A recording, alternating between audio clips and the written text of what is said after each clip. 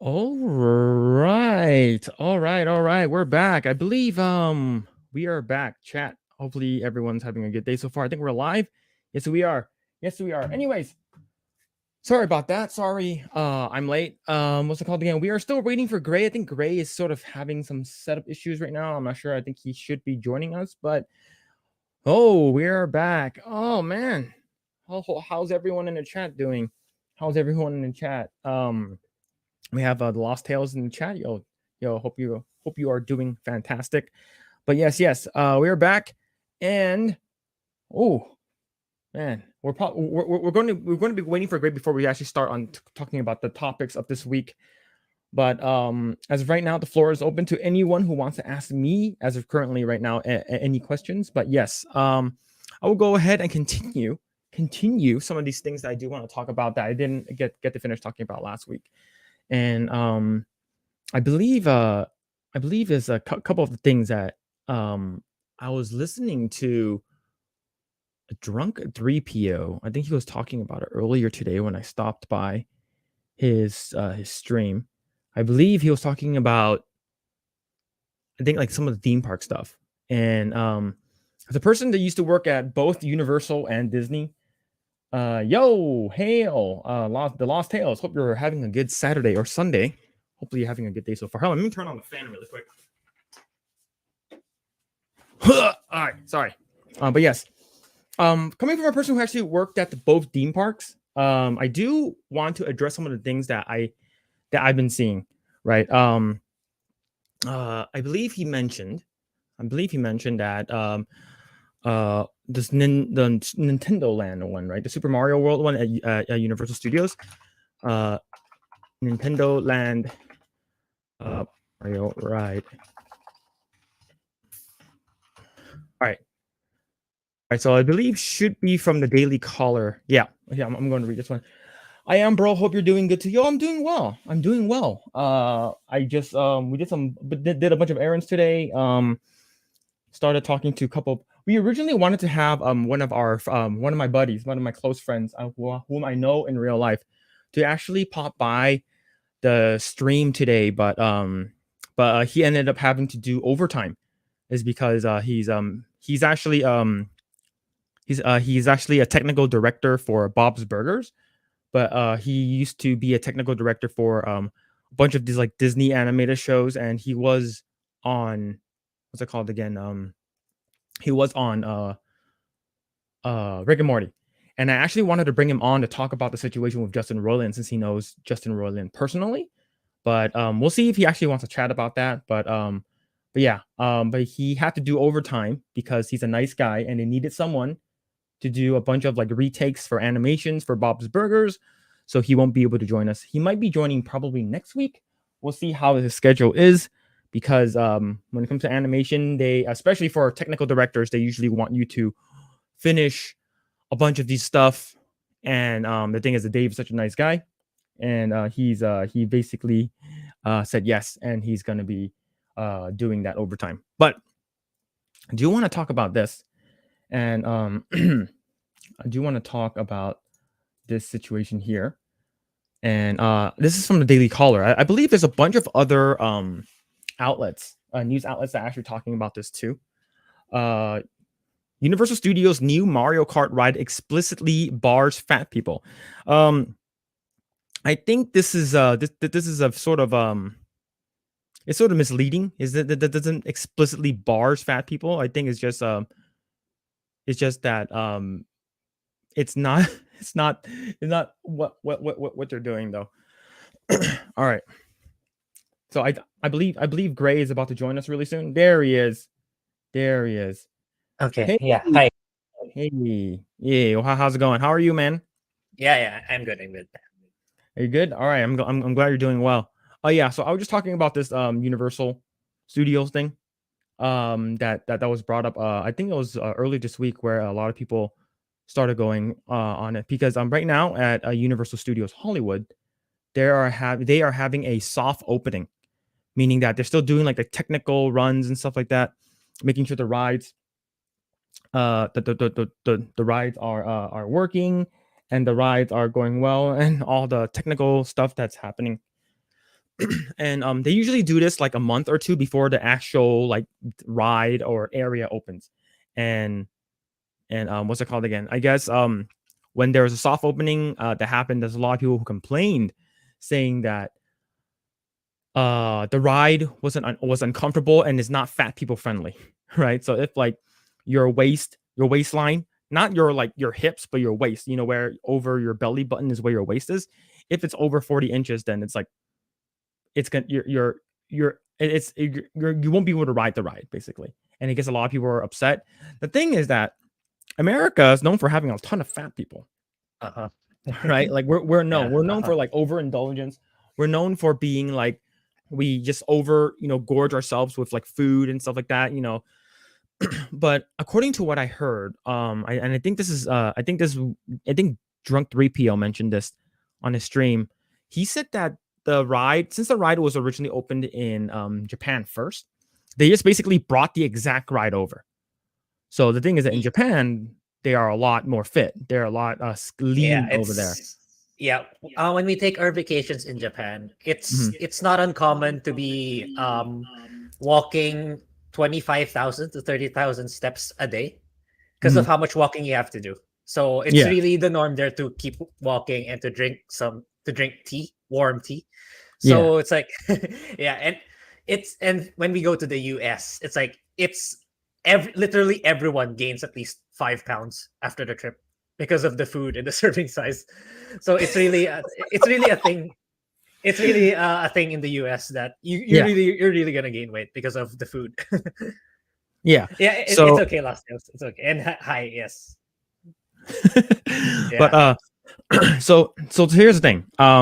I do know the person. I think she's a production manager now, and I met her. Her name is Jocelyn. And when I was working at Universal as a ride operator at T2, she was our lead, and she and a bunch of other people were lead, but she was going to school at Cal Poly Pomona. That's that's well known for their mechanical engineering. And then when she graduated, when I was still working there, I was working on I was doing Halloween Horror Nights, and I was at the T2 area, and the T2 area was actually used for House of a Thousand Corpses, I believe, and which is a horror movie that I believe that was done by Rob Zombie. So this was a new Halloween maze for Halloween Horror Nights. So they actually gave her like an assignment. They're like, "Hey, we know that you're yo, what's going on, Robert? How's it going? Evening, yo, what's happening?" But yeah, they were like, "Hey, since we have a person who wants to sort of work in the sort of like the back end, sort of like what Universal is for Disney is to like Disney Imagineering. They work on all the rides, right? So they gave her an assignment where they're like, okay, we want you to lay out the maze, how the maze would run along our Terminator 2 attraction. So they're like, okay, cool. So she took that opportunity as sort of like a test, and she laid out how the maze would sort of go for that attraction. And what happened? It was a success.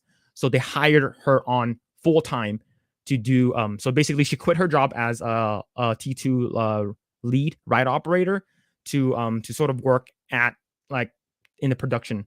And I believe her first major project was Transformers. So Oh, she okay. worked on she started doing Transformers, and then yeah, it's crazy. And then she started doing she did Transformers. She did the Fast and Furious stuff that was on I believe on the Hollywood tram, the Universal tram ride. And then she also did the whole I believe a bunch of the layout stuff for Nintendo Land, which is really cool. And Oh, okay. I think that's I guess that's like a bonus for me, like working in these like weird like Yeah.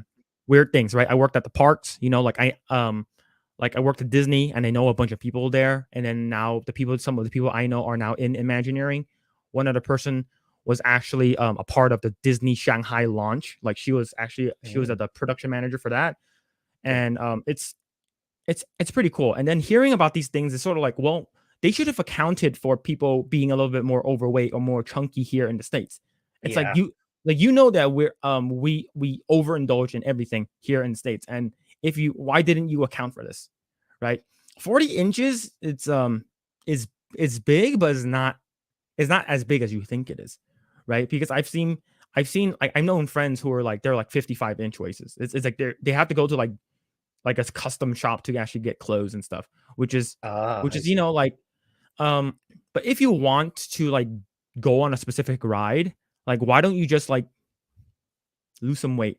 Like if you really, really want to. In my opinion, I believe Family Guy actually made a joke about this. Let me see if I can find it actually.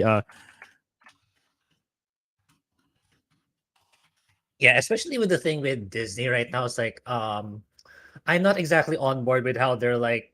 I know there was one character that they introduced sometime last year, late last year. Mhm, Like, it's the highlight of that character is that she's obese. So like mhm, the premise is like you can't be anything. You can't, like, everyone's making fun of her or she's incapable of doing anything because of her plus size. So it's mhm. like the movie's making it out to be that it's okay to be. I mean, yeah, I mean you don't make fun of the person for sure, but like you really have to take the initiative to better your health, right? At least that's my opinion. It's like I know that can get me canceled, but I know Yeah, that's the thing that Disney's working on right now. yeah. I didn't they do like an animated short or something like that about like this girl that's like a little Yeah, ballerina yeah, that's sort of like yeah. overweight. That's the one I'm referring to. That's the one I'm referring to. Yeah, I believe what's it called again? I think Brendan Fraser. He did something where it's like the movie's called Whale. I didn't watch it, but I heard it's pretty good. But it's like about a person who's like overweight. And look, I think being overweight is fine. The only part where it's not fine is if it's actually causing you health problems, where like it will lead to type 2 diabetes. It will cause like, high blood pressure, like high cholesterol, like all that things that ties into being overweight and unhealthy. If you can not get to that point where like, okay, I actually, I might actually lose my leg because of diabetes. Like my grandmother lost her leg, and then like due to type 2 diabetes, and then like she eventually passed away, which sucks. So it's just it's something that you need to make sure that like you can overindulge from time to time, but don't make sure it's not a habit where it can actually affect your life, you know. Yeah.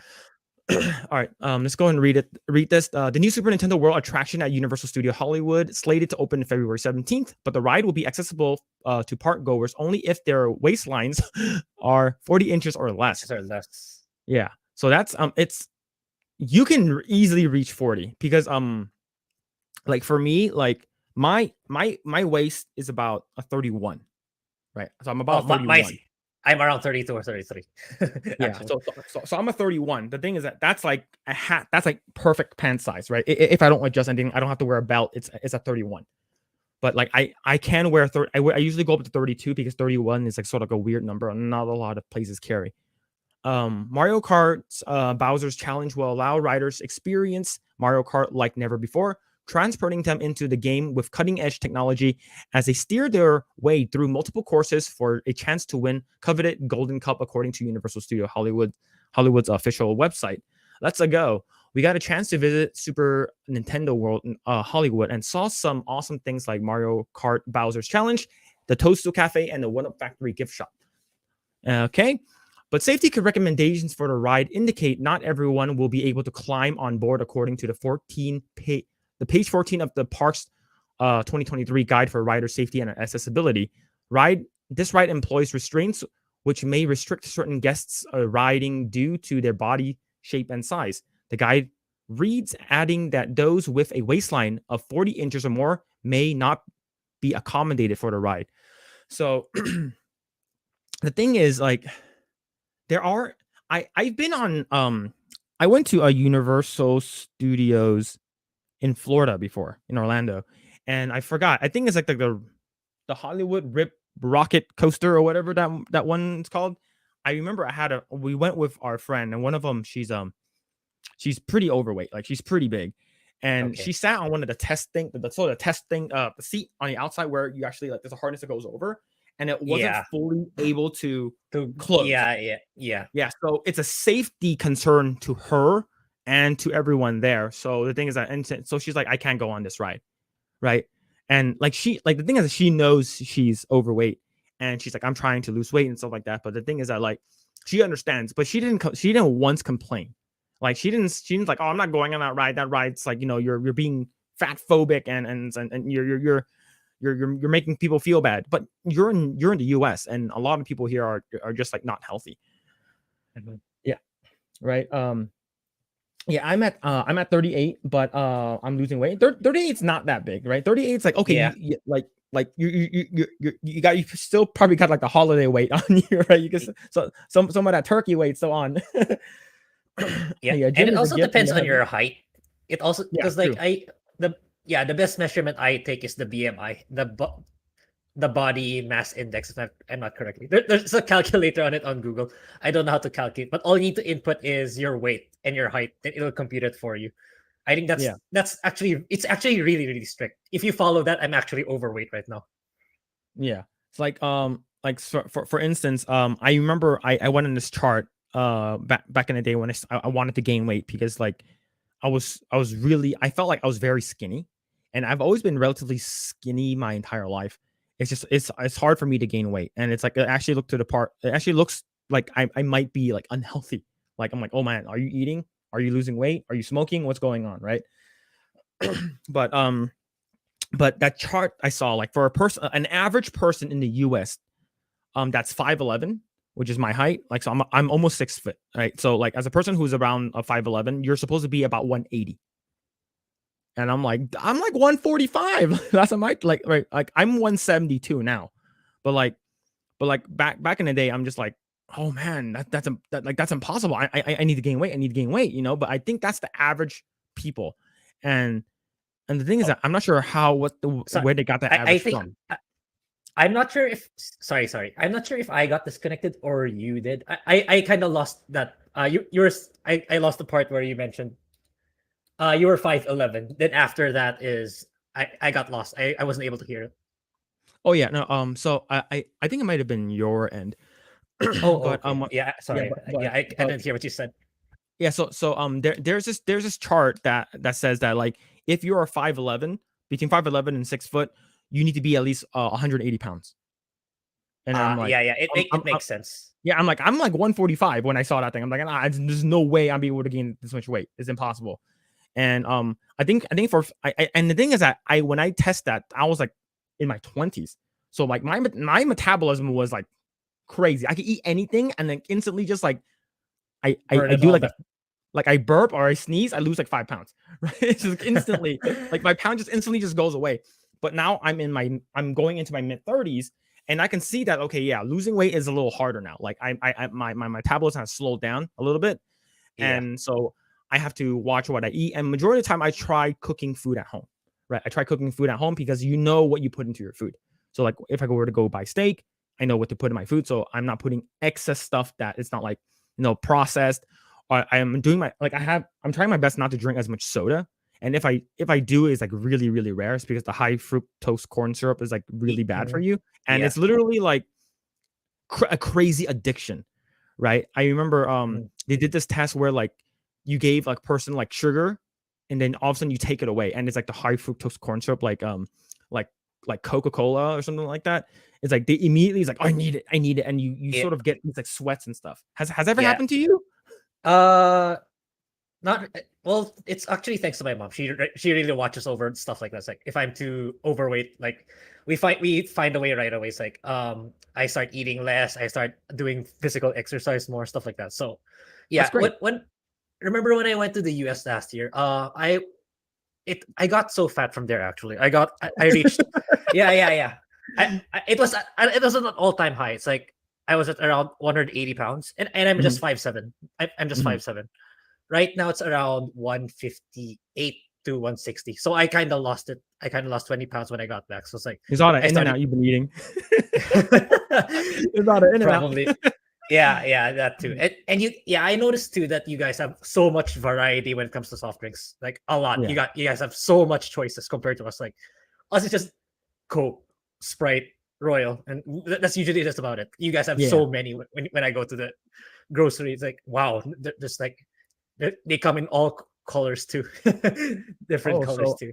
So Alan Voss mentioned BMI Yeah, index was designed for yeah, 8, so it doesn't translate to humans well. yeah, Oh, it's I didn't know it's that. incredibly exaggerated because like when I check like what's the bare minimum weight I should have, I think it translates to 130. It's like if I actually do that, I'm gonna look way too skinny. So yeah, Yeah, it's valid. It's valid. Yeah. yeah. Like for me, if like you're like 6 foot, like or like maybe like 6'2" or something like that, and you're like 150, you're way too skinny, right? And it's all really depends on how you are as a person, like your muscle structure, your bone density, and how that sort of just looks. And if like you can have like a person is like, oh, is 150 pounds considered fat? Well, are you like how tall are you, right? That's where the BMI comes in, right? Like how tall are Yeah. you? And so like if you have like a bodybuilder who's like 6'2", Yeah. and it's like, oh, 225 pounds, but he's like completely Exactly. jacked, and you're like, oh, but that is that heavy? Yeah. It's like really right. It Yeah. really depends on context. That's the flaw of it. Yeah, for sure. Yeah. Robert Kerr is like, I began working out. I've been working out for about 8 months. I'm staying at the same weight because I'm putting so much muscle gain. Damn, yo, you gotta get jacked. He's literally not gonna lose any weight because all that fat's gonna convert into muscle. He's gonna The be, muscle. yeah, he's gonna be able to fit your clothes. Like I'm starting to work out a little bit more, right? I'm doing more stuff just to sort of get myself into shape. Because it's not because like, oh, I feel like I'm getting overweight or anything like that. It's because when I'm holding my kid, I'm like, God damn, I'm so fucking weak. Like I'm like, oh gosh, he's getting heavier. Oh my god, how heavy is he? My wife's like, he's 13 pounds. Oh my god, he's so fucking heavy. Right? So I just feel like I'm holding him and I'm getting sore way too fast. So I'm like, okay, that's why I feel like I need to like at least do some core like strength exercise. So like I have like dumbbells right over there. It's more, I'm not lifting heavy. I'm lifting like light, but I'm doing a crap ton of repetitions. So it's sort Yeah, of just yeah. to like get yourself like to that. Whichever fits for you, for sure. Yeah. And I've been like drinking a bunch of like I've been taking creatine and drinking like protein shakes and stuff. Yeah, Yeah. just be careful when the more your intensity you're working out, your appetite also increases. So you need to Yeah. watch your appetite too. I've been getting hungry a lot Yeah, faster. So like I've been for trying sure. to eat more, and I'm trying to eat more calories intake. And I also feel like I know that like you start shitting more too. Like your bowel movement sort of like kicks into gear when you start working out Mhm. because you're when you're working out you're working out, your body's telling your other parts of your body like, hey, you need to get all your shit out of your body, or you need to eat more or something like that. And I definitely felt the difference when I started working out, and like I started working out like in January, right? Mhm. When I had my son, when we had our son in November, I'm just like, yeah, I felt fucking weak, right? But yeah, so Michael Jordan is his prime in his prime was over height on the BMI. Oh, you're talking about in the 90s? Oh wow, didn't know that. Yeah, muscle throws off BMI. Oh, okay, yeah. If you're doing a builder program, then yeah, you're gonna gain. I'm trying to switch more into lean program. Yeah, I I think it really depends on what you do. Like for me, I just want everyone to be happy and healthy. If you feel healthy, you feel like this, and your health is not limiting you to what you want to do. I would say just continue doing it, right? And just like always just be sure that like you take care of yourself. Heart disease is like one of the leading one of the major causes of a lot of deaths here in the US. Mhm. And the world is better with you in it. So hopefully you guys, everyone in the chat, take care of themselves. But yeah, uh I'm 6 feet tall and I used to be 150. Yeah, 150 is, yeah, way too skinny, Mhm. way too skinny in my opinion. But yeah, 6 feet, 150. Yeah, that I used to be like that. And it just feels like like you look so like skinny, and like and it's just like you don't once some of the stuff starts filling up, you're like, okay, if you have like at least a little bit fat in you, it is good, right? And the thing is that like a lot of the food pyramid shit here in the US, when it started, like it sort of messed with everything. Especially like when they're like, the food pyramid used to be like the bottom is like all carbs. You need to eat all the carbs, and then you Mhm. have vegetables and a fruit, and then you have meat and dairy, and then you have like the miscellaneous like sugars on top. But Yeah, yeah. actually, you should eat more meat. Like I think I think are you cutting out a little bit, or Oh is no, this I can is hear the you. I stream can hear okay? you. Okay. Yeah, All right. yeah, yeah. I I can just hear you. want to make sure. But yeah. So all passengers restraint systems, including lap bars, shoulder harnesses, and seat belts, must be positioned and fastened properly to assure your safety. Guests who don't fit properly in a safety restraint won't be allowed to ride, according to the Rider Safety Tab Universal's website. So, have you ever been to Disneyland? Yeah, yeah. So, have you been on Space Mountain?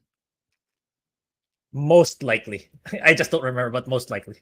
So like the mountain is like this like white looking mountain thing. It's like it's in Tomorrowland, and it's if you've been to the one in California, it's it's pretty cool. But the thing is that when you get on, you know, the rocket comes in, right? The rocket comes in, you get on, and then it goes and you get in. Everyone goes in. You're like freaking go like a military. You get in, you lock your shit in, you put all your stuff away, and then you sort of go and then you stop halfway right before the ride starts. And during that time, you actually look at they call it, I forgot the tower. They call it the tower, space tower. When you look up, there's a guy who's actually like sort of looking at the chart, and they're actually weighing you. So if you are too heavy, if the rocket's too heavy, you go to the left, and they have to swap a person out. Is because there's a part if you go to when you start the ride, there's an incline, right? It goes right, it goes up. Yeah, If it's yeah. too heavy, it will slide back, and it won't, because the locking system won't lock properly, and it won't go like fully into the ride. I So see, I see. yeah, yo, you're 20 feet tall. God damn. Sorry. Yeah, 6'1". That's pretty tall in my opinion. For me, for a Chinese person, 5'11" is like unheard of. It's like, God damn, you go there. Like, I go to China. Like, Yeah, I didn't know you were tall. that tall until you mentioned it. Yeah. And Anthony, to answer Anthony, yeah, I'm from the Philippines. That's why I'm literally at the other side of the world. That's why my window's so bright. Yeah. So So now you know. yeah, he's in the Philippines. So like that's the reason why we chose this specific time slot. Is so it's not too late for me and it's not too early for Grae. Yeah. But Nebraska, because Jay/drunk sent me. I'm subscribed. What you got going tonight? What we got going tonight? We're going to be talking about The Last of Us stuff. Velma, some of the Hogwarts Legacy stuff. Some Star Wars related stuff, and we're talking about the Universal ride stuff that's been happening right now. But thank you so much for subscribing. Definitely appreciate the support. Yeah, appreciate it. So are you Taylor Swift in her new video? I haven't seen any of like Taylor Swift's new stuff. I think the last music video I've seen of Taylor Swift was "Shake It Off." Yeah, I'm not a huge Taylor Swift fan, so I don't know what's her latest album or what's her latest single. So I do have I am guilty of something. I used to be a Taylor Swift fan. I mean, Up yeah, it's fine. Okay, I liked her first. I like her first album, which is very country, a lot right? of Like Teardrops on My Guitar. Yeah, her first album's really good because it's just about like country girl singing. The second one is sort of when her Fearless album is when she sort of became more mainstream. When she started like, oh, I'm hearing her on the radio a lot more. And then you have the one after that. I think it's called the Red album. No, 1989. I forgot which one it was. I think that's the one. Shake It Off came out, and then she freaking blew up. She freaking blew up. Yeah, it's okay. Not a lot. Throwing up. Alan was like, ew, Taylor Swift, disgusting. Oh, I'm talking about the video Antihero. I haven't seen any of like the new music video stuff. Like I'm so out of the loop when it comes to music. I listen to a lot of old music now. Like I listen to a lot of video game music. So yeah. I'm more out of touch probably. I'm really, really out of touch. Like the stuff I've been listening to is like a bunch of 80s. And I've been listening to a bunch of Initial D music. Yeah, we're probably on the same boat because I've been streaming Persona 3 on Twitch, so all my playlists, everything is Persona 3 because the soundtrack of that game is really, really good. It's that's why it's all Persona 3. So it's nothing mainstream, no vocals on it, just game background music. So I'm really out of touch when it comes to mainstream music. Yeah, I can't wait for Hogwarts Legacy. Yes, I will be purchasing a deluxe copy of the game, and I will be giving, I believe, maybe between 2 and between 2 and 3 copies out on Friday, because I believe the deluxe copy gives you 3 days early access, so you can play on Tuesday. Yeah, I can't wait for Hogwarts Legacy for sure. Yeah. Follow Yeah. Phil on his Twitch. Yeah, so this passenger restraint system is very, very important. It's because if someone gets hurt, then you could potentially sue the theme parks and stuff like that. And that leads me to this video right here. I want to see which one we can actually check out. Hopefully we don't get DMCA'd again. You're gonna get copyrighted again. Yeah. If it's not 1 minute, probably it'll be fine. It's 5 minutes. It's 5 minutes. Let's just commentate in between. Yeah, so I'll go ahead and put the volume very, very low. Okay. So it's this one right here. It's one of the newer episodes. And so he wants to go to a theme park. He's like, "Oh my god, I want to go on this crazy ass theme park." Of course, it's I believe I forgot which one it's called. Yeah, he goes in a theme park. Okay, yeah. So he's like, "Oh, this is one of the newest rides that just came out." Okay. Yeah, so he's like, yeah. I think there's no music. It should, hopefully we Yeah, don't and there was the guy with the mask who wore a mask. And one I'm gonna guy fast forward right there's here. a weight limit on this coaster. Oh, Yeah, right here. Oh, here we go. you can't look hilarious on this motor scooter. I'm sorry, there's just no way. Yeah, so and then there's a new ride that comes out that's called like the Holocaust. It's supposed to be like the craziest ride ever. So he's trying to like lose weight over here. It's not working. And then he's like, "All right, cool. So I have this new And technique." you haven't actually lost any weight. Oh, I think my live figure would suggest Eggroll is not a substitute for weight loss, Peter. Hey, I'm riding that roller coaster, and that's all there is to it. Now let's get Yeah, so then they go. Yeah, go ahead. I know Simpsons has a similar meme with Homer. Like Yeah. there's the clip at his back so that he's appear fit in front. Yeah. It's like he's like tying his fat. Yeah. It's all at the back.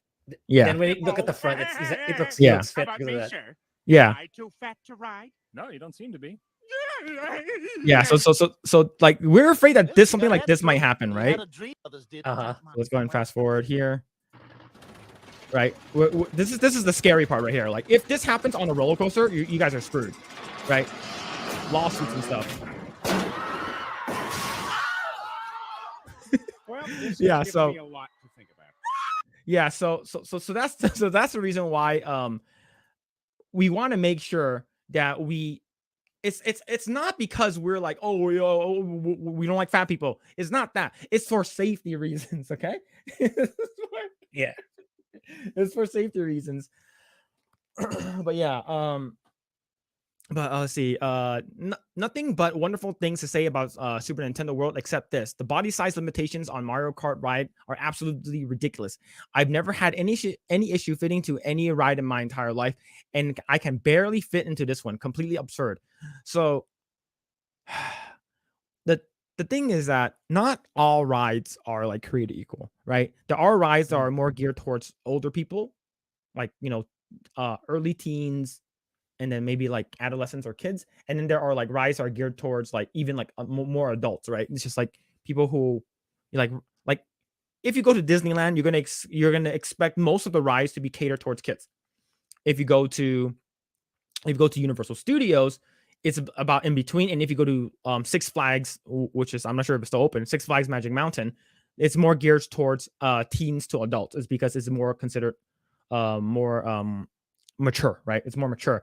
So the thing is that like you're going to a park, you're going to be expecting some stuff, like you won't be able to ride on it, or you'll be uncomfortable riding on it and stuff like that.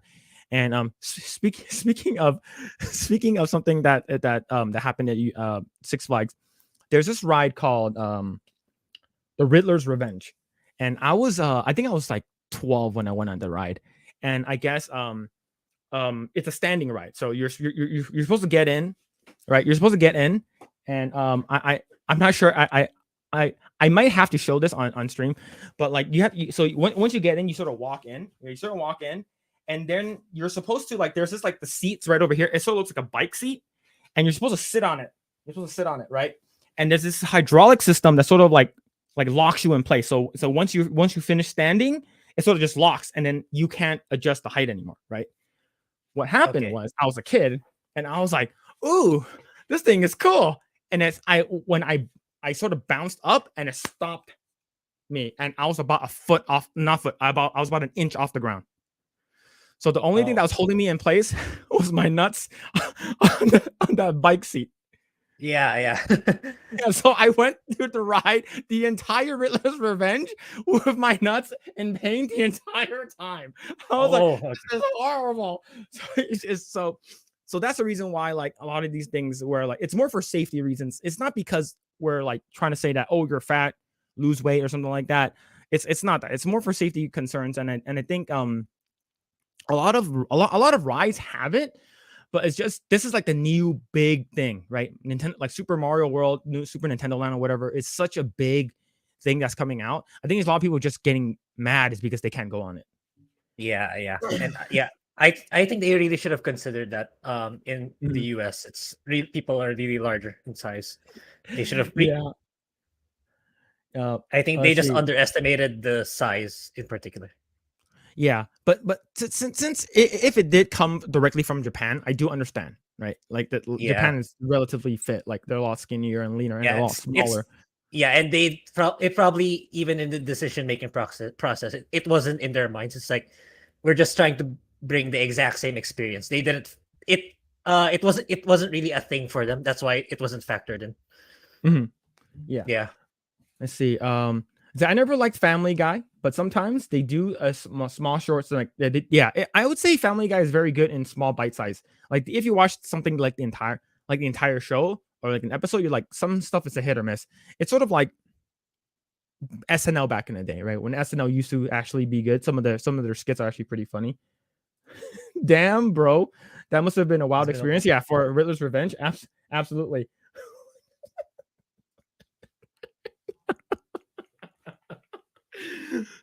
Talk about flying by the seat of your pants. Yes, I will always remember that. I will always remember, because that was it was fun and painful at the same time. But it was good memories. But yeah, in my opinion, I think this is a whole nothing burger. In my opinion, I feel like just people are just like this. Since this is a new ride, I really want to ride it, but I'm a little bit overweight. But the thing is that 40 inches is not that big. I maybe they can accompany, not accompany. They can sort of just like help, like make bigger seats just a little bit bigger or something like that. They can just do something in the future. It's because this is still a testing. They're still testing it, right? Yeah. So they can make adjustments. Yeah, I know Disneyland does that a lot. Like, I remember first time going on the Matterhorn Mountain in Disneyland. It's like very bumpy and rocky, and it wasn't that great. And then they sort of redid the rockets. So what they did was they took the rockets from Space Mountain, and they sort of like copied it and sort of copy and pasted it on Matterhorn. And then if you go on Matterhorn Mountain now, it's a lot smoother, right? Because I actually get like bumps and bruises from going on Matterhorn, because it's so bumpy, and my knees are like hitting the side of the rocket or the sled the entire time. It's like doom, doom, doom, doom, and then by the time like you get like a minor bruise or something like that. All right. So here we go. Are you ready? You ready to talk about Last of Us? Okay, we're starting with The Last of Us. Okay. Yeah. We're talking about Last of Us. Okay. So, here we go. Okay. I'm gonna let you start first, is because you have positive thing to say about the show. Yeah. So, okay. So with the good stuff first. Yeah. So I don't really have. Okay. Yeah, I only have a few snapshots. 7. That's fine. I believe it's the fact that we're talking about it like 6 days later. Like, most of the other content people have already already talked about it. Wait, what? Yeah. I just read this one. If you're talking about the whole Riddler's Revenge, some people pay for that kind of.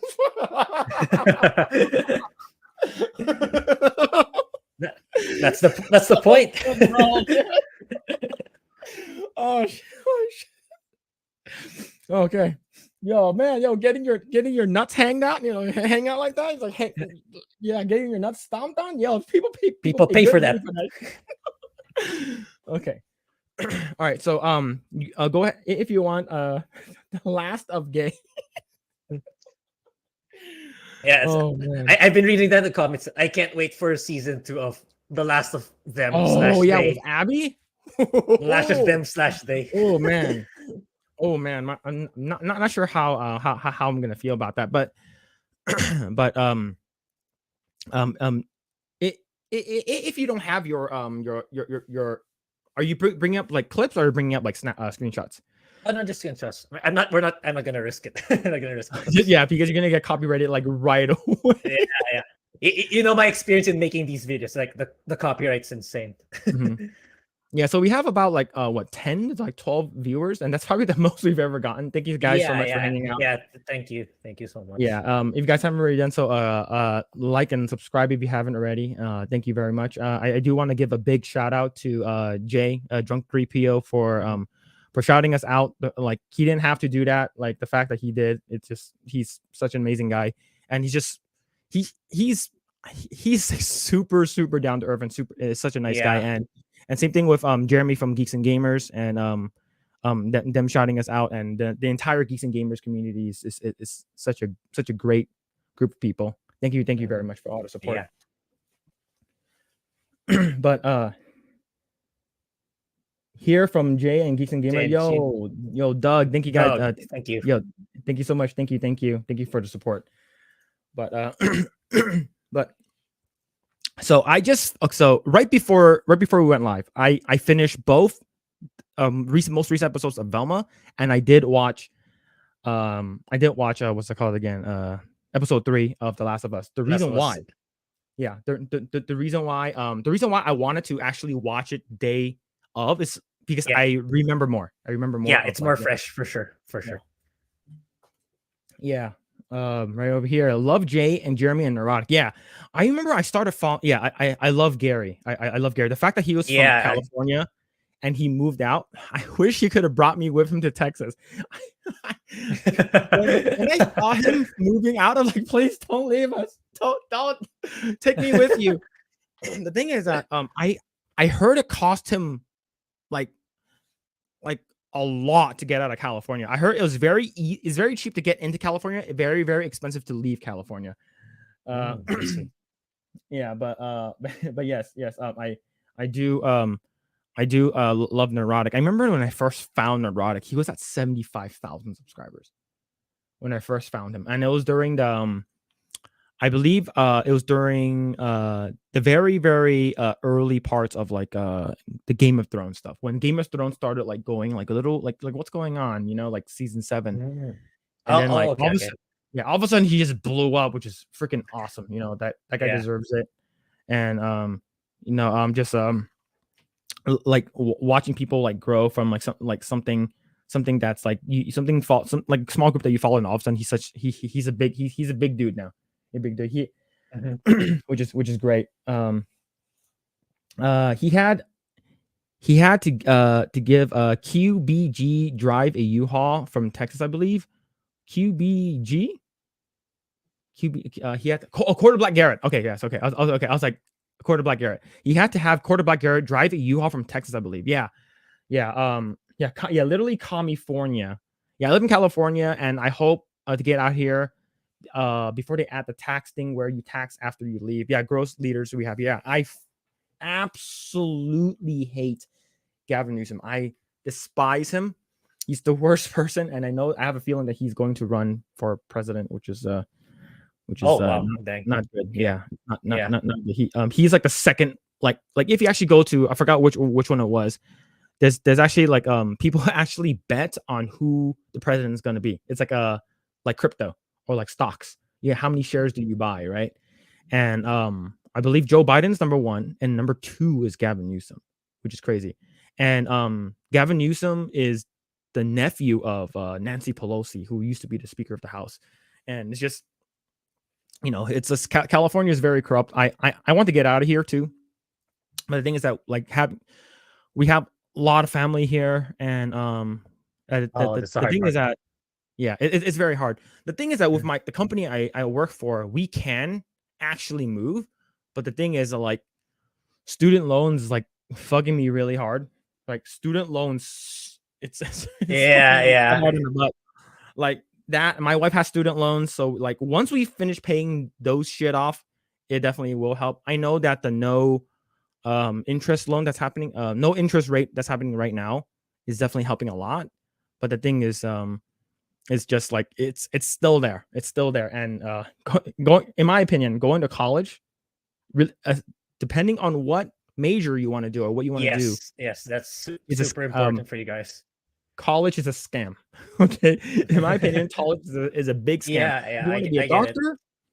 You want to be a doctor, lawyer, like some kind of like crazy thing that needs a degree in order for you to get there, go for it.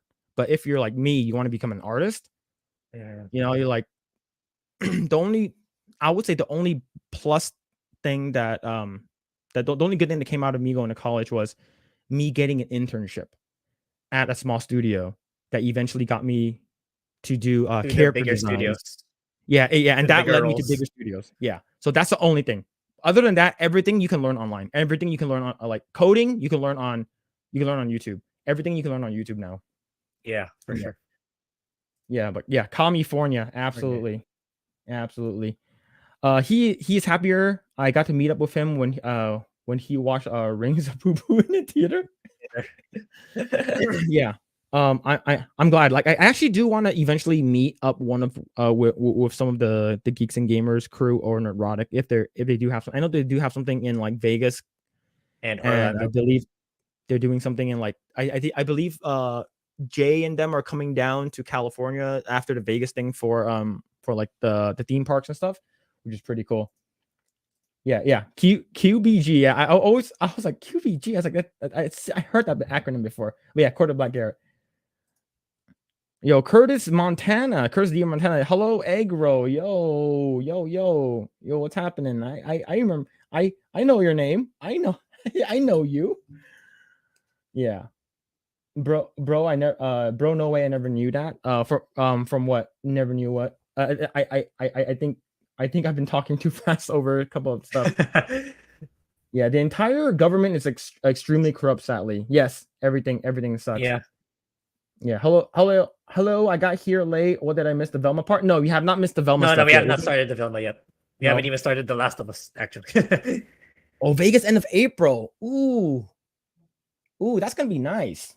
The weather there is not gonna be that hot because Vegas gets fucking hot. Like it gets like 100. Oh yeah. When we were there at Vegas last year, wow, my god, insanely hot.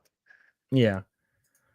See. Hey, just moved to Atlanta. All the movies are here. It's easier to pay student loans when expenses are lower. Like, see, that's the thing. Like, I was thinking about like me and my wife originally thought about moving to Nevada, but the thing is that a lot of people from California move to Nevada, and Nevada is like it's still considered like a blue state. Like, I want to move to a red state where it's a little bit more free, and like I actually wanted to move to Orlando, but my wife has she has a phobia of alligators and crocodiles, so we can't go. She said that you're gonna move. She's like, we're not going. She has a major like she has like a phobia. It's like she just found out like 2 years ago. She's like, yeah, I do not like alligators or crocodile. But but yes. Gary is coming to California for Chrissy Mayer's comedy show. Oh yeah, didn't he mention something like that? Like he's like going to be in Pasadena, which is an adjacent to my hometown that I grew up in. But that's awesome. Yo, Doug, please like, sub, and share this stream out there. Doug. Yo, thank you. Thank you. I really appreciate that. Holy crap, man. Thank you. Move to Texas with quarterback Gary. Melanie Mack is in Texas. That's awesome. I didn't know that she's there. Yeah, So I work for this company where they actually are allowing people to like move out of state, and they can still cover you tax wise. But the thing is that there are like specific states that they can cover. The good thing is that they actually cover Texas. So we do want to move to Texas, but like my mother-in-law is like, hey, where are you bringing my grandson? Right? Since we just had a kid, she's like, yeah, she's like, you have to move. Like if you move, we have to move with you. So we're just like, like we can't just like move like just us two. Yeah. That's gonna be tough. Yeah. If you want to live a free state, come to Montana. Me and my wife actually looked at Montana. Like we looked at the mountain range. It's beautiful. We saw like like we were on Redfin and we saw a like a plot of land, like it was like 34 acres or something like that, like 50 acres for like $150,000, $200,000, which is insane.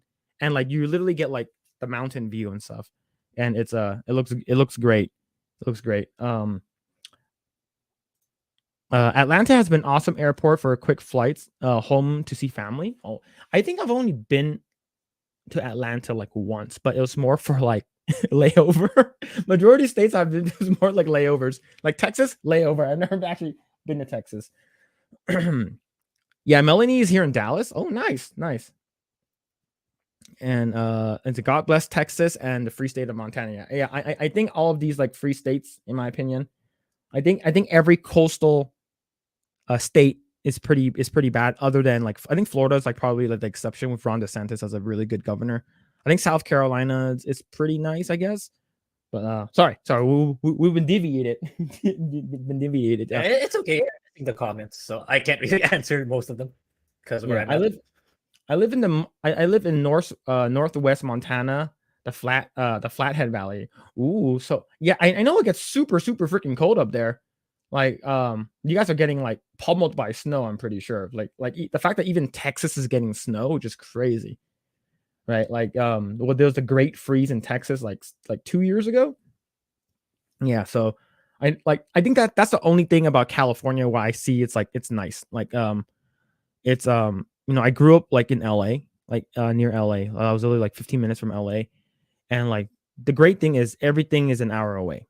And there's such a great melting pot of cultures. That means that you can have an abundance of different varieties of food, which is pretty cool. Like if you want like Korean food, it's like 5 minutes. You know, if you want Japanese, 5 minutes. You know, there's little Tokyo, there's Koreatown and stuff like that.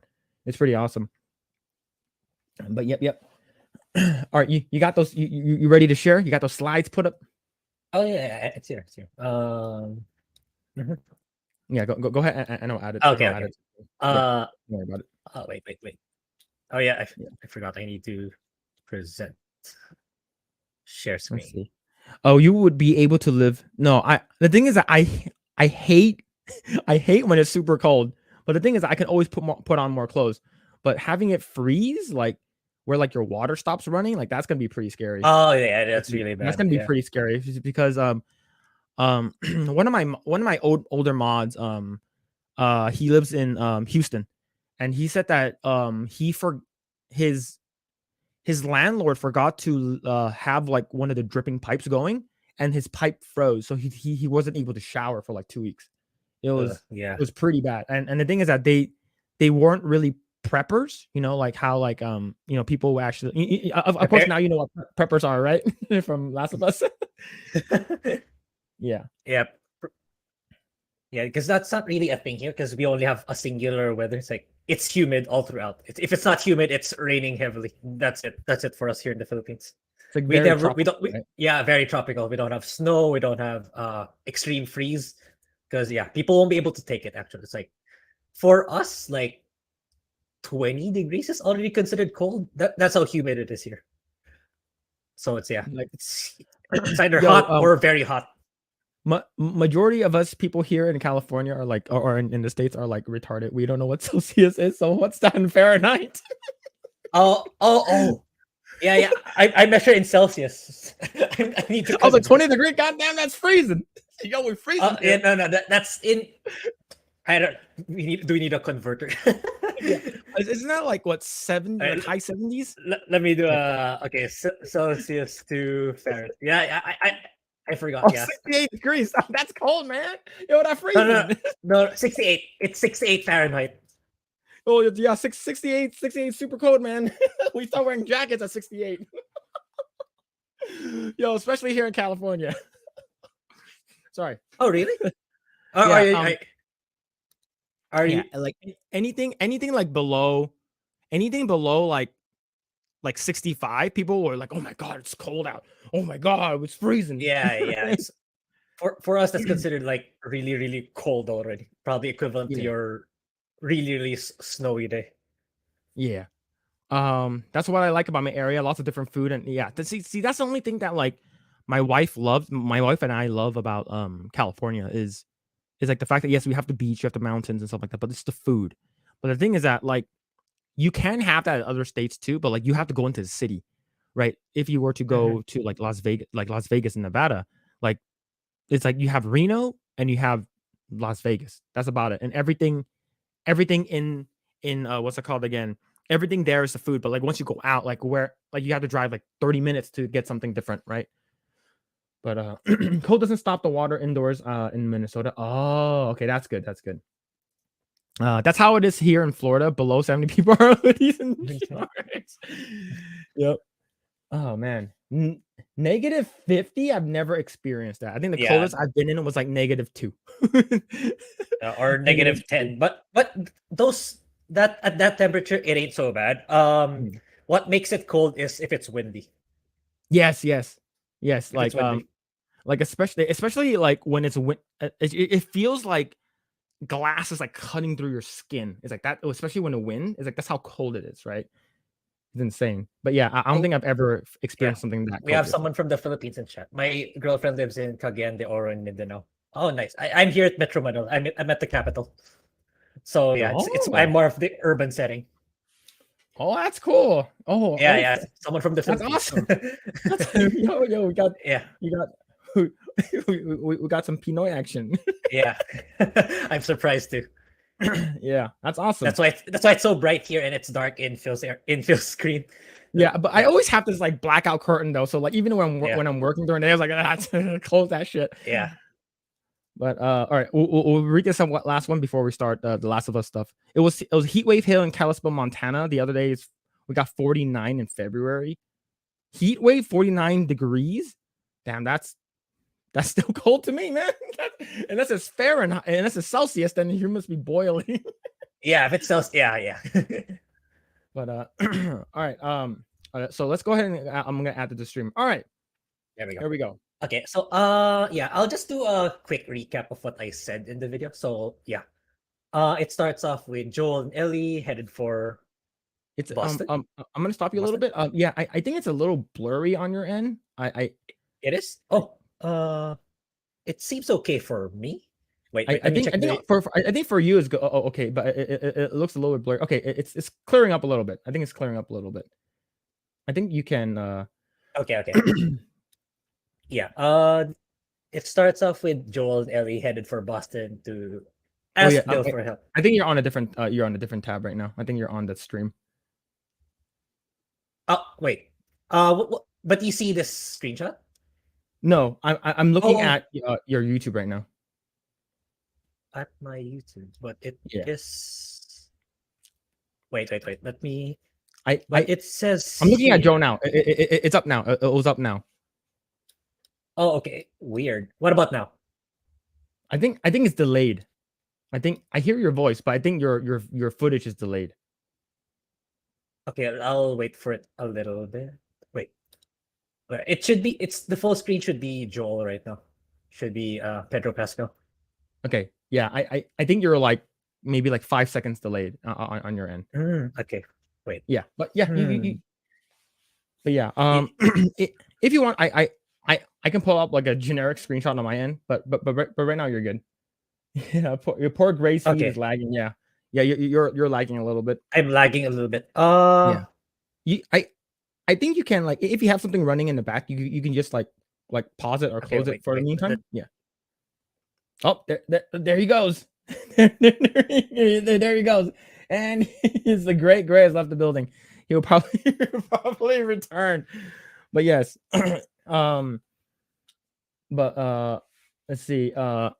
Bro, in my area, there's Popeye, Subway, Starbucks, Tito's, Panda Express, McDonald's, Rally's. Rally's burger, in my opinion, is decent, but the Rally fries are like the shit. I love Rally's fries, and and Del Taco, all within 2 to 3 blocks of each other. That's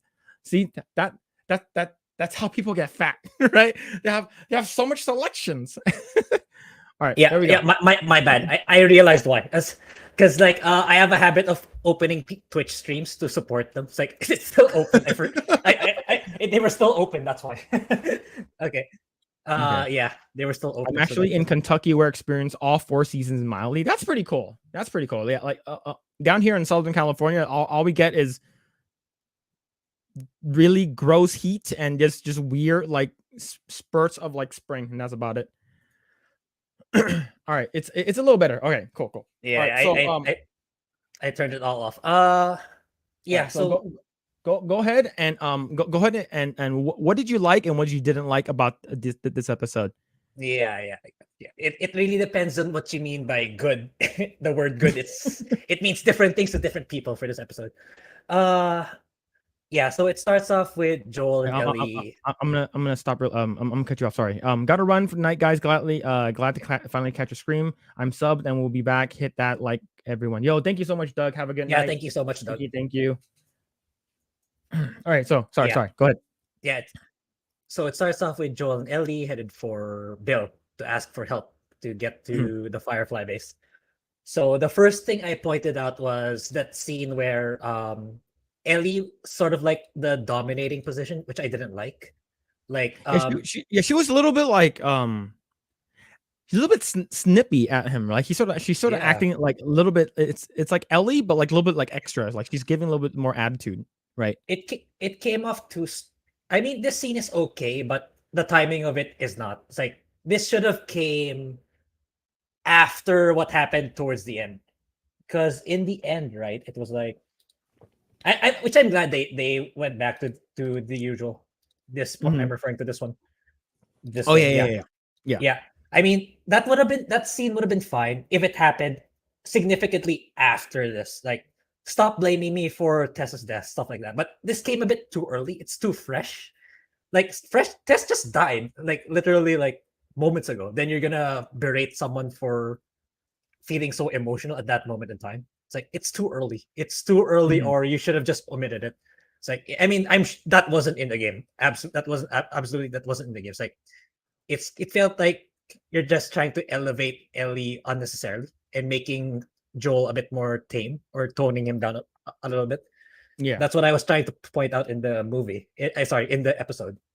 Yeah, like in my opinion, when I heard her talk and she sounded like it's a little bit out of her character and how her personality is in the video game, and it, like, I do understand, like we're not sure how long it has been since they met, right? We're not sure what the time frame is between episodes, right? Maybe it's like a day or two, but the thing is, like, it feels like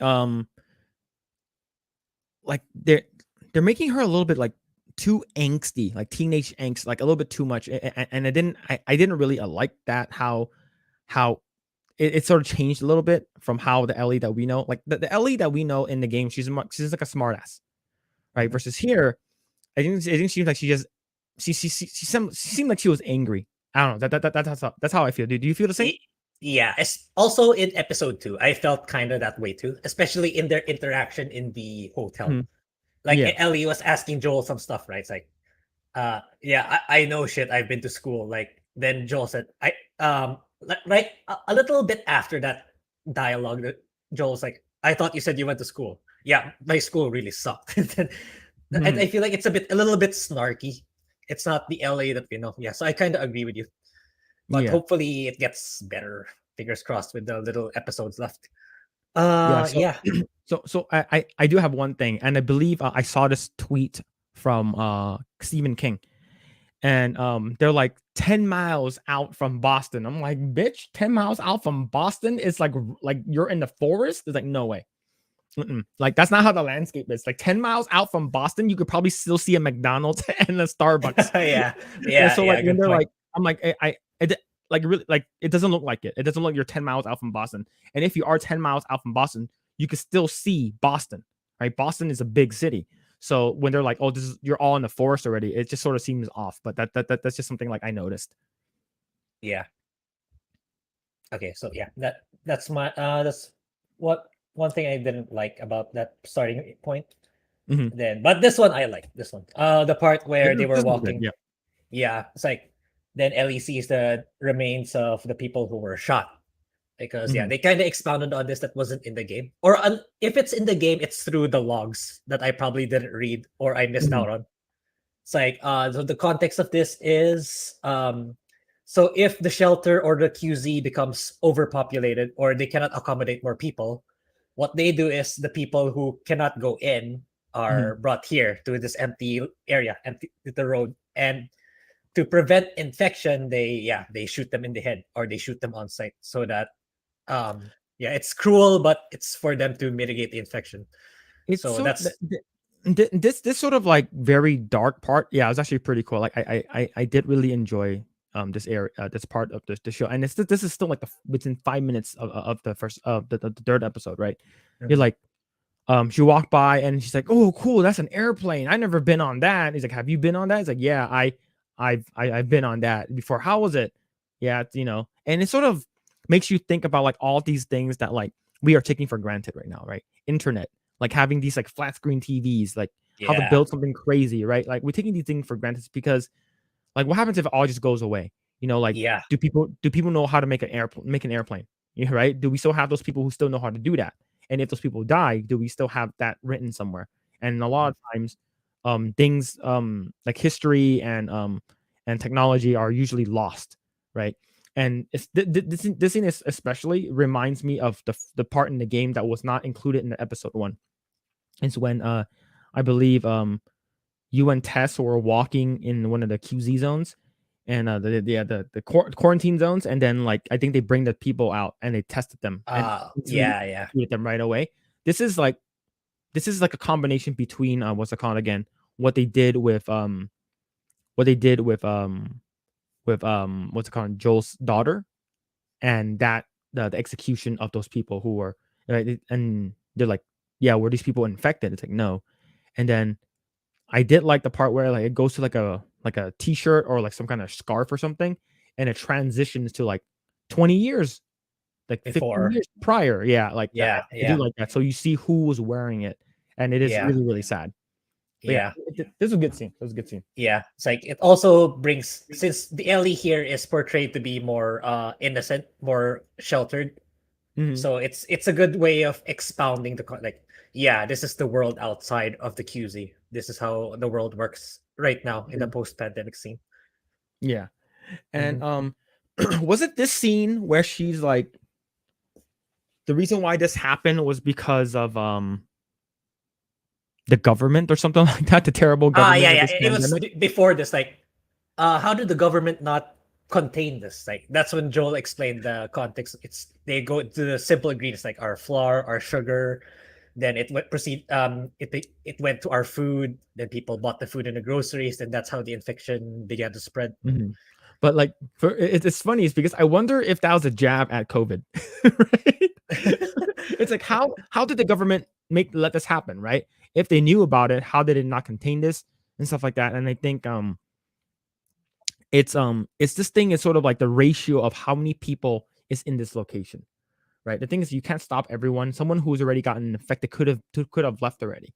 We don't know who patient 0 is. And the thing is what's it called again? They did this really good episode. It's like a zombie episode in Mythbusters. I used to watch that shows like a lot.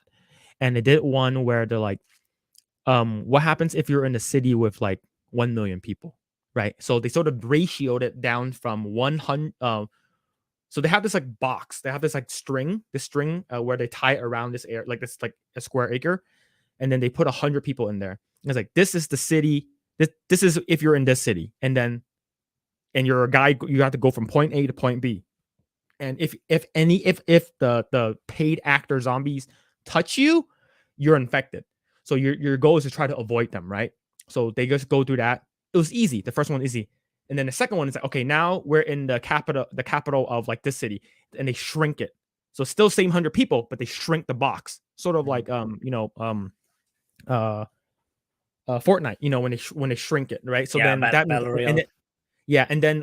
and then like this, the second time they went through, it's like, oh, they barely made it. Now it's like, now you're in LA, now you're in New York, and then they shrink it even more.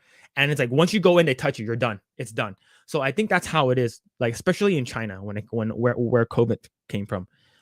They have what, 1 to 2 billion people, Yeah. Like that's a lot of fucking people, right? And then you Mhm. have India, which has several billions of people too. So that's a Yeah. lot of people. So if someone from there is infected, you are done. Especially if Mhm. you're in these big cities, it's over, right? Especially if you're in LA, New York, any of these big metropolitan cities. If any one of you gets infected, people are just gonna drop like flies. And over here, it's just like, well, it's a dog eat dog world. You have to live to survive. We're not sure if you're infected or not. We don't have enough city. We don't have enough room, no food. We're just gonna kill you. And Mhm. it's just the sad nature of how human beings are. It's just Yeah. we're already like angry towards like people who are like stealing toilet paper, like even the toilet Yeah. paper crisis of 2020. And then and there are people who don't like people who they don't know, so they just like ended up killing them. So sorry, Mhm. it's Yeah, it's something it that brings like out I the really don't real. like. As much as this is a fantasy setting, it brings out so much reality in our world today. So yeah, it's fine. Yeah, working Uh, so well for China for sure. yeah, yeah, definitely working out for China for sure. Mhm. um yeah, right here. The show is realistic in the regard, at least. Yeah, definitely. Yeah. It's just like, yeah, Mhm. someone like it is a jab at the government. He's like, how can you let this happen? You Mhm. know. But all right. But yeah. Let's continue. Yeah. Wait. Is this? Yeah. It's okay. It's already in terms of my snapshots, it's already done. In terms of Ellie and Joel. So Mhm. I think Curtis's comment is the thing that writers got horribly wrong is Joel would have taken all the guns and ammo the truck could carry. The Yes. truck of Bill, or are you pertaining to the part where they were in the shop trying to scavenge more ammo? Where he left the assault rifle. I believe he left it in the storage area. Yeah. I'm not sure if he's pertaining to that one or stuff or all the stuff in Bill's arsenal. I, I think it's probably the one from Bill because yeah, it makes sense that he has a bajillion weapons in his yeah, which is not realistic by the way. In my opinion, it's like it's too exaggerated in Bill's story. Yeah. Uh, Yeah. He said like preppers in Montana will have taken as many guns and ammos that truck could carry. Yeah, definitely. Especially given we have a saying here in the US, there's a gun behind every blade of grass. That's how many guns we have. We have more guns here than we do humans, which is crazy. yeah, yeah. Right. He said Bill's bunker. Yeah, Yeah. Yeah, Bill's bunker. Yes. yeah, yeah. But hmm. uh, Well, my thoughts on that is it leaves a vulnerability too if you get all those weapons. In my opinion, it's like yeah, you get all the guns and put them all in the truck, right? So okay, minor spoilers for those who have not played the games. I'm always gonna assume someone didn't play the games.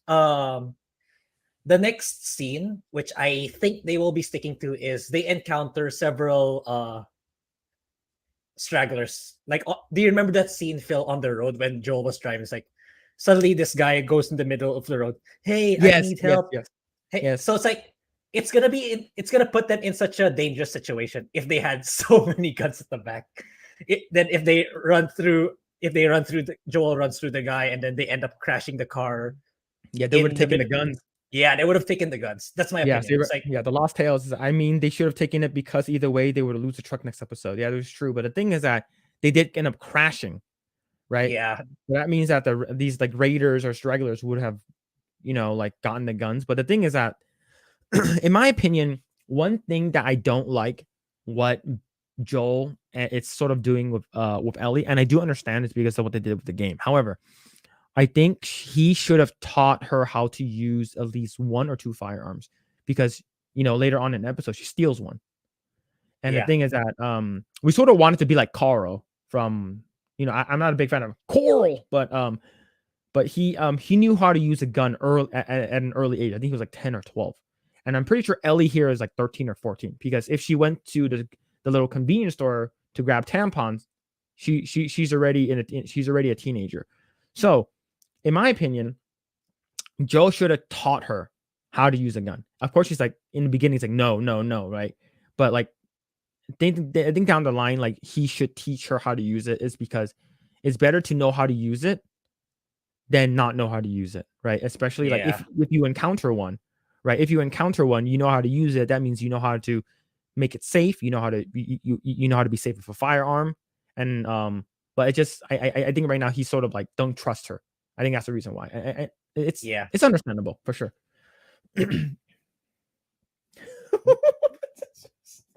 Men can't teach women. You bigots! How dare you? How dare you? We're gonna get canceled.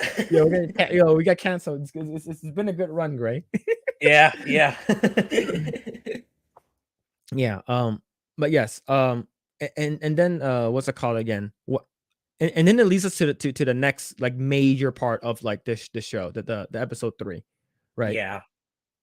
Which leads to Bill, which I mentioned in the videos. Like I get it that Bill is really skilled. I mean, he really was in the game. Also, in the game, he's really good. He's really resourceful, and yeah, he really sets up his traps very well, very craftily. But some aspects, like it's a bit too exaggerated. Like this one, it's like when I said, "Wow, he's eating better than me," and he's eating better than, and he's eating this stuff every day.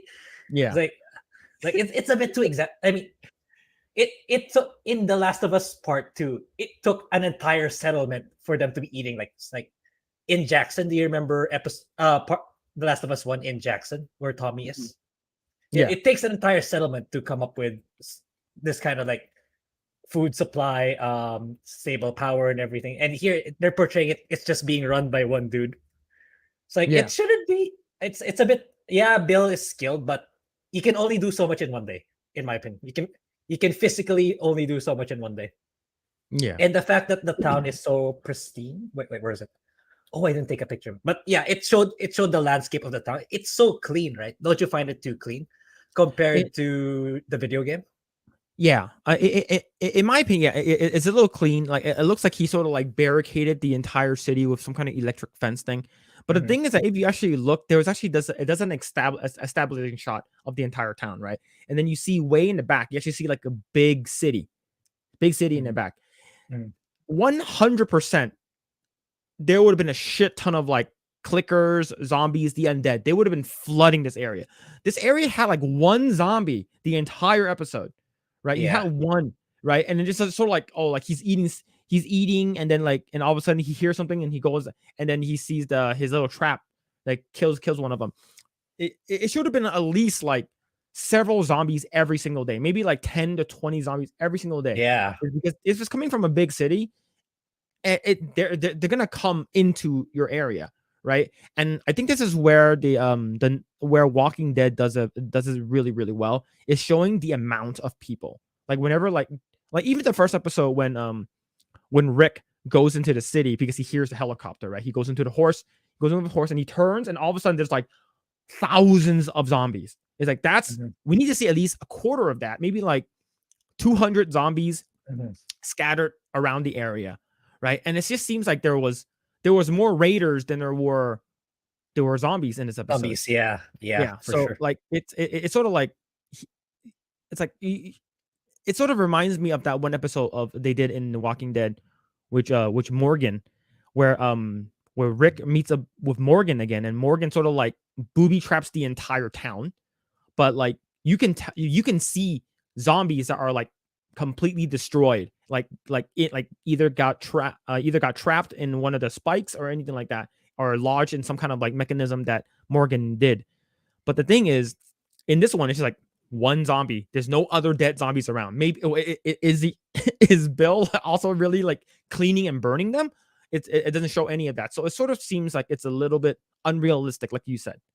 Right? Yeah, it's just like it's sort of for one guy, right? Yeah, it's run by one guy, which is, it doesn't make sense for it to be that huge. If it's one house, fine, you can make that argument, but it's like it's an entire settlement.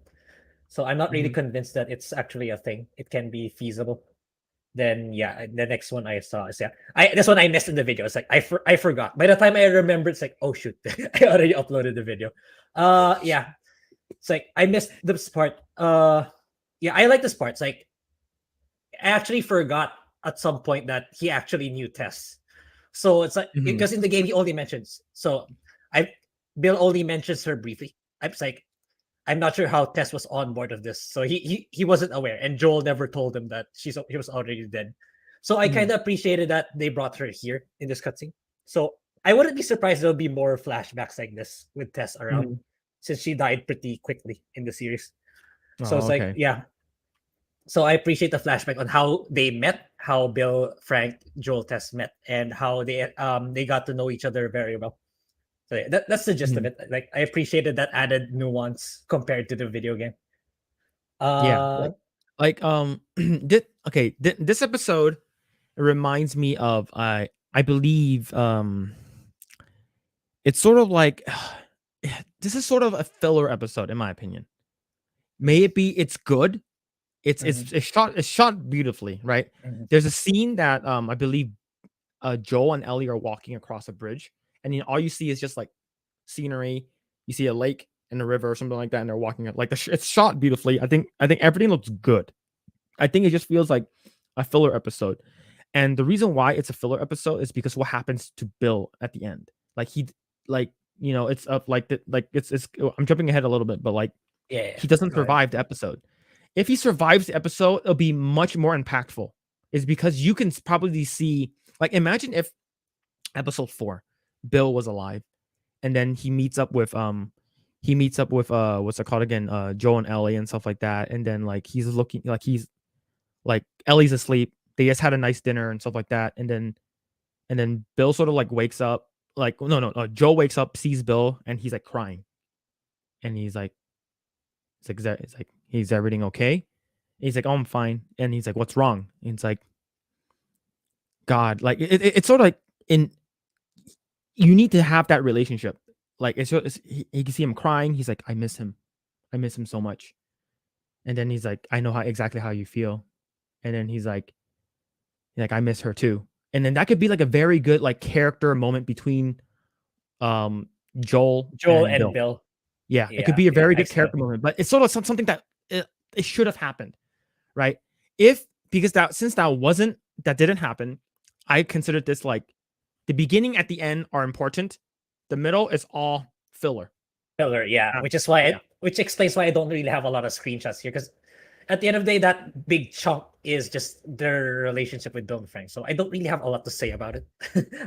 It was well acted as well shot. So that's Oh, yeah. probably my angle on the video was like they expounded on Frank, but also I think that in a nutshell, they went overboard. They went overboard on that aspect because Mhm. I watched the review of Az and Jane Theory in Az's channel. It's Mhm. like if I were to summarize everything they said in their video review, is that it's okay to have this kind of storyline, but they went way overboard. Like this is not appropriate to a post-apocalyptic universe. This is not what Bill would have done. Stuff like that. Yeah, in a nutshell, they went overboard on this aspect, which I'm sure it's like when I was watching this relationship. Okay, this is I know I feel that it's good, but I 100% know it's gonna upset a lot of people. It's like Naughty Dog knows what it's doing. Neil Druckmann knows what he's doing. He's 100% dividing people on this. Oh, It's yeah. like they knew what they were doing. So Yeah, there's So an article I anyway. want to bring up. There's an article I want to Uh-huh. bring up after we talk about this episode. I felt that for sure. Then yeah, also this scene, right? With the this one again, it's too exaggerated. The part where the 5 or 6 raiders came. So it's Mhm. like Bill's traps was so elaborate that he didn't even need to go out and shoot people because the traps did all the work for him. So he Yeah. got shot. He got shot unnecessarily here, Like, right? yes. So here's the thing. I'm not sure if Bill taught Frank any like firearm stuff. We know that he has access to like what looks like a 38 like ACP, like a Walther or something like that. Some kind of small caliber pistol, which will do nothing, right? Well, it will do something, but the thing is that it's a small compared. Like he was using like a hunting rifle. He was using like some kind of like bolt action 308 or like a 65 Creedmoor thing, right? It's for hunting deer. But the thing is, like, he went out there, he distracted him, and that's how he got shot. Right? Yeah. Like, I'm like, dude, stay inside the house, man. Like, you go out there with a tiny ass pistol where you have an armory downstairs in the freaking bunker. You have like fucking AKs and like all these other shit down there. Why don't you go out there with something bigger, right? If you're actually gonna help him, actually help him, right? So Yeah. like in my opinion, it's like if a prepper is like it's sort of like since Bill is like such a crazy prepper, he should have taught his prepper mentality to him. But I think the only thing he taught him was like how to like farm, how to like grow stuff, right? Which is still considered prepper, but I'm talking about like shit hit the fan prepper where like you have ammo, you have guns and stuff like that.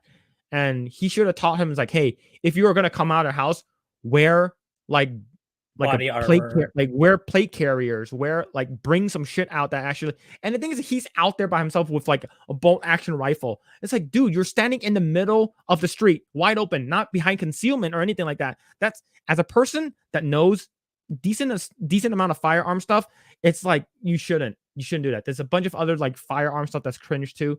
There's this, in the beginning when he sort of catches Frank in that little ditch. Yeah. He was doing this thing where he's like teacupping the gun like this. I'm like, don't do that. Don't do that. Like clearly, like they weren't really trained with firearms. They probably like taught how to like hold the gun properly, but like not to like actually be trained by a person who knows how to use it. Is like, I wish they got someone like that. It's because whenever a person that watches like firearm stuff, even like when I watch John Wick, I'm like, a lot of stuff they do is good. Some stuff is like super cringe. Like, yeah, that would never happen in real life.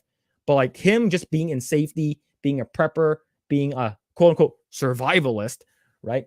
He should have known how to like teach my significant other, if shit hits the fan, grab this shit, go up there.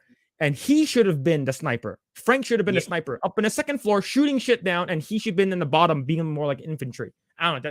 That's just me. Yeah, for sure. Yeah.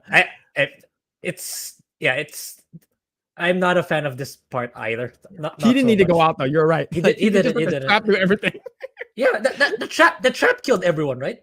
The traps killed all the raiders. He got shot, goes back inside. He's like, oh, it's like, do we need to go back? No, the trap will get everyone. Don't worry about it. The trap got them. Yeah. Wow, that's a really elaborate trap. Yeah. Okay. Yeah, he had like flamethrowers, dude. Yeah, it's like literal flamethrowers. That wasn't in the game.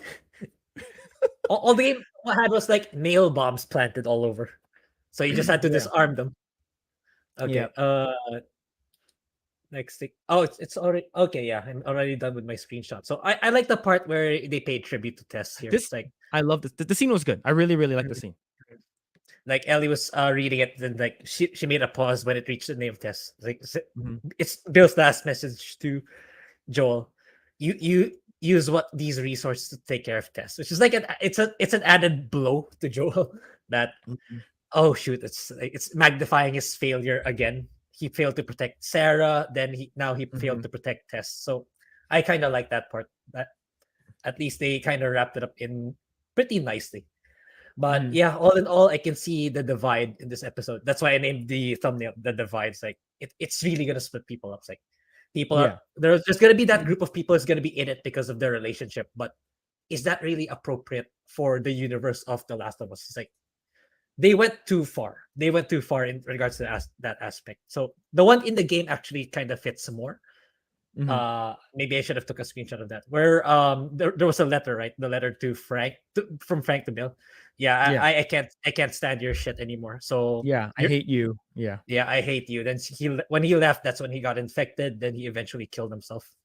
That's more the tone of that is more appropriate in the Last of Us universe for sure. Which is why I get why people are upset.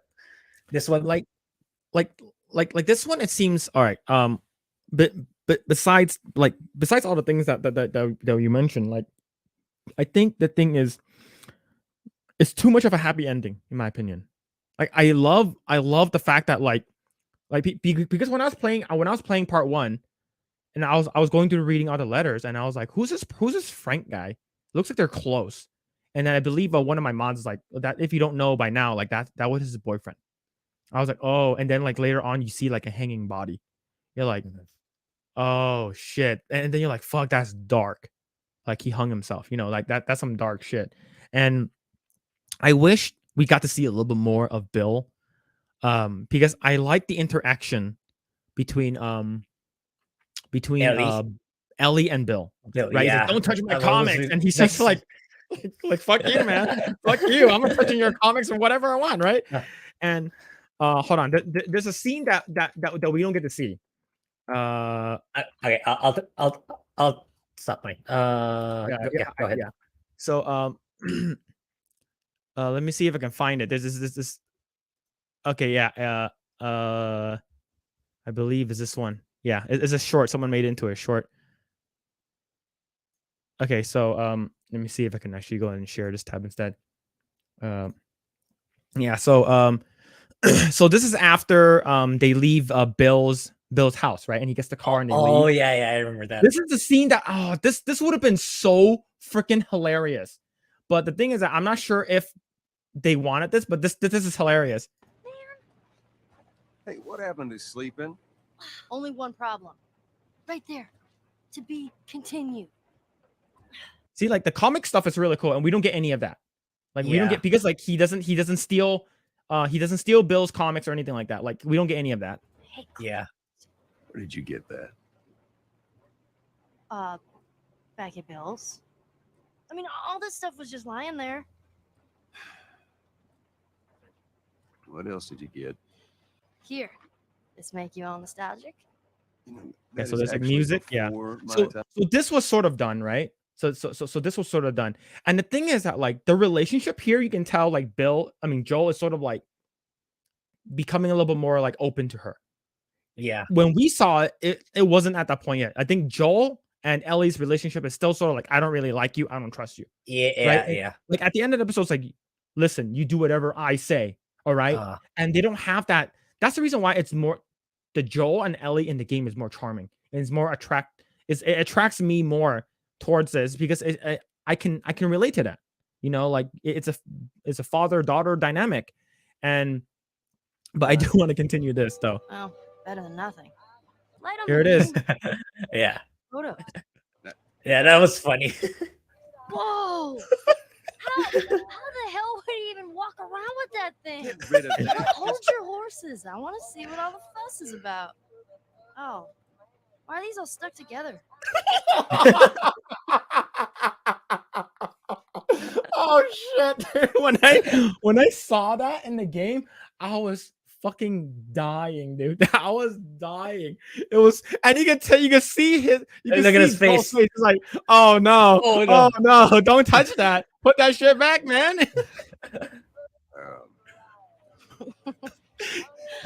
Just fucking with you. See, like, oh man, I wanted that. That's something that we don't get to see now. Is because they removed Bill from the story, and that would have been so good to see. And this is adapted for live action. We wanted to do creative liberties, and we want to change things up. Look, I think along with many other people, skipped the gay sex scene. Yeah. I did too. You? I did too. I did. So You knew it was coming, 100%. yeah. But when they were playing the piano, it's like, it's no. coming. It's coming. It's Like, coming. so they're okay. Not I'm gonna go a little hard on an episode. Okay. What I liked, the prepper stuff, the whole survival stuff, great. You know, that's awesome. I wish I had something like that in real life. Is because when fucking Red October starts happening, no, not Red October, Red Dawn starts happening, you see like fucking parachutes coming out from the sky, Russia starts invading the US and shit like that, or China starts invading US. I want to have some kind of bunker like that I can protect my family, that has like several months of food, that's of supply where we can sustain ourselves. And that's awesome. That I did like that. The thing that sort of like was weird was, of course, when Frank enters the scene, right? And he's like, "Who are you?" and stuff like that. And he goes into the house, and he was like, "Oh, just let me shower. I got you clothes and stuff." And so it's sort of weird. And he sort of forced his way into his life. He sort of weaseled his way into like, he sort of like, "Hey, let me do this. Hey, let me do this. Hey, just let me try doing this." And then he eats and he's like, "Oh my God, I don't want food for a long time." And then, look, I understand you haven't had food. But the thing is, you go play his piano, and he's like, "Don't touch that. It's an antique." And then I'm going to play it anyways. "Oh, you're into this music." And of course, it happens to be his favorite music. He starts playing it. And then when when Bill starts playing it, you can see in Frank's eye, he's like, "We gonna fuck tonight, baby." Yeah. sorry, Yeah. I'm going really hard. It's We true, though. fucking It's true. tonight. It's true. Like, So like- so what ends up happening is meeting a guy first time, him playing it and knowing that, yo, we about to be fucking, I'm gonna kiss you even though I don't know you. That was fucking weird. Okay. It went too quickly. Okay. They start kissing. Like if it was like a couple days or something like that, maybe even a week, he stayed with him. I can see that happening. What's it called again? Bill he's been by himself for a long time. He's lonely. He haven't touched another person's body in such a long time other than himself. And then I can see it happening. And then of course the part is like, oh, we go shower. We going to shower. Okay. All right. And then he fucking just rips off his towel as they get in here. And the thing is that, like, if I want to watch two men having sex with each other, I will watch better looking men having sex versus like burly, hairy men. It's just not my cup of tea. So of course I skipped it. The other stuff with him, with like the whole moving forward with him, sort of just becoming his lover, and I think that the whole part's fine. You know, them talking, them bickering. We're gonna have friends. We're gonna have friends over. We're gonna do this and then we're gonna do that. And that's how they met Joel and Tess, right? The part that was sort of weird, in my opinion, was I forgot what the Z he got like MS or something, multiple sclerosis, where he lost the ability to walk. I believe that's the disease he got. And the thing is that not a lot of people talked about it. It's like assisted suicide. It's like, kill me. You know, like it's like a lot of people see it as like, oh, you're putting a person out of their misery. Well, the thing is that I'm pretty sure they could have probably lasted or been together a little bit longer. But the thing is that Neil Druckmann and whoever the writers are and the directors are, they like, we want this to be like a happy story. So like they both did the freaking Romeo and Juliet thing, right? We're both gonna drink these pills, and we're gonna poison ourselves, and we're just gonna die. And it's like assisted suicide. It's like the thing is that it's sort of, in my opinion, I think assisted suicide, it really depends what it is, right? But the thing is that Bill did it too, because like he felt like if there's no you, there's no me. So he felt that the need to do it. And I know people might be like, okay, he's like, oh, I lived my life. My purpose was you. You were my purpose. Yeah. And I think that's where a lot of people were like, oh my God, such a great love story. Oh Yeah. Yeah. It's like this is so amazing. And then you go ahead and read this. Yeah. Last of Us director says he wanted to trick audience into watching a gay love story. Right when Lost Tales made the comment, you uploaded it. Yeah. So yeah, there it is. Yeah, Lost Tales. Yeah, you got it right there.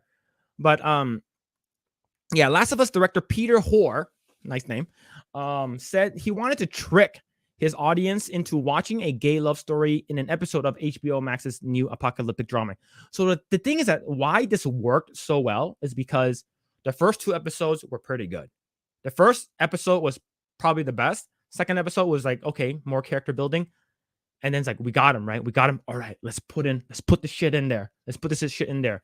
Right. And in my opinion, it's not bad. But the thing is that it didn't further the story with Bill. Like I said, if Bill didn't die, it would have made more sense. It would have made more sense for you to do it, is because now we're following a character who is gay. And the fact that you killed off a character who is gay, it's like, okay, but you have Ellie, but not a lot of normies don't know Ellie is a lesbian yet. They don't know, right? So the thing is that this show is for people who has not played the game, and I understand that. So and I have a feeling that's the reason why they wanted to push it. Or who is gay is known for his work for the on the British LGBT plus a miniseries. It's a Sin. Said that he wanted the viewers to see that it was the same love as straight people, but just between two guys. The thing is, I think why a lot of people were like, the people who are more like, okay, I don't need to see this kind of stuff, is because it doesn't attract your typical audience, right? It's like, what is how many percentage of the entire world population is heterosexual? I'm pretty sure like 85%, right? Pretty sure that's the percentage. And the thing is that, so this is not for your overall general audience. So what you're Yeah. going to do is normalize it, right? Yeah. Not wrong, but the thing is that but you're going to get some pushback. And I think Yes, exactly. Exactly. they did this purposely to be divisive. And it's sort of like, haha, take that, straight people, take that. We're gonna put our gay stuff in there, and there's nothing wrong with that, right? But like you said, I think they went a little bit too hard on it. I think that's the reason why a lot of people are like, okay, look, we get it. I think like the strawberry scene was like, it was nice, but it was not needed. Like, how does this further the story? Yeah. Like none of it does, right? It's just it's like the steak stuff, and then going back, and then them dying old and stuff. Yes, it's sad, but it's sort of like, okay, it's a closed story, move on, and it's just like a filler episode. Sometimes you have to sort of trick the rest of the world into watching these things before they're like, oh my god, it was two guys. I just realized. Horror told Inverse Magazine ahead of the release of the zombie series, the third episode. I think then they might understand that it's all real. It's just the same love. In the first 2 episodes of the series adapted by the popular video game, the show focused on fighting zombies. However, the third one veered off course with a self-contained romance between 2 surviving men, Bill, which is played by Nick Offerman. I do like Nick Offerman, and Frank, played by Murray Bartlett, who hadn't been infected with the virus. Reading through the reviews on Rotten Tomatoes, their episode didn't sit well with many who suggested skipping it, as most of it episodes consisted of romance between 2 men. Exactly. It felt like if you're watching like an anime, it's like, oh, this is one of the filler episodes. You can skip it. If episode 3 were about a heterosexual couple, fans would have still been bored and disappointed. Yes. If it's about like 2 people, like two straight people having sex and stuff like that, is there actual nudity? If there isn't, then you didn't even skip it. Most fans were watching for the most fans are watching for the adaptation of a video game about fighting zombies, not a full episode about romance. Yeah. Actually, I have stuff I mentioned in my video, like in defense of what they did with Bill and Frank. It's like they kept in a TV series where the audience is much more broad. You can't have Ellie and Joel running around fighting zombies for every episode. Mhm. But at the same time, for this episode, I think they went, as I said, they went too far in the romance. They should have had some points where they had to fight infected. They had to try to navigate to survive.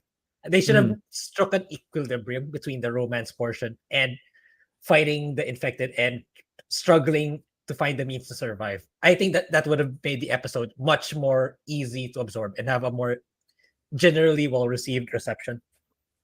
Yeah, I think, and that's the reason why, like, if they, I would say the Raiders, I think that scene was okay. There's a lot of things that I wish they would fix because there's a lot of mistakes.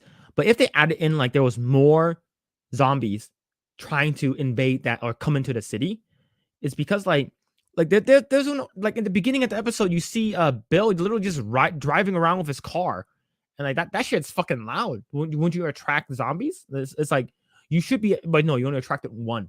You need to attract more, right? And you can show like, it's because it seemed like they're in paradise. Nothing is wrong. Nothing is wrong. Like, and that's the reason why, like, as much as I didn't like the later seasons of The Walking Dead, what Walking Dead did perfect was knowing that there's threats outside your quote unquote safe space, right? Like when they went into that small small city, or when they went into the prison, like, there's always zombies outside trying to come in. It's because they know there's like things in there that they need to eat or kill, whatever. And this just seems like it was like such a perfect thing. They're in paradise, nothing is wrong, and then you get like 6 like raiders that came that clearly they didn't need to leave the house for them to get killed, and you get 1 zombie. It didn't feel there was any threat. It just seems like, if they added, like you said, if they added more zombies, I think it would just make the equilibrium and the delicate balance between, drama and action or suspense, right? Let's see. We all know why the episode is receiving high praise. Let's calm down. They didn't respect the existing story with the game with this episode 3. Terrible, another one wrote. One shared, episode 3 was an hour of my life I will never get back. Just watch the first 2 episodes, wait until episode 4 comes out. And in Common Sense Media, a reviewer slammed the site for only showing reviews based off the first and early episodes. There is a sex between two men in episode 3, not mentioned anywhere. For new and current series, there should be a weekly update from new review team. I wrote a similar review to the Terminal List series as of today, and it's still not updated. Very irresponsible for to parents / guardians who use this site, especially those who subscribe monthly. Please fix. Yeah. And the thing is, I'm surprised. I have a feeling that a lot of people who really, really love this episode, because all over my Facebook, everyone's like, have you seen episode 3? I'm crying. Oh my God. I'm not crying. You're crying. Oh my God. It's so great. Oh my God. Oh my God. It's the best shit ever. The reason why Nick Offerman is not canceled right now is because the episode it hit them really hard, and because a lot of them cried.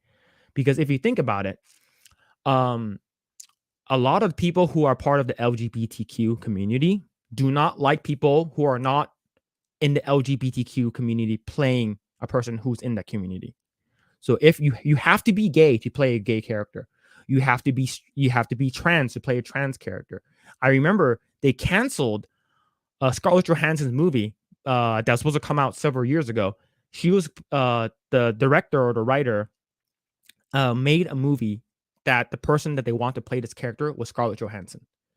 And then they found out that this person was going to be a trans character. And they're like, you can't have Scarlett Johansson. You need to have an actual trans person to play this character. Yeah. So the fact that Nick Offerman isn't canceled, because Nick Offerman is straight. I believe he is married to Megan Mullally, and she was in Will and Grace, and she played Karen. So that the fact that he's not canceled shows that they're taking a double standard. A lot of the people in the community are taking a double standard is because they should be up in arms right now. They should be like, why did Nick Offerman play a gay character? But what they're going to say is, well, he's actually could have been bi, and because it wasn't 100% mentioned, but maybe they said, oh, Nick Offerman could be bi. You don't know, because he never said it doesn't mean he isn't or he is. And I think that's where like sort of my gripes with this episode is just like, yeah, it's all filler. It's beautifully shot. It's cool, but it's not needed. And I I am looking forward to episode 4. But the thing is that, like, I know a lot of people would just be like, oh yeah, just skip this one, because I know that I think your initial thing when you told me is like episode 3 was amazing, right?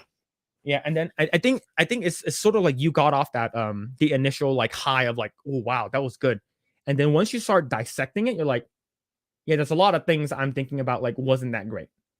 Yeah, right. Yeah. I don't know, but is that? Do you feel the same as how I feel about it? Yeah. I mean, I still think it's good. It's just that, yeah, it's like, but again, what's our definition of good here? It's like, good cinematography, good acting. Yeah, that's the good part. It's like it really branches out much more. That's what I mean by good. But in terms of everything else, in terms of its practicality and how it fits to the universe, that's where I started to think again. It's like, okay, maybe I gave it too high of a regard. Yeah, I think you're right. I gave it too high of a regard. So yeah, all in all, it's I hope that there's gonna be much maybe more nuance in the next episodes. Well, Yeah. Come to think of it, I don't recall any more gay characters, so maybe that's Other gonna than be Ellie, right? Like, and Yeah, you just said that Ellie. the DLC, you feel like it's going to be a flashback. Yeah. It's like I don't know if you want me to tell you what happens there, but it's that's gonna be another angle for Neo to insert. That's gonna be another angle. Yeah. And we have 10 or 9 episodes, right? So like the fact that we're on that's the thing. 9. So that's another thing thank you for reminding me. That's another thing I mentioned in the video. It's like they allotted an entire episode for this romance story. So it's like, yeah, that's gonna cause like it's gonna feel rushed. Because they have to go through so many other places and to go through so many other antagonists. So it's I said in the video, it might feel rushed if they only have like how many 6 episodes left, like 6 Yeah. episodes to cover everything. So it's like it's Yeah. gonna feel rushed for me at some Yeah. point. Yeah. So I'm gonna go ahead and read the comments before we jump onto our next topic. Alan Voss. Oh, do you get this reference? Everyone has AIDS. Did you watch Team America? No. So Pero, so it's the guys that did South Park. It was like oh, okay. so like I guess like the one of the main characters, it was like I think he was like a Broadway musical star, and they hired him to be part of like this Team America thing because they need a really, really good actor to sort of infiltrate the terrorists in Afghanistan, right? So like the song they're singing is like, everyone has AIDS. AIDS. It's just so stupid. Sorry. So I just saw that at the show. That sounds. I think I may have seen trailers of that. That sounds so Yeah. familiar, actually. Yeah. Let's see. It's from Curtis. He said the TV show made it seem like he had cancer. Yeah. Yeah. It's sort of like if he had cancer, then I understand, right? It's sort of like the assisted suicide thing that I mentioned earlier. Like, I'm not a big fan of it, and the only times why I feel like it's okay to be used is like, hey, you have 3 months to live. This cancer is like your liver's failing, your heart's failing, your lungs gonna collapse. And that's the only time where I feel like assisted suicide is okay. It's like, and of course everyone is there. Your whole family is there. Everyone who loves you is there at the hospital, and then that happens. But the thing is that, Grae, did you know in Canada they're doing assisted suicide for people who have depression? Oh, really? Just depression? There's a bunch of other stuff too. So there's a person who was like, so the whole the becoming trans and stuff like that, becoming transitioning from male to female or vice versa. There has been numerous incidents where it's like they accidentally like fucked up the surgery, and then they're like, oh shit, like what am I gonna do now? So this person is like feels like they're body dysmorphia, right? So that's what it's called. So a lot of people have this things called like body dysmorphia, where like you feel like you should have a tail, or you feel like you should only have 3 limbs, so you cut off your leg or something like that. In this case, you feel like you should be a man, but you're a woman. So what they would do these surgeries, and what happens is that it was a botched surgery. So this person feels like not themselves. So they call this hotline, and then like, and those doctors would be like, "Have you thought of assisted suicide?" And this person is like 14, 16. So it's like why? That's crazy. Why? Yeah, why? And like I hear from like these people who talk about it, like people who even just suicide in general is are unaliving themselves, right? And they would like do it, and then if they fail, and then they'll be like, oh, thank God I didn't go through with it. It's because because usually at the last moment you feel like the weight of the world is on you, right? Especially this happens with a lot of depression, right? You feel like you have nothing, no one can talk, you have no one to talk to, you have mental health issues, and you feel like no one understands you. It's sort of the thing with like Robin Williams, he killed himself. Yeah. And same thing with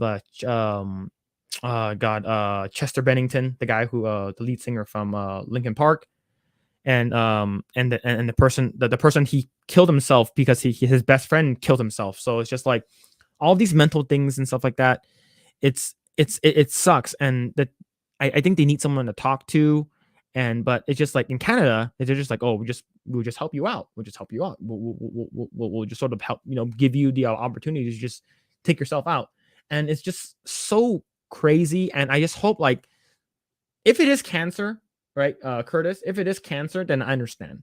But if it's not, and they can survive with it and continue living off into their life, then I would consider like you didn't need to do that.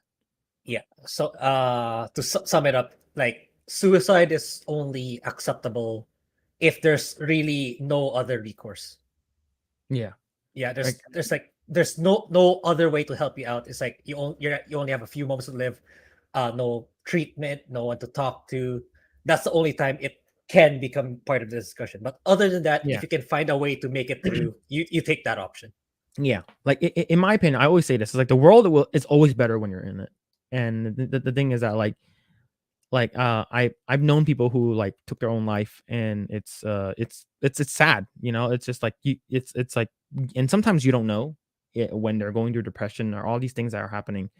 And that's why it's like i- if we can let them know, or something that they can hold on to, or something. And I have a feeling, like I know some, like even like when we stream on Twitch, I always hear comments. It's like, hey, I've been going through a rough time, your streams has been helping me. I see a lot of people do that for like big streamers, and thank you so much. I've thought about doing this, but your streams kept me strong. And it's just, I just hope people are willing to ask for help. I think the fact that it's such a, like, diagnose yourself with depression or mental disorder and stuff like that, it's, people don't like talking about it. It's such a sensitive topic. And Yeah. I just hope in this case it's like, okay, yeah, like what Curtis said, like this person had like some kind of weird cancer, or some kind of cancer to stop him from walking, and he's going to die very soon. He's in pain. And then, sort of like what Bill did was like a sign of like, sort of like, just like, okay, I'm going to help you out. It's like, it's, I'm going to get rid of your pain. Right. But, let's see, damn, it's so disgusting. This is how you know they're actually the ones who are intolerant. Yeah, you're talking about the article. Yeah, a lot of these writers are big, and people who are running the shows. They actually take the advantage of their fans, right? They make one really really good thing, or they make something really really good to sort of like, that's the hook that sort of lures you in, and then they inject whatever they want to put, and that's something that we hate. We hate talking about, but it happens all the time. But yeah, be a normal guy just with Texan accent. Yeah. Curtis says, as a critical drinker, and as will say, the Hollywood agenda, the message. Yeah, message. exactly. Yeah, I love as from Heels versus Babyface and Critical Drinker. They're amazing. Like this, the content they come out with is awesome. Like, I wish we can do this full time, but we can't as of right now. For now. Yeah. So Alan says that there's a survey out there, how many gays are in the world versus how many people, and I think there are I think are in the numbers, the world, the numbers aren't even close. Yeah. It's like, it's so small. It's so small. But like, you have all of these like they're trying to normalize it. Look, you can love, or be attracted to whoever you want, as long as you're not hurting anyone. I think it's fine. The thing is that, and also if you're not pushing that kind of lifestyle onto people who are like younger, like that's a term that we call here, that's called grooming, right? It's sort of like, I remember I was watching a video on I forgot who it was. I think it was on Libs of TikTok or something like that. And there was a 4-year-old boy that's like that's like the mom is like on TikTok filming, and he's like forcing him to wear dresses. Right? He's like, "Oh, but I'm a boy." It's like, "No, you're trans." It's like, dude, the kid's 4. Their brains aren't even developed yet. And the thing is that, look, I have nothing against if you're trans or anything like that, but if you are, if like, make sure that person is 18. Like, in my opinion, I think that's when they can start, is because once you start when they're young, they won't have the correct or not correct, but sort of like the outlet for them to assess things properly, where they're like, because I've hear stories of people who are like detransitioners, where they transition halfway, is because everyone's giving them likes on like Tumblr, right? Everyone's giving them likes, giving them acknowledgement, saying that you're good. Yeah, go girl, be strong, continue doing it, 100. And then they go through with it, and then they don't feel that great. And like I personally know like a person who's been trans for a while, and I know a person who's transitioning right now. And the thing is that, like, I've seen images where like they cut a piece off of your arm or your leg to make a fake penis if you're a girl. So it's just like, if you want to go from a girl to a boy, and it's just like, and you see it, it looks so weird. Like they cut like a huge chunk off from your arm, and it's like, imagine if they did that to like little kids. Like Yeah.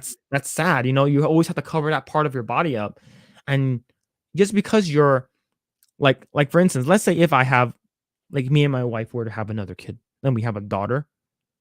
A lot of the clothes that the kid's gonna get is a lot of boy stuff, is because it's hand me down. So that means that he's gonna be wearing a lot of boy stuff.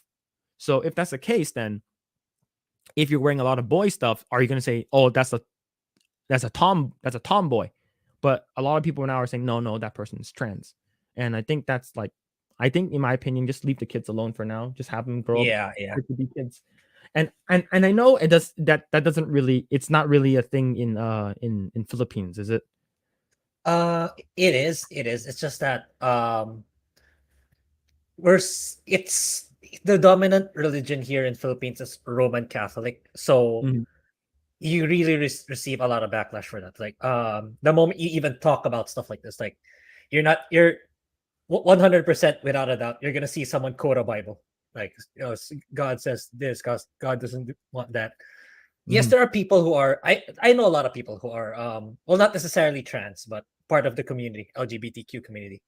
Mhm. But at the same time, there's so much the Roman Catholic sent this the beliefs of Roman Catholic are so strong that they don't really impose it on other people. They just like, yeah, I'm a part of the LGBTQ community, but I don't really impose it the way you guys do it. It's Mhm. like, yeah, you don't impose it on someone who's very young, you don't impose it on someone who's still underage, but they just you just let them be.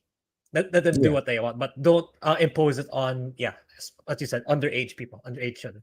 Like I would even go as far as, because like the adult age for like Singapore is Mhm. 21. It's like, as it looking back, even at that age, there's like there are a lot of things I'm not sure of. So maybe I would go as far as maybe adult age of 21, because at the 18 you're still unsure about a lot of things, or maybe you are, but when reality hits when you graduate, you get slapped in the face really, really hard. Yeah. So yeah, Yeah. I get you. Now, so let's go back to the episode. Now, if they had Bill just sitting down at the table at the end of the episode when Joel walked in, Joel wonder what's up and ask Bill, wonder what's up for a moment, but ask Bill for the truck. And then Bill will just tell them he had to leave the battery out of town. He's go get it. Yeah. I I think they could have done a lot of things that are different that could have made the episode better. But I think it's just like this article says from the Daily Wire.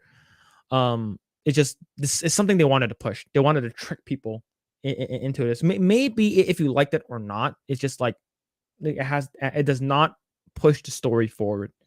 Um, Bill is just like Bill and Frank are just like a contained character. Their story starts and stops in this episode, and it's just it's sort of like why not have Bill live? It was also because we want to have this like sweet love story between two people and how their love is so good for each other and stuff like that. And then of course, at the end of the episode, you see Ellie and Joel drive away listening to the song that he was playing on the piano, right? It's sort of like to send this message. It's like, it's okay to do this. It's okay to do that. I mean, actually, a better scenario would be Frank is still alive, but there are raiders nearby stalking Bill. Joel makes Ellie stay up, tell Frank. That could be pretty cool, but like that dynamic where we have like two people, I think they're gonna save that for like Sam and Henry. I think that episode should be coming up. Yeah, that should be. Yeah. Yeah. With regards to Frank being alive, also, I do see a silver lining why they both died instead. Yeah, because imagine if they made Frank and Bill live. Imagine that's what happened this episode. Mhm. There's gonna be like maybe even me personally. There's gonna be that group of people. It's like, oh no, I think I know what Neil's gonna do. It's like, so minor spoiler alert for people who haven't played part two. Bill, you don't see Bill at all in part two. Like Bill is nowhere to be seen. We don't know. Well, at least in my playthrough, I don't know what happens to Bill, or Bill was not tackled at all. So Mhm. I imagine, if I was thinking in my head, what if Frank and Bill lived? It's like there's gonna be that group of people. Like oh shoot, Neil's probably gonna push this where they get to be in part 2 because they're a gay couple, stuff like that. At least it's mitigated here that they're both dead. Mhm. That's an angle that I'm seeing. That at least that's the good side of these two ending their story, Mhm. if that makes sense. Okay. But yeah, okay, so this is off topic, but we're talking about we're talking about what's it called again? Team America. What? He hasn't seen it? Yeah. The part where it infuriates me, the terrorist, is so funny. Is the Muhammad Jihad durka durka. Oh yeah. So so what happens is that in sort of like the first 15 minutes, it's sort of like, okay, when they finally, okay, we're gonna put makeup on you because we need you to infiltrate and see Osama bin Laden. And then they put like this weird, they put a turban on him and they sort of like brown face him to put dirt on him, and they started putting these like weird hair patches. He looks awful. And then he goes, what's it called again? He's like, all right, so he's gonna go. So you have to act your ass off because this is really important. We gotta stop Osama bin Laden. So he goes to the hideout. He goes, and then he's talking to one of the terrorists. He goes, Durka Muhammad Jihad, and then he goes, like, and he's all like the terrorist is like super angry, and then he turns around. And he goes, Durka Muhammad Jihad, Durka, and he goes, oh, Durka. And he just comes in. He lets him go into the building. I was so fucking laughing so hard. And the thing is that I didn't watch Team America until like 2014. It's because I started really getting into South Park, and like I started to really love South Park and the writing because it just keeps getting better and better. And then one of my friends were like, yo, Team America is so fucking funny. And I was like, I haven't seen it. He's like, dude, you're one of the biggest South Park people I know, like biggest fans, and you haven't seen it. What the fuck is wrong with you? He said, you need to watch it this weekend. And then I watched it. I was like, yeah, this is fucking hilarious. It's really good. There's some parts of it that are sort of like, okay, this is a little overboard. There's like this random there is like a marionette sex scene. It's because it's done by marionettes, like these little dolls, these tiny puppets. There is a sex scene, you can just fast forward to that because a lot of people hate that in the movie.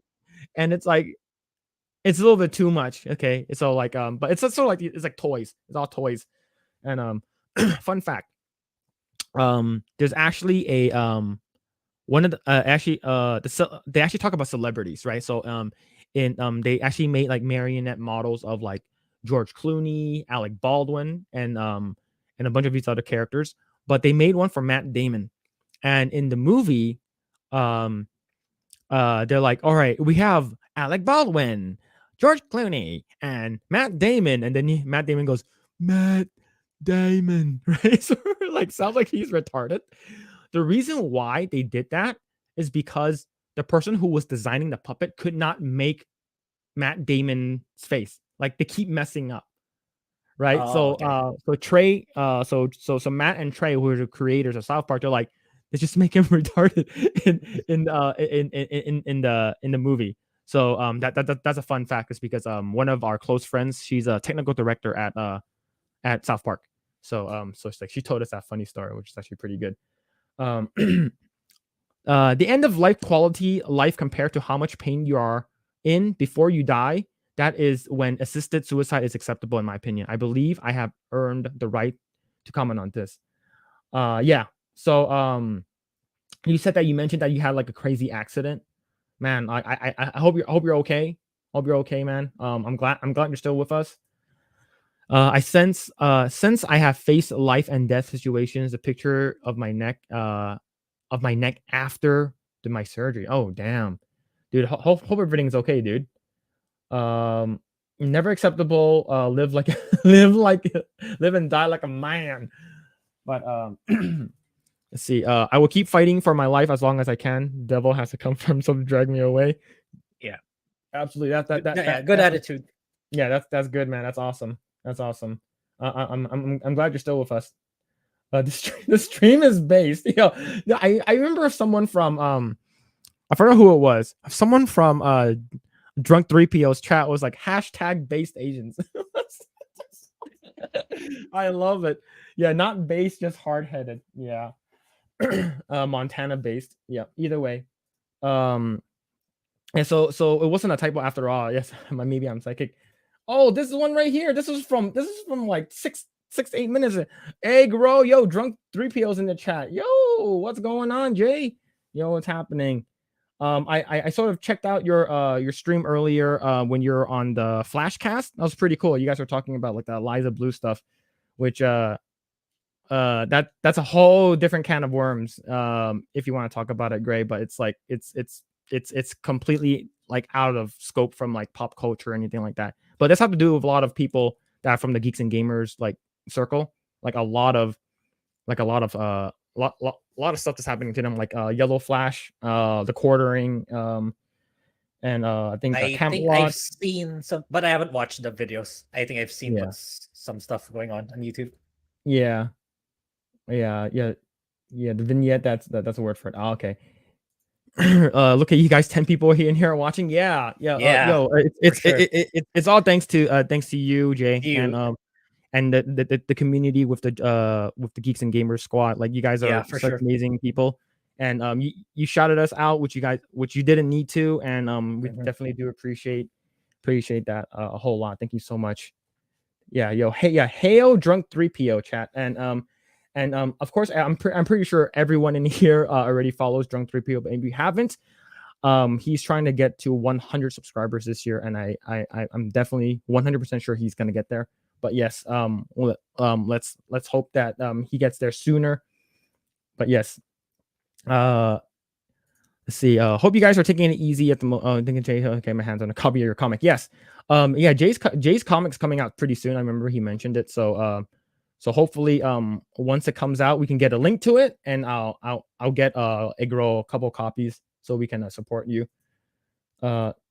Team America has only gotten better with time. Yes, I watched it again with my wife for the first time. She watched it the first time last year, and she hates dolls. Like she's like me. The reason why I didn't watch Team America was because growing up, I'm not sure if I want to go into it. I might go into. I'll briefly go into it. When I was 5, I'm not sure, Grae, if you already know this, but when I was 5, I was at my babysitter's. My parents would drop me off at my babysitter's from time to time. Okay. Yeah, you told me this before, but okay, go ahead. Yeah. I was tied to a chair at the age of 5 and forced to watch Child's Play is because my babysitters knew that I was scared of the doll. So I was tied to a chair, literally like arms tied and my eyes taped open to watch the movie. And if I would start like turning away, they would hit me. And in short, that's the reason why I was at a young age, I was like mortally afraid. I feel like I was gonna die every time I see an image of Chucky. And I think it's because it's the subconscious of my brain relating it back to that terrible time in my life. And so whenever I would see creepy ass dolls like in real life, like I would start freaking out. And I had to sort of force myself to grow out of that. And that's the reason why it took me so long to watch Team America. And then I showed it to my wife, and then she's like, "Ugh, this looks sort of creepy." And I was like, "It's okay. It actually gets funny." And then I think the humor gets to her, and then she doesn't find them creepy anymore. I think that's the reason why we were able to watch it. But yes, it does get better with the more you watch it, the funnier it gets. It's because the jokes are actually pretty funny, and the songs in there are actually really good too. I think the one with Kim Jong-il. So when he was still alive, they did a song. And he's like, "I'm sorry." It's so good. You need to watch it, Grae. You need to watch it. I think the site I sent you that you watched a bunch of stuff. You should be able to watch it from there. Okay. Yeah, I didn't know that about Matt Damon. Yeah, it's they couldn't get the marionette correct. So, and whenever you actually go into the they actually call it Casa Bonita, which is they're actually located in Playa Vista. I actually know my wife actually used to work in the same building with South Park people, and I always wanted to get a tour, but they're always busy. They do the whole 6 days to air, so they work like 24 hours for the first 6 days and they get 1 day off. And like 12 hours, and then Tuesday they work 24 hours. But right in the lobby, they actually have like the whole entire marionette, like it's just hanging there, which is actually pretty cool. South Park has aged very creepily. They say that the Simpsons did everything, but damn, it's scary how South Park is so relevant right now. The reason why is because the 6 days to air. I remember they said my friend said when they were doing the Obama and is it not Dick Cheney? Who's the other guy? McCain. Obama McCain presidential run. They made 2 episodes. They made one if Obama won, and they made one if McCain won.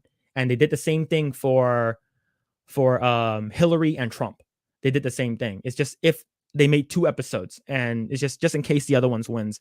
And so that's the reason why they work like 12-hour days, and then on Tuesdays they work 24 hours.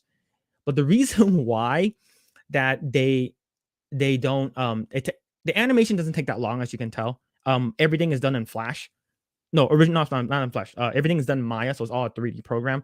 But the first 4 days is writing and voice acting. So that means that the last 2 days is animation. So that's the reason why it's super crazy, and that's why they crunch all the freaking time. Nah, you guys are awesome. Yo, that means a lot. That means a lot. Thank you. Thanks. Thank you. Wow, that's messed up. Yeah, heartless for you. Like, acknowledge me, Rio. Yeah, yeah. So you guys, so you wear Clockwork Orange forced to watch Child's Plays as effed up. Yeah, it's crazy. What's up with there was another incident with babysitters last year that Moist Critical took up. It's where the babysitters were wearing masks of like monster masks and scaring all the children. It's like there's even a video footage of it. Like, oh yeah, all the children were all of them were crying. It's like, what are you guys doing? It's like, yeah, you're doing the exact opposite of what you're not supposed to do. I think that like that's the reason why like I remember my sister. So the thing is that this is not just isolated to me. It's isolated to my sister, myself, and my younger brother, and the whole babysitters thing. I might eventually do like a tell-all of like what exactly happened. The thing is that what pisses me off the most is that they are still doing babysitting, and Same people. They're still doing it. So they're still in business. They're still doing babysitting. And the most shittiest thing is I remember me and my sister telling my mom what happened. And it's like, we were physically, mentally abused, and I was sexually molested as a kid. And I told my mom this, and she says, no way, you're lying. You guys are kids. We don't believe you. And the thing is that my mom is still friends with them. That's the shitty. Like, it's so freaking hard. Like it's such a like really sensitive topic to me, and that's the reason why my sister, she had 2 kids. She has 2 kids. She does not trust babysitters. I don't either, and that's the reason why like I don't trust. And I've seen footages of like babysitters doing crazy stuff, and then of course like you have the school thing where like the teachers wearing that mask scaring kids. Yo, X-Wing, yo, what's going on? I believe I stopped by your I think you and Jay had a podcast, I believe, yesterday, and you guys were talking about Clone War stuff. I think I popped by really quick. I wasn't able to hang around that long, but yo, thank you. Oh, hopefully you're Hail X-Wing. Hopefully you're doing great. But yeah, yo, bro, that makes me mad as fuck, honestly. Yeah, I told this to my wife. She was livid. She was like, we need to stop these people. I'm like, how? There's no proof. It only happened to the 3 of us. I'm like, how are we going to say this at like in a court or something like that, bring it up? It's like, oh, you guys are siblings, you guys make shit up. If it happened to like numerous different people who have never met, then I can understand. But like, it's like they never knew. And during that time, my parents were going through a divorce, so it was really, really hard. My dad had to no one was able to take care of us, so he had to drop us off there. And I remember, I still remember, there's this power line we always drive under, And whenever we drive towards that power line, like it was on the freeway, me and my sister would immediately start crying. It's just because we know where we're going. And the thing is that we're not there for like a day. We're there for a week. It's literally there. We're there for a week, and it sucks. And I'm probably gonna say I'll say one more, and then we'll change this topic because I don't want to bog down the stream. But I remember one time my dad came, and the thing is they locked us in the garage. What's it called again? We were in the garage, and then we saw my dad's car, and then we're like, oh, dad's here. We're gonna pick. We get to leave. We're in the garage, and then we were screaming. We're like banging banging the doors and stuff like that. But we're kids.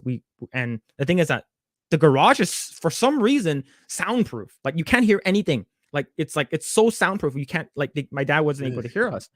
So we were like pounding, like, Dad, we're in the garage. We're in the garage. And one of the babysitter, which is like the mother, she was like, oh, hey, you're early. And it's like, yeah, I got off work early. I want to pick up my kids. And then this bitch said, but your kids love it so much here. They said that they want to stay another week. And then he's like, really? He's like, you sure? He's like, yeah, they love it here. So yeah, so like we won't charge you free of charge. Okay, your kids are great. And the thing is that that's like one thing that was like super messed up. And then we saw our dad drove away. It literally felt like it was like a nightmare. It's like that you were living, and it's just like it sucked so much. And I remember telling this to my wife, and she was so mad. She was like, I want to go to that house and burn them down. And I was like, no, you can't do that. I said, you can't do that. I have to stop. After to really like physically stop, she was so mad. She started crying. I was like, you need to stop. And the thing is that it sounds crazy. And the fact that like I was 5, right? I was 5. Like we were there for a while. Like I don't like my first, like Grae. If random question. What's the first thing you remember as a kid? Like the first thing you remember, like all the way back when you were a kid. Maybe like 5 or 4 or 3. Yeah, I don't remember at that point anymore. Yeah, but if it was something what you described, like I would definitely remember something like that. So yeah, I never had to go through what you went through. So yeah, one of the first things, like my if sometimes you're asked, oh, what was your first memory as a kid? It's like, oh, I was at the park, I was playing with my friends or something like that. Oh, I was like, oh, my first time at Disneyland, right? That's like, oh, like the first memory that I remember is being tied up at a chair, forced to watch Child's Play. That's the first thing. That's the first thing. And the thing is that like it's vivid. Like I can literally draw a map, a blueprint of their house. Like I know exactly where everything is. That's how vivid my memories are. And it's such a crazy story where it sounds like this just sounds insane. And the crazy thing is, I'm agnostic. So like I don't have a religion, but I believe in a higher power, or I believe in God. My wife, Catholic, right? And my family is Buddhist. And the thing is, I guess like my my like she's like, I guess she was really close with her. She is actually my godmother, that babysitter, like religiously, like she's my godmother.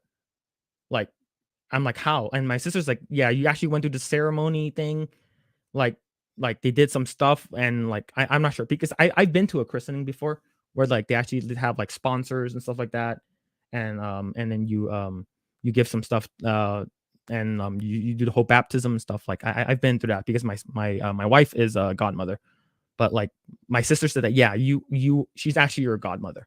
And I was like, that's crazy. And it's funny is because whenever I see her, I can't call her like babysitter. I have to call her godmother. And I was like, I don't want to call her that. And if I don't call her that, I get beat up. Like, yeah, okay. One more thing before we jump on to Velma. Yeah, go ahead. If I were to do anything wrong or they disapprove of, they would grab like this rubber like slipper, like this like plastic slipper, and like they would drag me into the hallway, and they would lay me on my belly and sit on my back and grab my feet and hit it. constantly, like boom, boom, boom, constantly hitting it. And then he's like, huh? Why would you do this? Boom, keep hitting my feet. And then like I couldn't do anything. It just like you have a weight of a grown adult sitting on you, and he's like, I didn't. And the fact that you're a kid, you don't know what you did wrong. All I know is like I'm not supposed to do this. I'm not supposed to do that. And if something scary is on a TV, I have to watch it. Is because it's for their amusement. But it's crazy. It's yeah. I'll probably do like a tell-all story on my personal channel, because I think it's just like it's such a very sad, like disturbing, dark story, and it's just I think it needs to be told. Where like I think with like that's why right now that the fact that we actually have cameras, we actually have like Ring doorbells, and like we have like technology everywhere. CCTVs, It's a lot better. So we're actually able to see a lot of these crazy things that are happening now, right?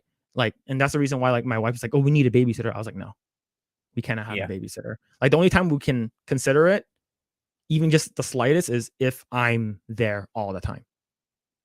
Right. I don't want anything to happen to my son, like something that happened to me when I was a kid. Yeah, I'm reading Drunk 3PO's latest comments. Like exactly my same thoughts. Like it's amazing for me that everything you went through as a kid, you came out to be the way you are right now. It's like that's actually amazing. It's like if the same thing happened to me, I wouldn't know what I would be right now as an adult. Like that's really really amazing. Like everything you went through with your sister, and not telling people, or people not believing in you. And despite all that, you turn out to be a really, really nice guy. Really, really good guy. Just wanted to, I thought I needed to say that. Thanks, man. But yeah, and thank you everyone in the chat for all the kind words. I know you guys like, it makes you mad, bro. Asian kids have a way harder than anyone when it comes to parents. Yeah, true. Yeah, they're strict. My dad was to the point where we actually needed to see like a counselor for him, is because he would beat the shit out of us, like, and he would like he would hit us with like actual like weapons and stuff. Yeah, and but it wouldn't be out of the question to be someone to be like the people. It's not out of the question for someone to be turning out to be the people who wronged them, but it's really great that you made it.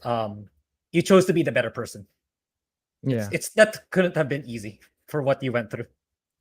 Yeah, it's I would say out of all three of us, like I have like two more others like siblings, but they didn't get to go through this. Out of between my sister, myself, and my younger brother, I probably got the worst of it, is because my sister was a little bit older, so she sort of knew what to do, and she was considered like a girl, so they're not, parents are usually too hard on the kids, especially if you're a girl. My younger brother, he always got sick. Like he always got a cough or like some kind of fever, so he was not there often. So I was there the most, and a lot of stuff happened to me. Like the place I would sleep is in the restroom. I slept in the restroom. Yeah, what a story. Yeah, I'll tell more because it gets pretty graphic. But let's see. I've done violence against people for a lot less, so that's messed up. Yeah, so it's just it's something. It's crazy. It's crazy. My Christmas tree fell on me when I was 4, and I think that was the first conscious memory. Yeah, it's sort of like, it's around 4 or 5 when you actually start remembering things. You're like, oh yeah, I remember that. I remember that. Yeah. We have them here in Montana, like on a hunting trip. Accident happens. Yeah, scary. They need to be in prison. Need prison dropped on them. The thing is, it's how can you sort of bring, it's like how can we do that, right? It's like my wife was like, you need to file charges. I was like, this is so long ago, and it only happened within our siblings. It's like, how can we persuade them, right? And the thing is that my sister, she mentioned like one time she was eating, and she was like, I think she was like 15 or 16. She was eating at this like Chinese cafe, and they always called her Kel because her name is Kelly, and like no one calls her that. So what happens was that she was eating at a restaurant, and she had someone said Kel, and she's like, she immediately got PTSD, and then she turns around, and it's like the youngest sister of the 3. So there was the mother, there was the father, there's 3 daughters, and then they have like 2 cousins. So all of them were involved. Everyone, they it's like it's a family thing. Everyone did something, and my sister got different things happened to her, but it's also considered under like sexual abuse as well. But she turned around and she's like, it's like the youngest daughter. Her name is like Eunice or something like that, and she was like, "Oh hey, you look great." And then my sister was like, she was almost close to crying right away, and she actually apologized to her because the youngest daughter didn't do anything. I think she was the nicest one out of all of them, and she said, "I'm sorry for what happened. I know my family did some shady stuff to you and your brothers, but we're sorry."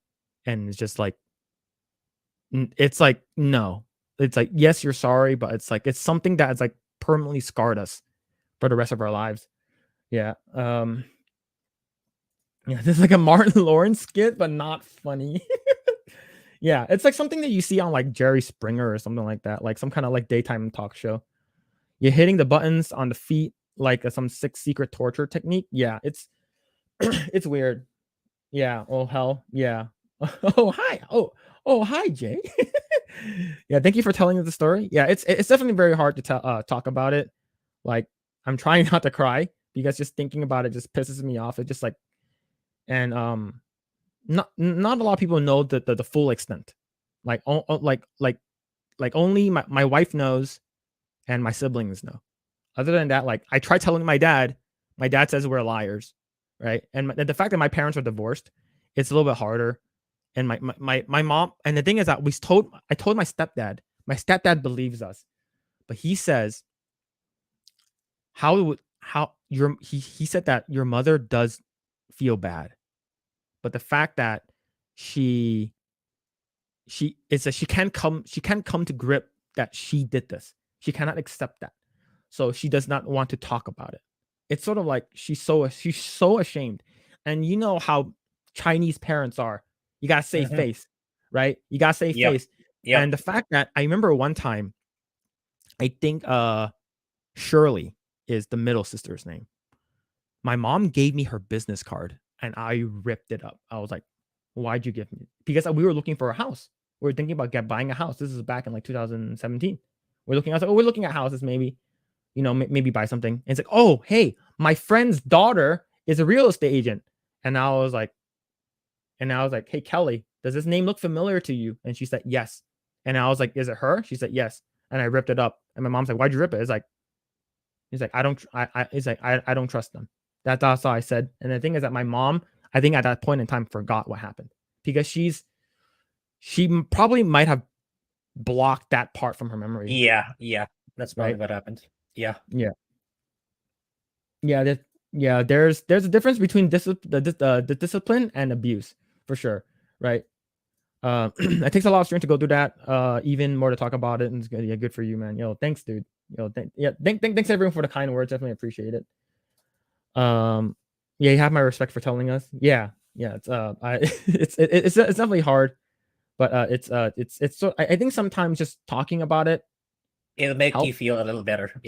Yeah, it's sort of like, you know, me telling my wife, she just angers her, so like I can't tell her, like I can't tell too much, you know. Like the thing is that I do have this yearly like reoccurring dream. Well, it's not a dream, it's more of a nightmare where I like I'll wake up with cold sweats.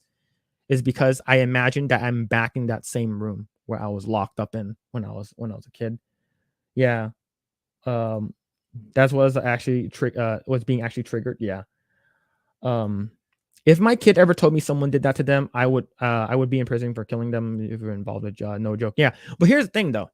Grae, I'm not sure if I told you the story, but Curtis, there wasn't there this thing where like I forgot what state it was, but there was like this kid who like martial arts teacher took advantage of him multiple times and did stuff to him, like unseeable, like terrible things to him. And then like they went to court, and then the dad was like, he was on he wore disguise to court, wore sunglasses, and then it was this is all caught on TV because they were filming. This is the big trial. So when he was coming out of the courtroom with like with his like police officers, like he turned around and shot him point blank in the head. and then I believe it was I forgot what that term is, but it's like act of passion or something like that. So he didn't get charged or go to jail for it. Yeah, it's an act of passion, and I believe there was a bunch of other stories that happened too, like where like parents would find out like a boyfriend or a person took advantage of their kid, and like one of the dad like went crazy and like beat the crap out of the kid or something like that.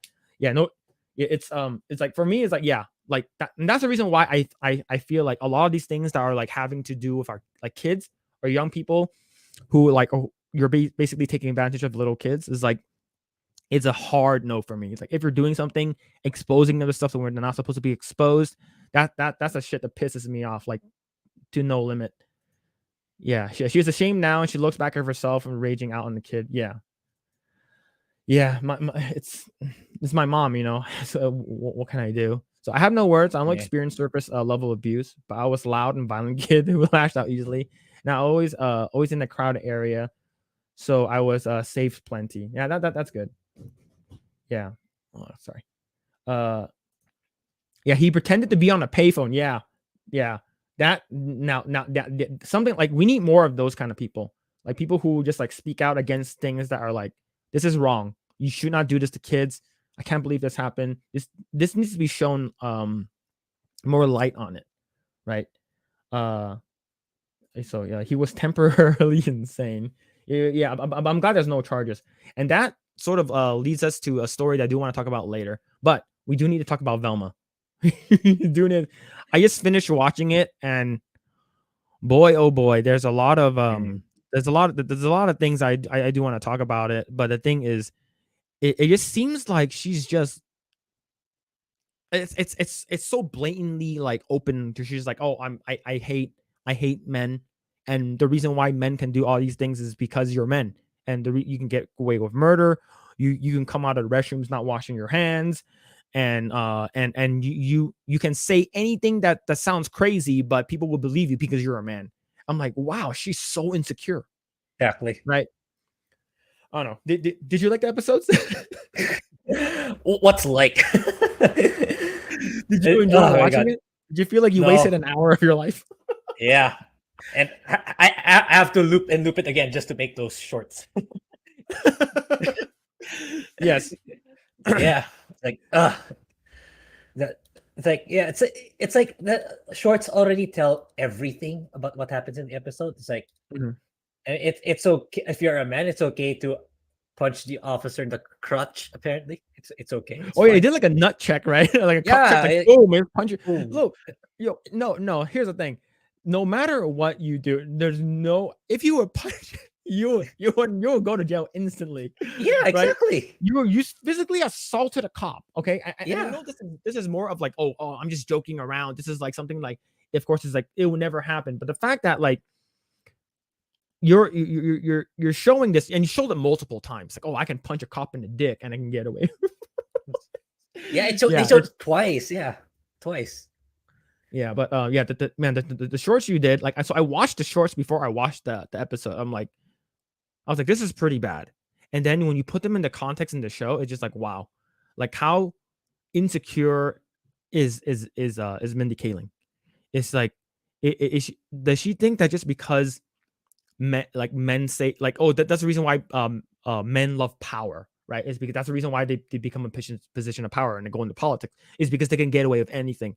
I'm like, what?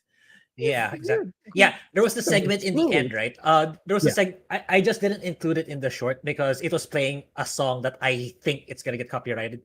It's of course. It's the one where there's this. Wait, I can show my screen actually. Yeah. But yeah, there's a lot of crappy things on the show. This part, right? Oh yes, yes. I didn't show that one because it was playing a music that I'm sure will get strike. So yeah, it's like if you're a guy, you get the job. So it's like I'm pretty sure this is based on her experience of her perception why she didn't get accepted. So it's like this girl was applying, but then Velma just comes in disguised as a man. She gets a job and stuff like that. And I think the girl is like, her resume is really long, and his resume is like awesome. I'm awesome or Yeah. something like that. Yeah, I'm You're awesome. hired. Hire me, then you're hired. Oh, yeah. And yeah, there was another one that I didn't take a picture. It's like she used her ass to leave a print on the paper. Then it's the best work of art ever. It's really really insecure. Mhm. It's like it's in a whole nother level. Yeah, it's I think there was it was at a like a art gallery, and then you see like a really nice painting, right? A person did, and then yeah, she literally just like put her butt cheeks on paint, and it's like, oh, here's $1 million. It's like, like, look, I know it's all fun and games, you know, making fun of like people and stuff like that. It's because you're trying to normalize it, but the fact that you're saying this over and over and over again, each and every individual episode, it's you're trying to show this message saying that the reason why men are where they are right now, the reason why they have money, the reason why they have power is because of their sex, and it's not because of their merits or their experience or anything like that. So that means that it's not the fact that it's so disingenuous and not true at all. It's like I have like I forgot someone mentioned in I think one of the comments saying that is she trying to do like a sort of like is she like trying to make this show so woke that like people on the left even hate it, right? People on more the progressive side and more on the woke side even hate the show. So saying how ridiculous all these crazy stuff that's happening in Hollywood is, and how it's not like that in real life, right? And it's so stupid. Like Yeah. I want to use more harsh language, but it's so dumb. Yeah.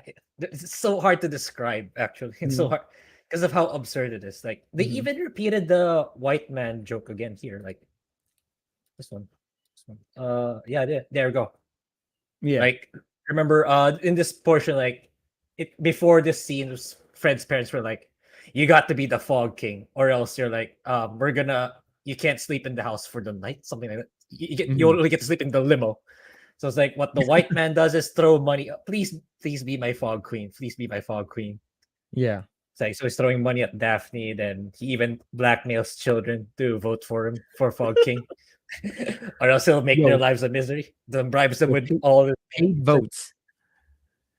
Yep. Yeah, it's like double down on the white man joke again. It's like I don't know. It's thank goodness it's the last 2 episodes next week. Yeah, so it's next week is the final one. Yeah, Corey mentioned in the chat. This is 100% on the money right here.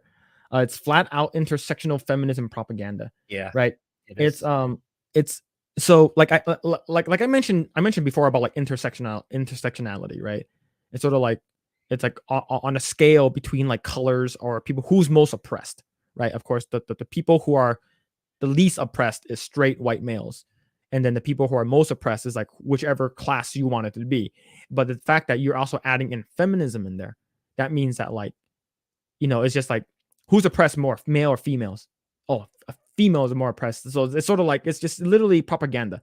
And the thing is that they probably find us not to be. Oh, it's just a show. It's not funny. It's not funny at all, right? So just like who cares? It's just a cartoon. But the fact that you're saying it over and over and over again, and sometimes people believe the lie so much it becomes true to them, and that's how you get brainwashed and stuff like that. And the thing is that like a lot of parents would just let their kids watch. Oh, it's a cartoon. We just let them watch it. Yeah, right. Exactly. And the thing is that of course, like as a parent, you should vet and know what your kids are watching.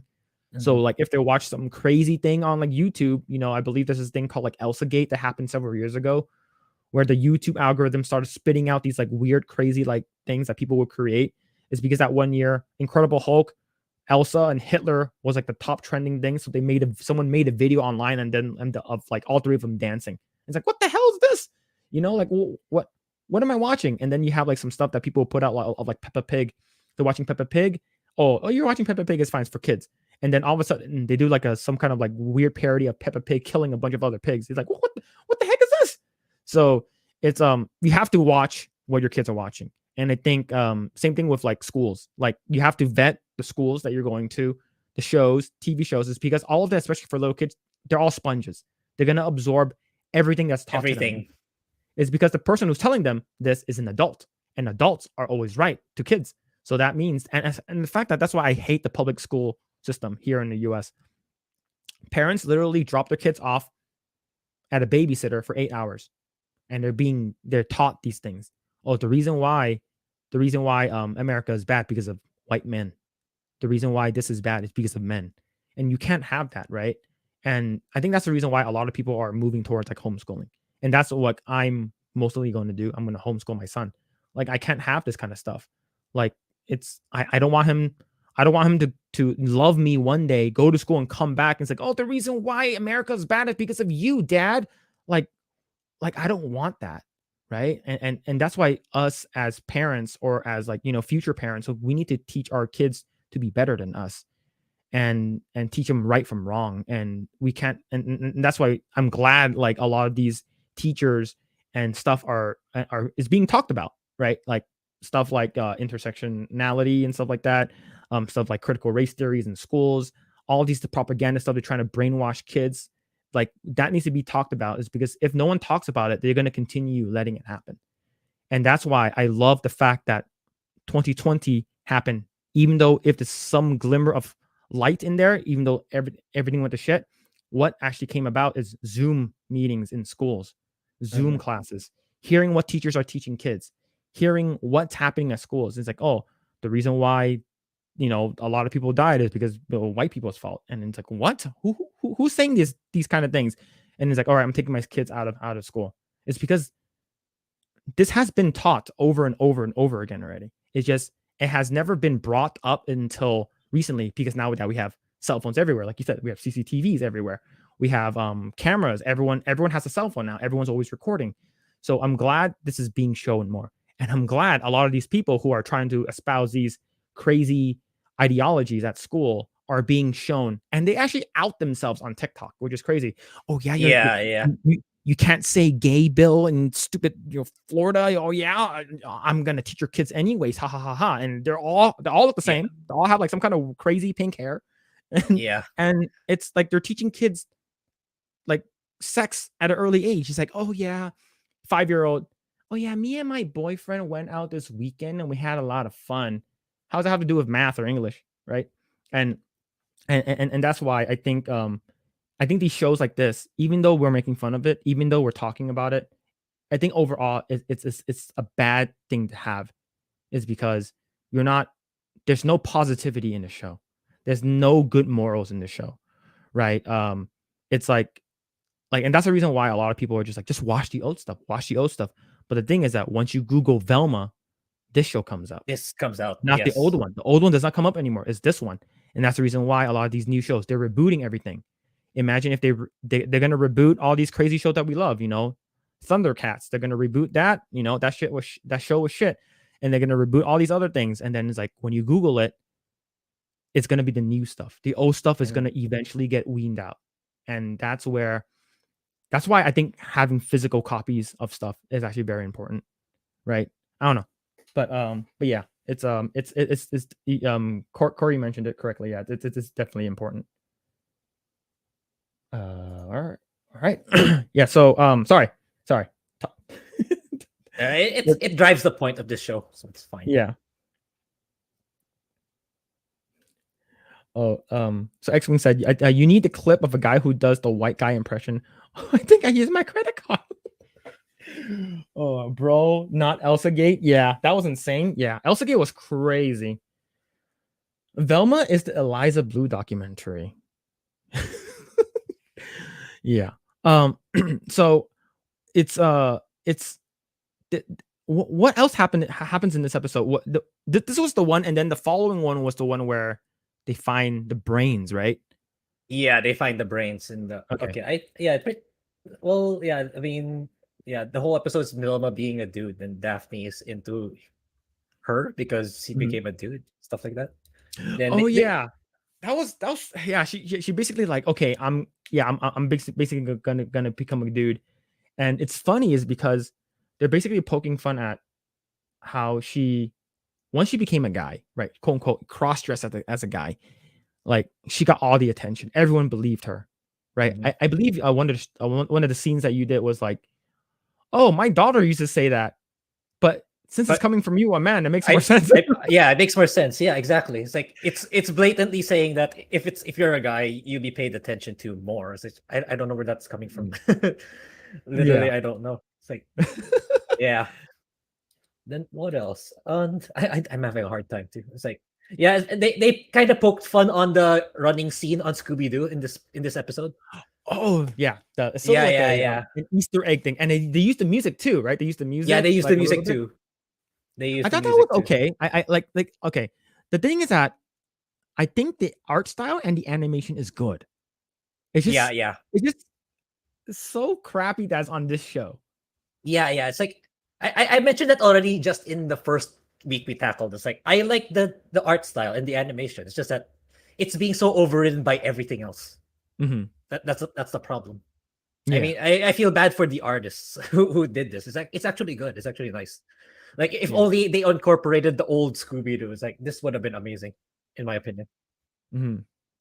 Yeah, then Fred being like, yeah, I don't know. For some reason, getting the crown is considered as being the Fog King. It's like, he's trying to steal this because Norville won the Fog King, right? Yeah. And Fred's like, if I get the crown, I'm the actual Fog King.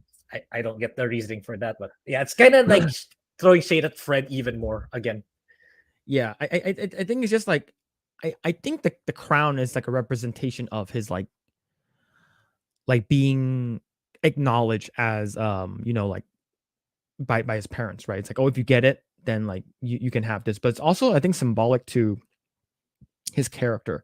It's like it's just like if you look at all the characters in the show, I think the one who gets shitted on the most is Fred.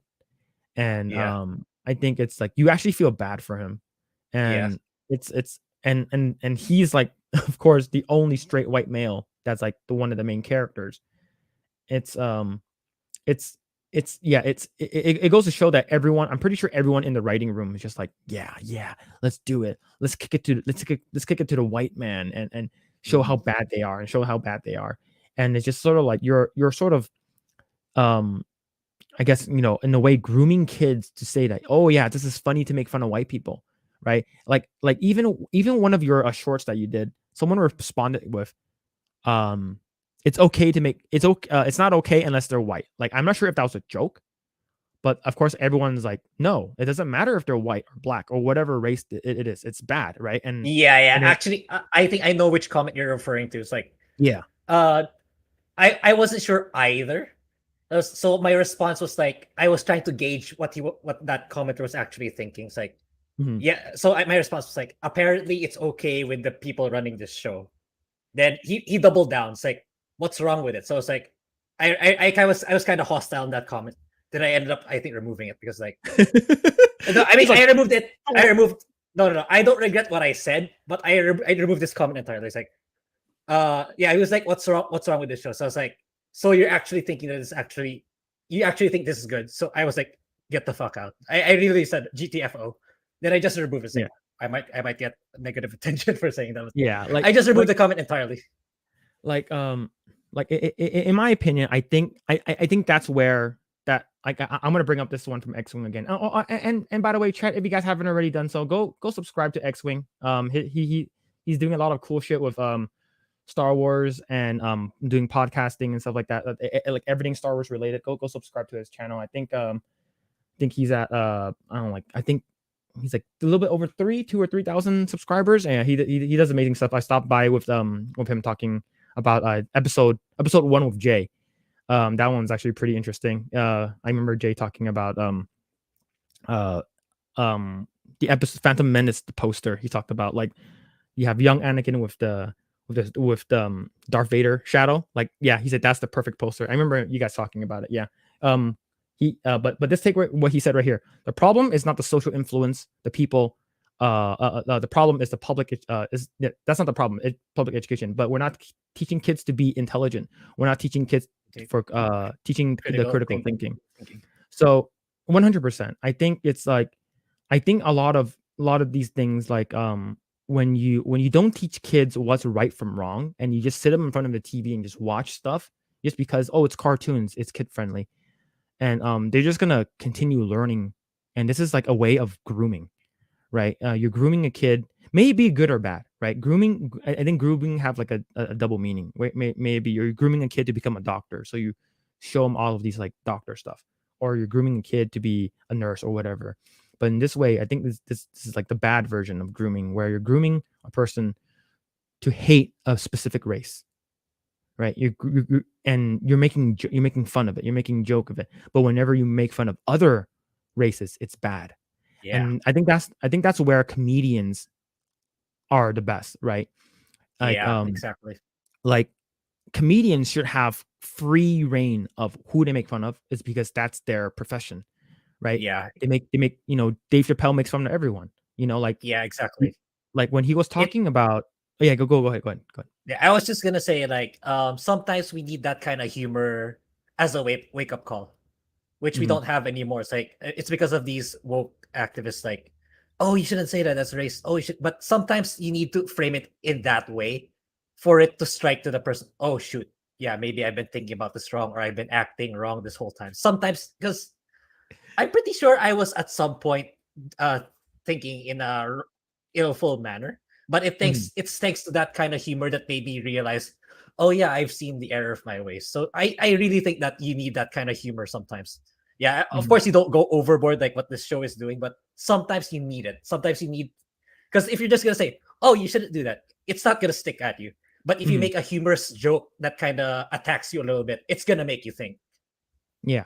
I and that's the reason why I love comedy, right? Like I think how like I remember watching one of the Dave Chappelle ones. He talked about how his he had like a trans friend, right? He was in San Francisco and stuff like that, and he talked about how like he had he had drinks with her after the show. And I think her name was Daphne, and she ended up committing suicide, which is really sad. But it's like if you are a comedian, you should be able to make fun of everyone, right? And she mentions like, "Hey, I love your show. You make fun of all these people. Why don't you make fun of us?" And then he's like, "Oh, because of this." And he's like, "Oh, but like I want you like it because like you should be able to normalize it. Like if you talking about like making fun of black people, Asian people, white people, all these stuff, like you're normalizing it. Why can't you normalize making fun of trans people?" Right? Because if you make fun of them, means that they are a part of the society. Because if they are sort of like, oh, we can't make fun of them, it's because those people, they're protected class or whatever. We shouldn't speak because it's bad. Then you're setting a standard for people who are like, okay, then we can't make fun of this, then we can't make fun of this, and then everyone starts censoring themselves. And that's the reason why I love the fact that Dave Chappelle is like, I don't give a fuck who I Yeah, make fun of. And yeah, like, go ahead, you can cancel me all you want. I'm just gonna do this. And he said, and most recently, he said like one of his comedy sessions on Netflix. He said, "This is the last time I'm gonna talk about it." Right? There's this thing, then this thing, and it's funny, is because that's the one where you see like one of the girls. She's like this. She's like super mad in the front row. But but I think normalizing things is fine. But if every single episode you talk about the same thing over and over and over again, like what are you trying to say? Right? Mhm. What are you trying to say? And just because he is white and you feel like he's privileged, it's okay to do so. And the thing is that we already have people here in the States are basically saying Asian is white adjacent. We're basically, because we were brought up differently with a different mindset. We are taught how to, go to school. School is important. Do your homework. Make sure you get good grades. And make sure you do good in school. And then we get a good job and all that stuff. And that's considered like a privilege, kind of like like a privilege trait. And like being on time, being punctual is considered a privileged thing. And that's why they're saying that Asians are considered white adjacent. And it's it's I just hope that these type, like if you're gonna make fun of Fred, you have to make fun of everyone else too. Yes, I think exactly. that's okay, right? Making Yeah, fun of Fred's fine, but you got to make fun of everyone. yeah, But the only yes. time you're making fun of Fred is because he's a male and he's white. Male, white. But everyone else, you sort of not talk. You don't talk about it is because you can't do that. You can't talk about that for the other races. Then you're not you're not normalizing it. Yeah. But I believe this episode, yeah, I believe this stops with what's that called again? What does this episode stop? I forgot. Like Where I Fred remember. gets abducted by the killer. Oh yeah. Yeah. He gets abducted for sure. And let's see. Yeah, I think X-Wing just does, but yeah, thank you so much, X-Wing, for dropping by and for the support. Yeah. for sure. Yo, thank you. Yeah, but that definitely appreciate. Yeah, I got a dip, guys. Eggroll, you've earned a lifelong sub. Keep up the good content. Yo, thank you so much again. Have a fantastic night, and we'll pop by your streams more often. For sure. Thank you. See what's over here. If you actually include people, they aren't then they aren't marginalized anymore. So that's a part of the trick. They must be portrayed as victims, just as straight white males must be the oppressor. Yeah, I believe I talked about. I believe I mentioned it on one of the comments I replied to, and it's sort of like you're like in this day and age in terms of like intersectionality and how people view racism and stuff, especially here in the States. If you are black, you are oppressed. If you are white, you are the oppressor, right? It's just, if you're looking at it black and white, that means that Oprah Winfrey, who's a billionaire, is oppressed versus a veteran who has a PTSD, who's starving on the street, that has no money, is the oppressor. And that's where it doesn't make sense. Like, I remember one time I got into a Twitter fight with someone, and they're like, I forgot who it was. I think it's like Colby something. He was like a MMA guy. He was like like he was talking about how like he voted for Trump and he's like, make America great again and stuff, that kind of stuff. And then there's this guy who responded to him and saying that, bro, you don't even make that much money. Why do you have to talk about that? Talk about this kind of stuff. Like no one should listen to this guy. LeBron makes like 100 times more than you do. And all I responded with was, so I guess LeBron is not oppressed. And then he deleted his tweet. Is because the way that he's saying that he's a white supremacist and how black people are oppressed. And then just, it's sort of like, you have to see, I think it's more of where you are in life, right? It's sort of like, yes, there are racism, there are stuff that's happening around the world that oppresses a lot of people. But the thing is that we have to talk about it, right? And you know, Disney is saying that, oh, we need to show more representation. We need to show more people that are like being oppressed. What about those Uyghur Muslims that's in the concentration camps in China? Right? You filmed Mulan across the street and you thank them at the end of the movie. Thank them. What about Credits, them? Yeah. What about them?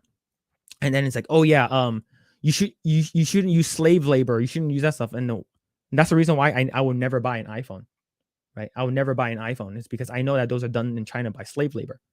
That's why I like my phones are from like Korea. Hopefully they're not done by slave laborers. But no matter what, you are somewhat a part of the problem.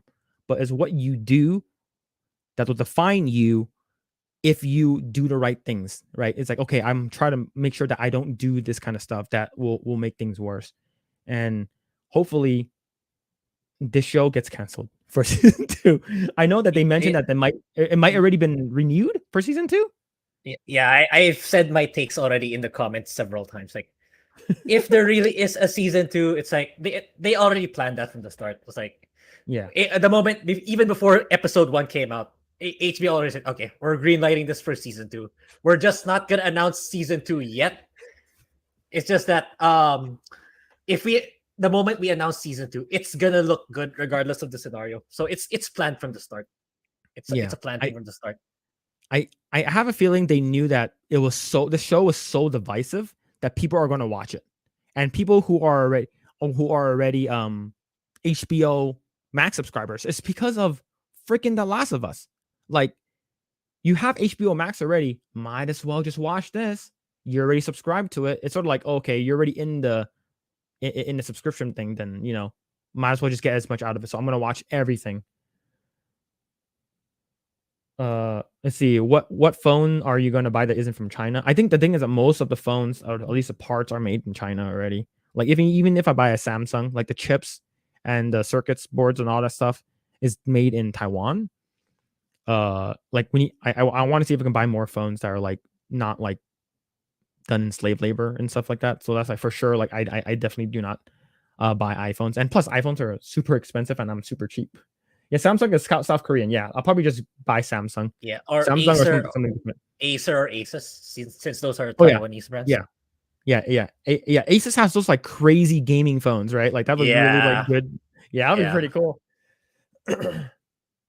I think those Yeah, sell so well here actually. Those gaming Yeah. phones. that is how animation works. It take a long time to make an animated show season. They probably made two of them. Yeah, two of them. Yeah, probably just Yeah. originally automatically like renewed Yeah. themselves. Like, oh yeah, The marketing just makes it look good. Oh guys, since it's so good, we're gonna renew it for season 2. But that was actually already the plan way back. all right. So yeah, and I think that the next episode gets worse. I believe. Yeah. Let's take a look at episode 8. Yeah, it's like it starts off with them falling off the cliff, then blaming Yeah. who's at fault. But it's ultimately Velma. It's Yeah, ultimately Velma who dragged everyone. She never blames herself. Like as you can tell, she's like you blame Daphne, you blame Gigi, and then you blame Norville. She never takes the blame for anything, and I think that's how she's probably like that too in like her productions. Like, oh, if the show doesn't do well, it's not my fault. 100%. It's the producer's everyone fault. Someone else's else. fault. Yeah, Everyone it's the writer's else. fault. Yeah. Yeah, it's even here. It's like she's being outrageously toxic. It's like they just got back together. Hey, Yeah. give me all your attention. Stop texting, stuff like that. Then Daphne goes like, yeah, the incident. They bring up the incident, so it's like Daphne keeping from her what happened from before, and she's like, Velma really wants to know. Then they were able. Who is that guy? Who's that? Who's that guy? Who's that? That I have no idea. Maybe chat will know. I remember when they did the big shot right before they go into the cabin. I'm like, yeah, who is that? I was like, yeah, is that Richard Simmons?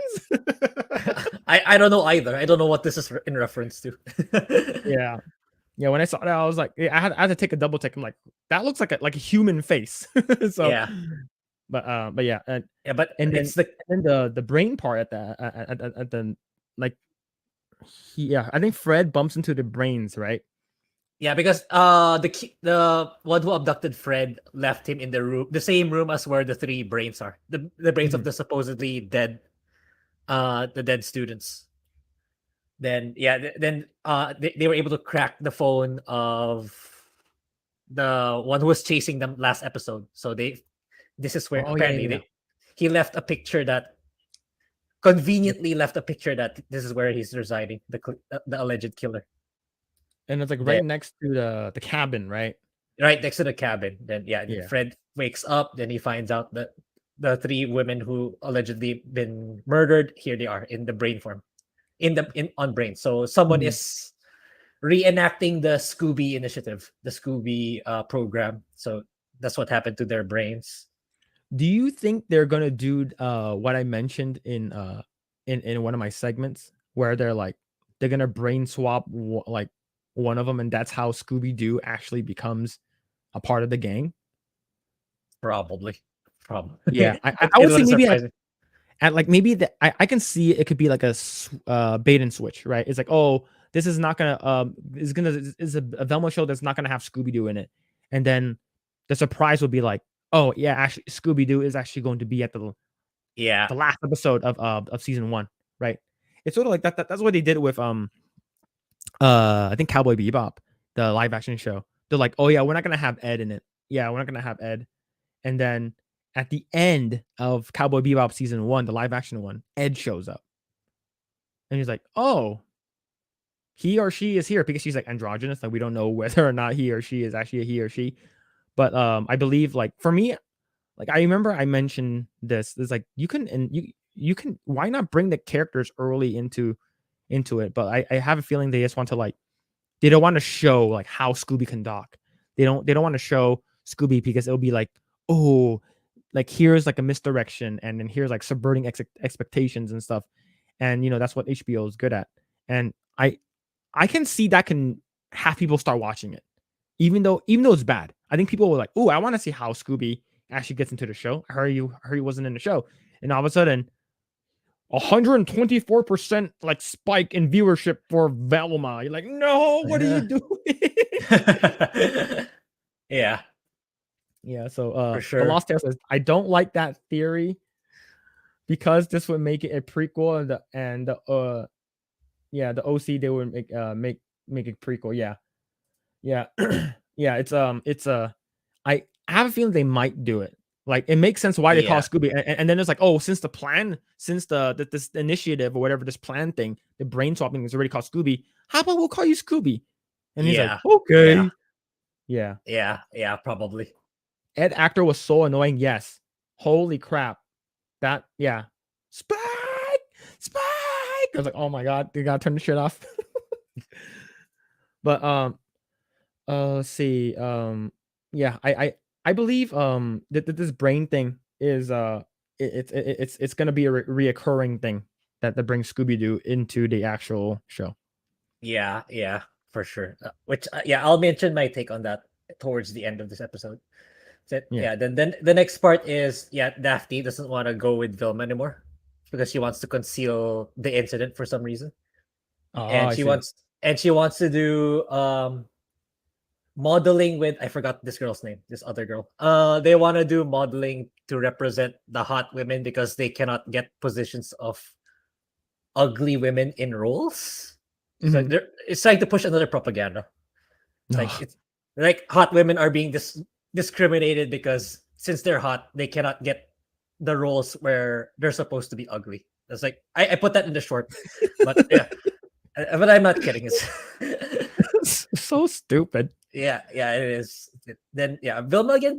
I don't know why this Daphne's so tolerant. I mean, Vilma's being a total ass on her all the time. So it's like she pretends to get hallucinations again to convince Daphne to go with her to that mountain they found on the phone. Yeah, I think she's the way I see it is like she's not getting the attention, so she's doing stupid shit to try to get the attention. You know, Yeah, it's sort of like it's like have you ever met a person who is like always wants to be the center of the attention, and if you're not talking to them or paying attention, they'll like self insert themselves into your topic, right, or into your conversation.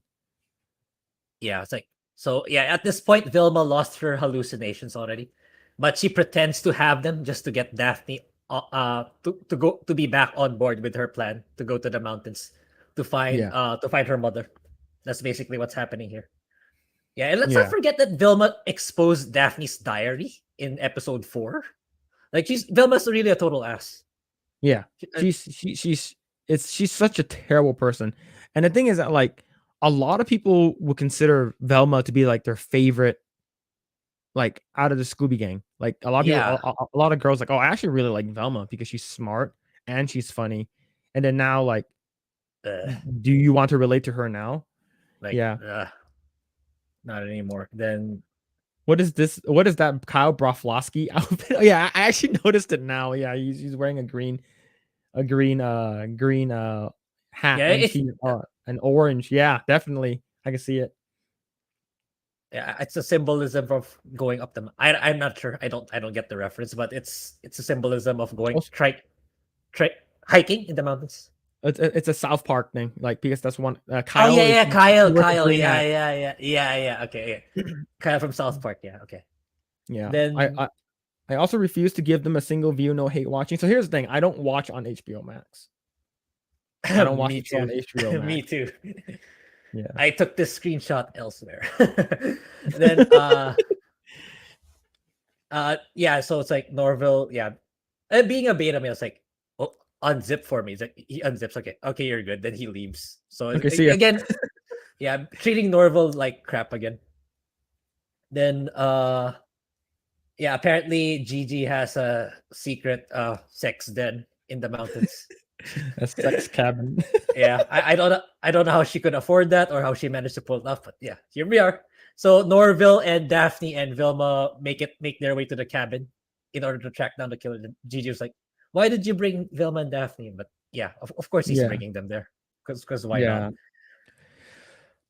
It's the thing is that I also feel bad for Gigi as well, is because like she's just trying to like of course you make Norville like a beta, and then she's just, but hey man, I just want to hook up. I've been wanting to hook up with you for a while, but at the same time, Velma is also trying to take Norville's attention away from her. So at the Yeah, same time, like, oh, I need you to help me. I need you to help me. And he's Yeah. like, dude, it's not everything is about you. But the thing is And that, sh- well, and she clearly keeps the show is trash- called Velma. yeah, and she's trashing Norval so much. Like, yeah, you're supposed to come with me, even though I treat you like shit. Like, she keeps repeating it over and over. It's like, yeah, you're what do you call this? You're my bitch. It's like it's basically like that all the time for Yeah. Norval. Okay, what's next?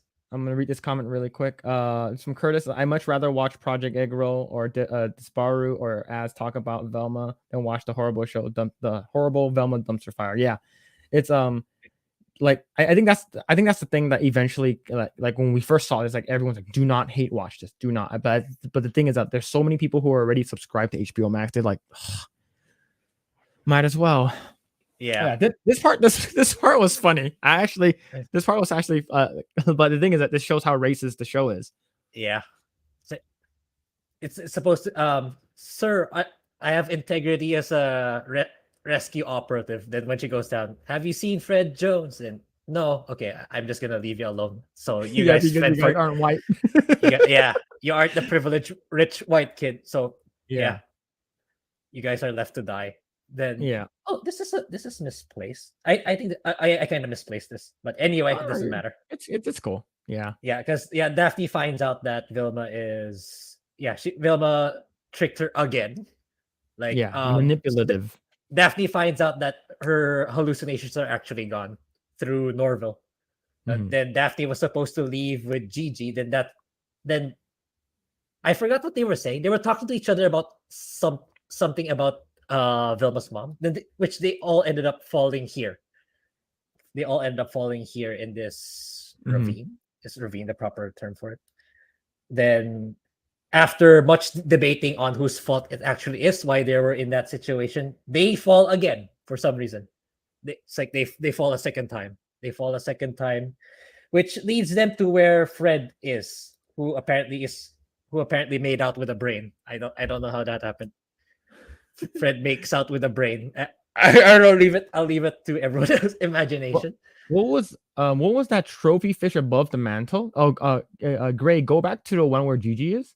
Yeah, that one. Yeah, that one. The one where Gigi is like in the tiny ass fish. Oh, no idea. Yeah. No, just like, oh, yo, this is the fish I caught, the tiniest guppy. Yeah, I don't know this cabin I came out of nowhere.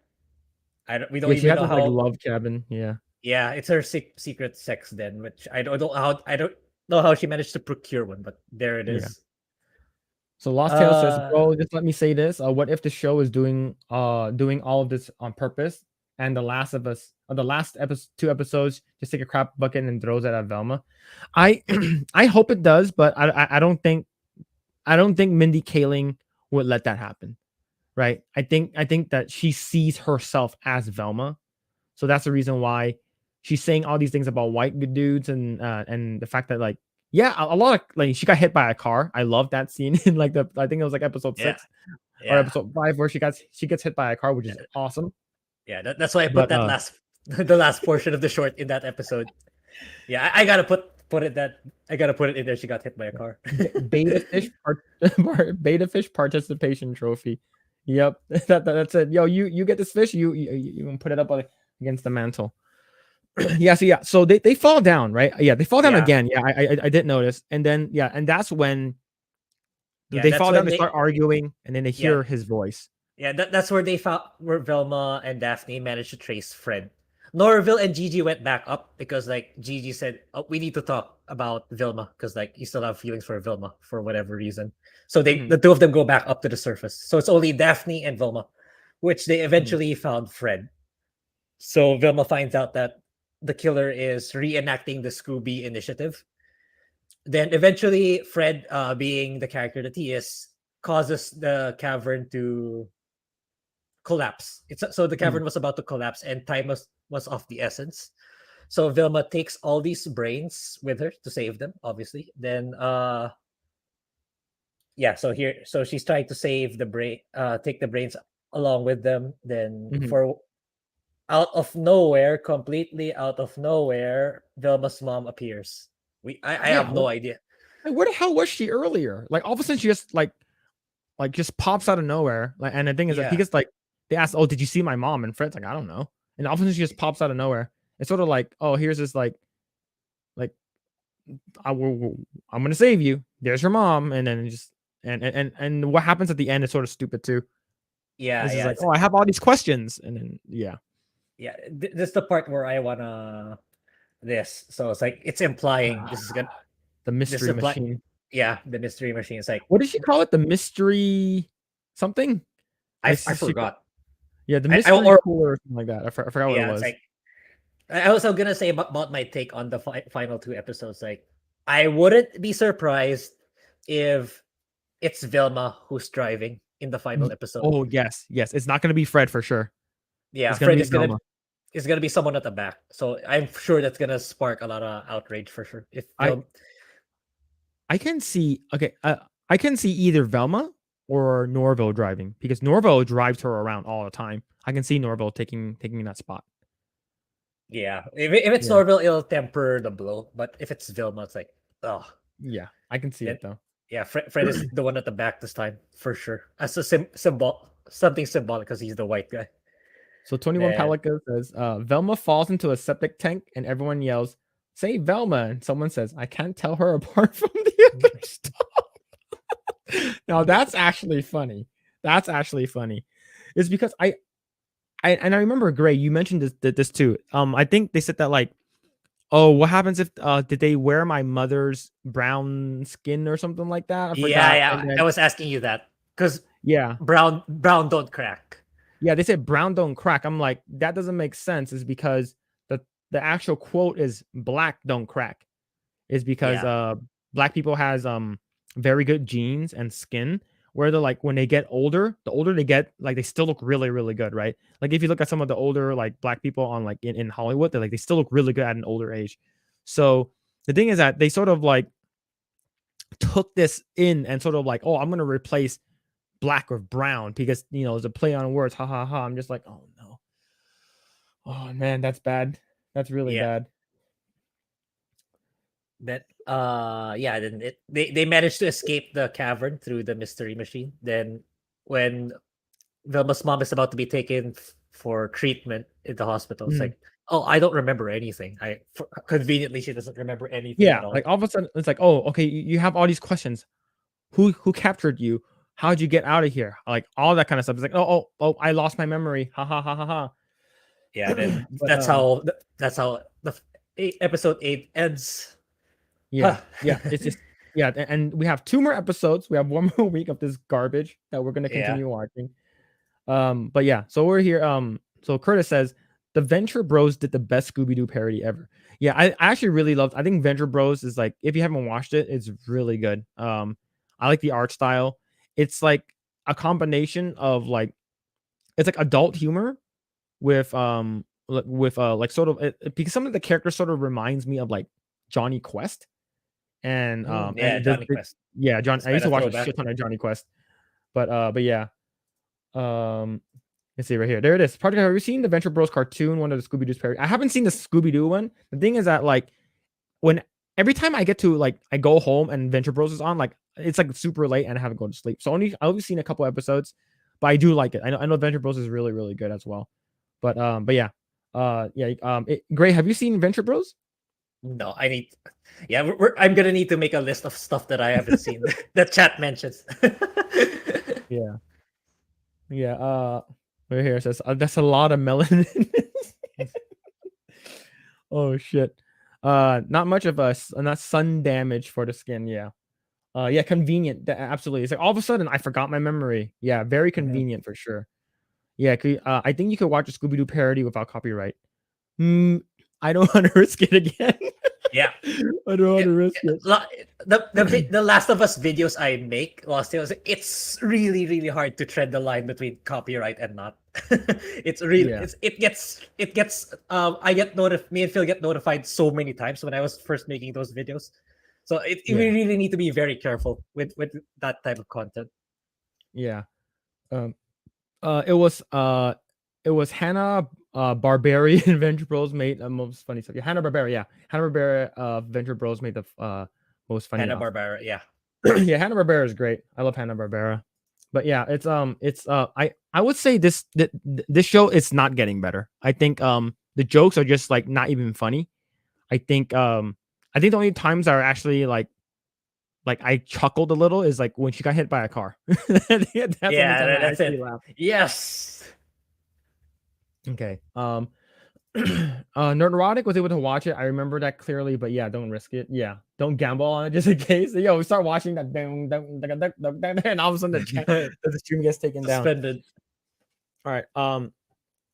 Okay, let's go ahead and switch over a couple. Switch gears to these couple episodes. Not couple episodes. These articles here. I do want to talk about this, is because this is we're talking about like kids and stuff like that, and this is this is from Drunk 3PO, and I guess this is from this is on Twitter. So it says right over here. Europe. So this is in Europe. 2023 Star Wars celebration. So I've never been to a Star Wars celebration or anything like that, but let's see. The long and rich history of drag has graced the world with entertainment, culture, political action, and so much more. It is no wonder, then, that today the art form has reached such a cultural significance that the truths and concepts of drag performance permeate countless aspects of our daily lives, including Star Wars. Oh, man. Okay.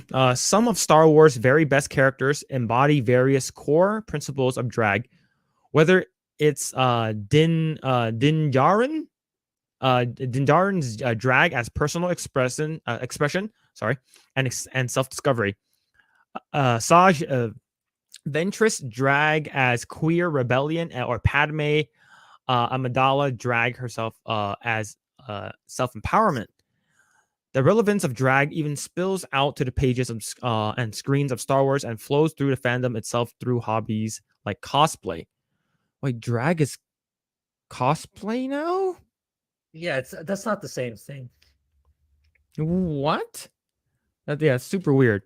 While taking an introductory look at the history and function of drag in our world today, let's also explore the thematic resonance and influential presence that everyone's favorite far, far away galaxy. So, Grae, do you remember when I talked to you about this? I think on one of our podcasts earlier, like I asked you, like, do you know what drag is? And you're like, like not really. And then I mentioned to you, like, it's actually like a form of like adult content, but it's it's there are some times where drag goes very far, where like it can actually it actually becomes like porn. But the thing is, I think majority of these companies, and the fact that this is signed off by Disney, I believe. Yeah, I believe this is signed off by Disney. It's in my opinion, drag is considered an adult form of entertainment. Yeah, because it's like burlesque, right? So do you have you seen or heard of a burlesque show? No. So a burlesque show is like they're basically wearing like Victoria's Secret like 90s.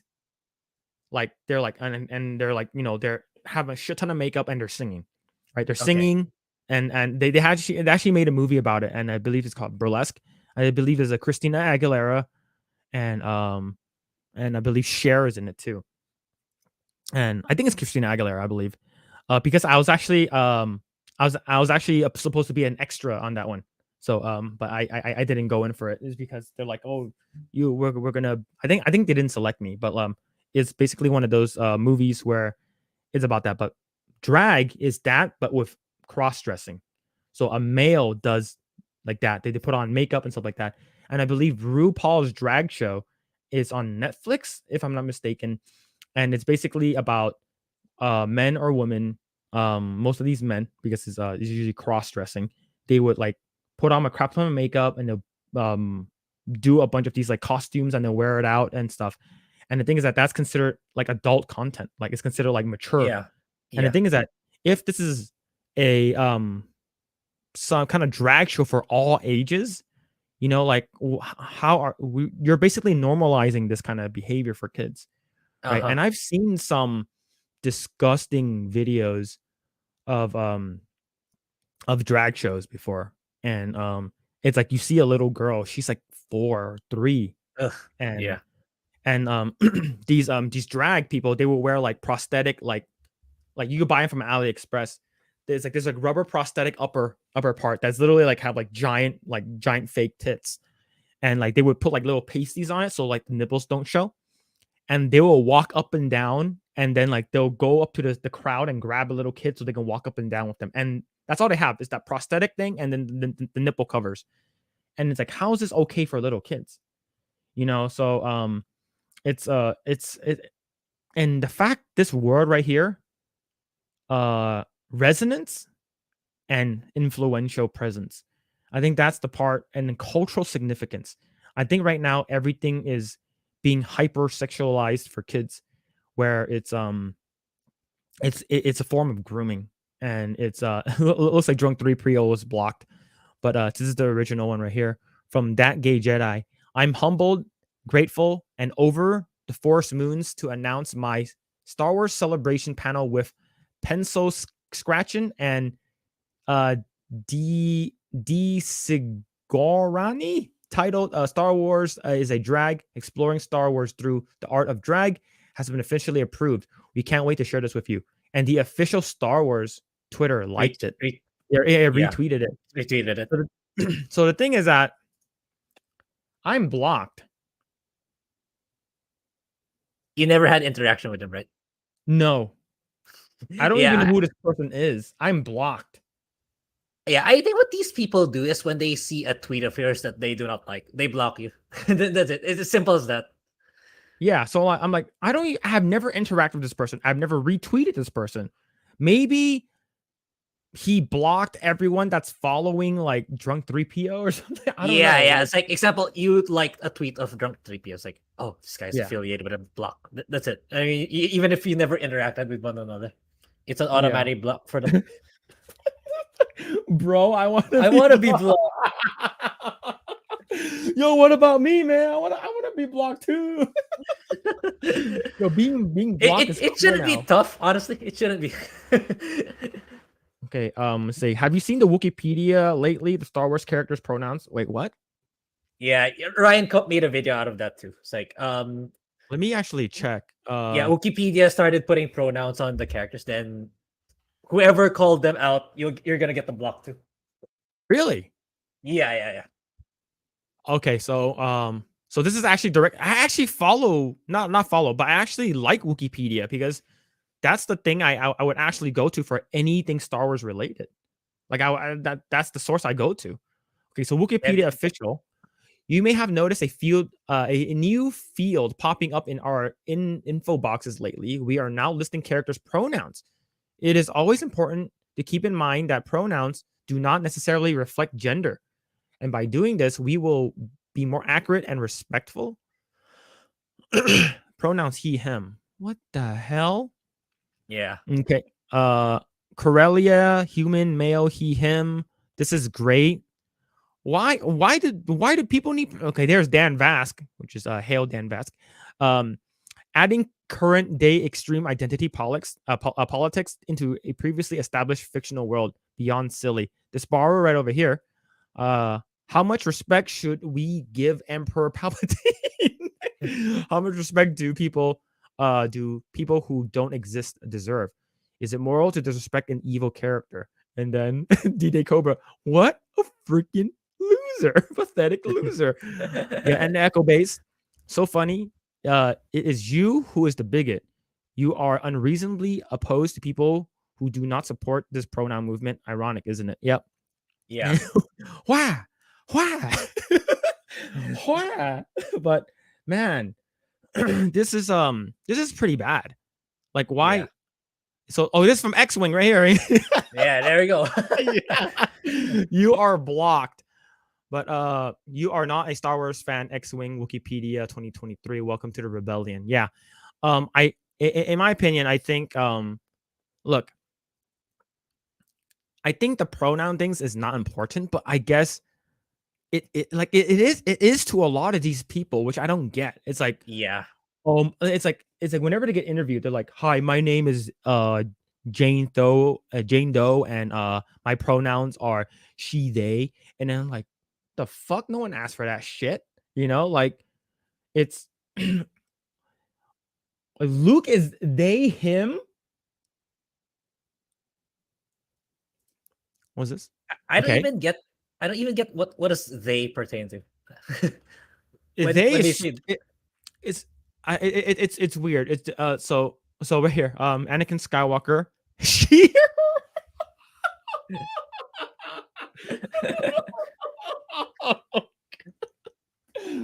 Oh my god, I'm dying, dude.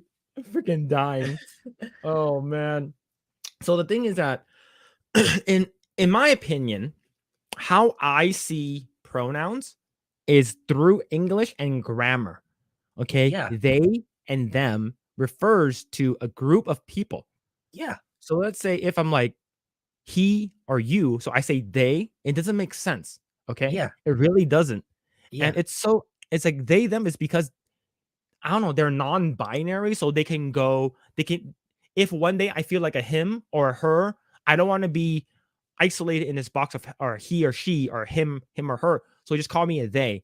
The thing is that it doesn't make sense. Okay. I think just the wording doesn't make sense. I and the thing is that all these people on the internet are basically like that is because you see them like you go to someone on Twitter, it's like, oh, blah blah blah, pronouns in the bio, pronouns in the yeah, bio. yeah. And I remember I think Gina Carano actually hers was like beep bop boop or something like because when Hollywood started doing the whole pronouns thing, like everyone started doing it. Like everyone. And if you didn't do it, you didn't support trans or non-binary people. Right. Yeah, we just kind So of. yeah, it's just it's crazy, right?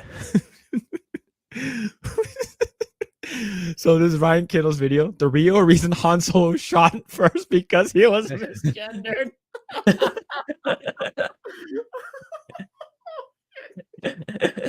God damn, man, the internet's the best. I love the internet.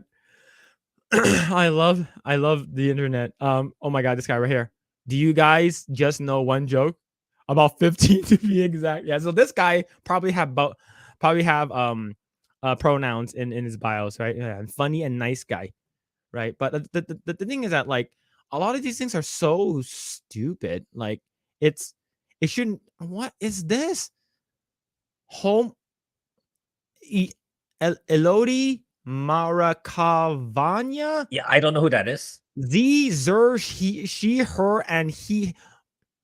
This is driving me nuts, man. Yeah, I'm what? having a headache. Just looking at Yeah, this. Like the thing is that this whole pronouns thing, it's getting so out of control that like so this is thing that we fill out that's called 4473, right? And it's a form when you buy firearms. Even in these like US like military or like official federal forms, they actually have male, female, and non-binary. Like they actually have that now. Like even on your passports, you have that kind of stuff.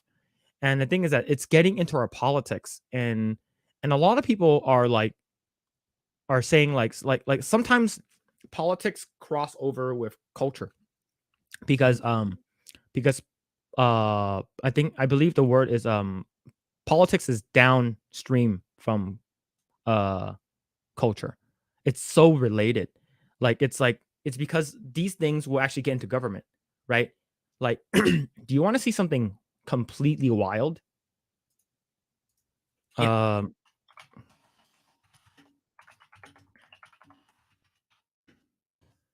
I'm not sure if this there let me see if I can find it.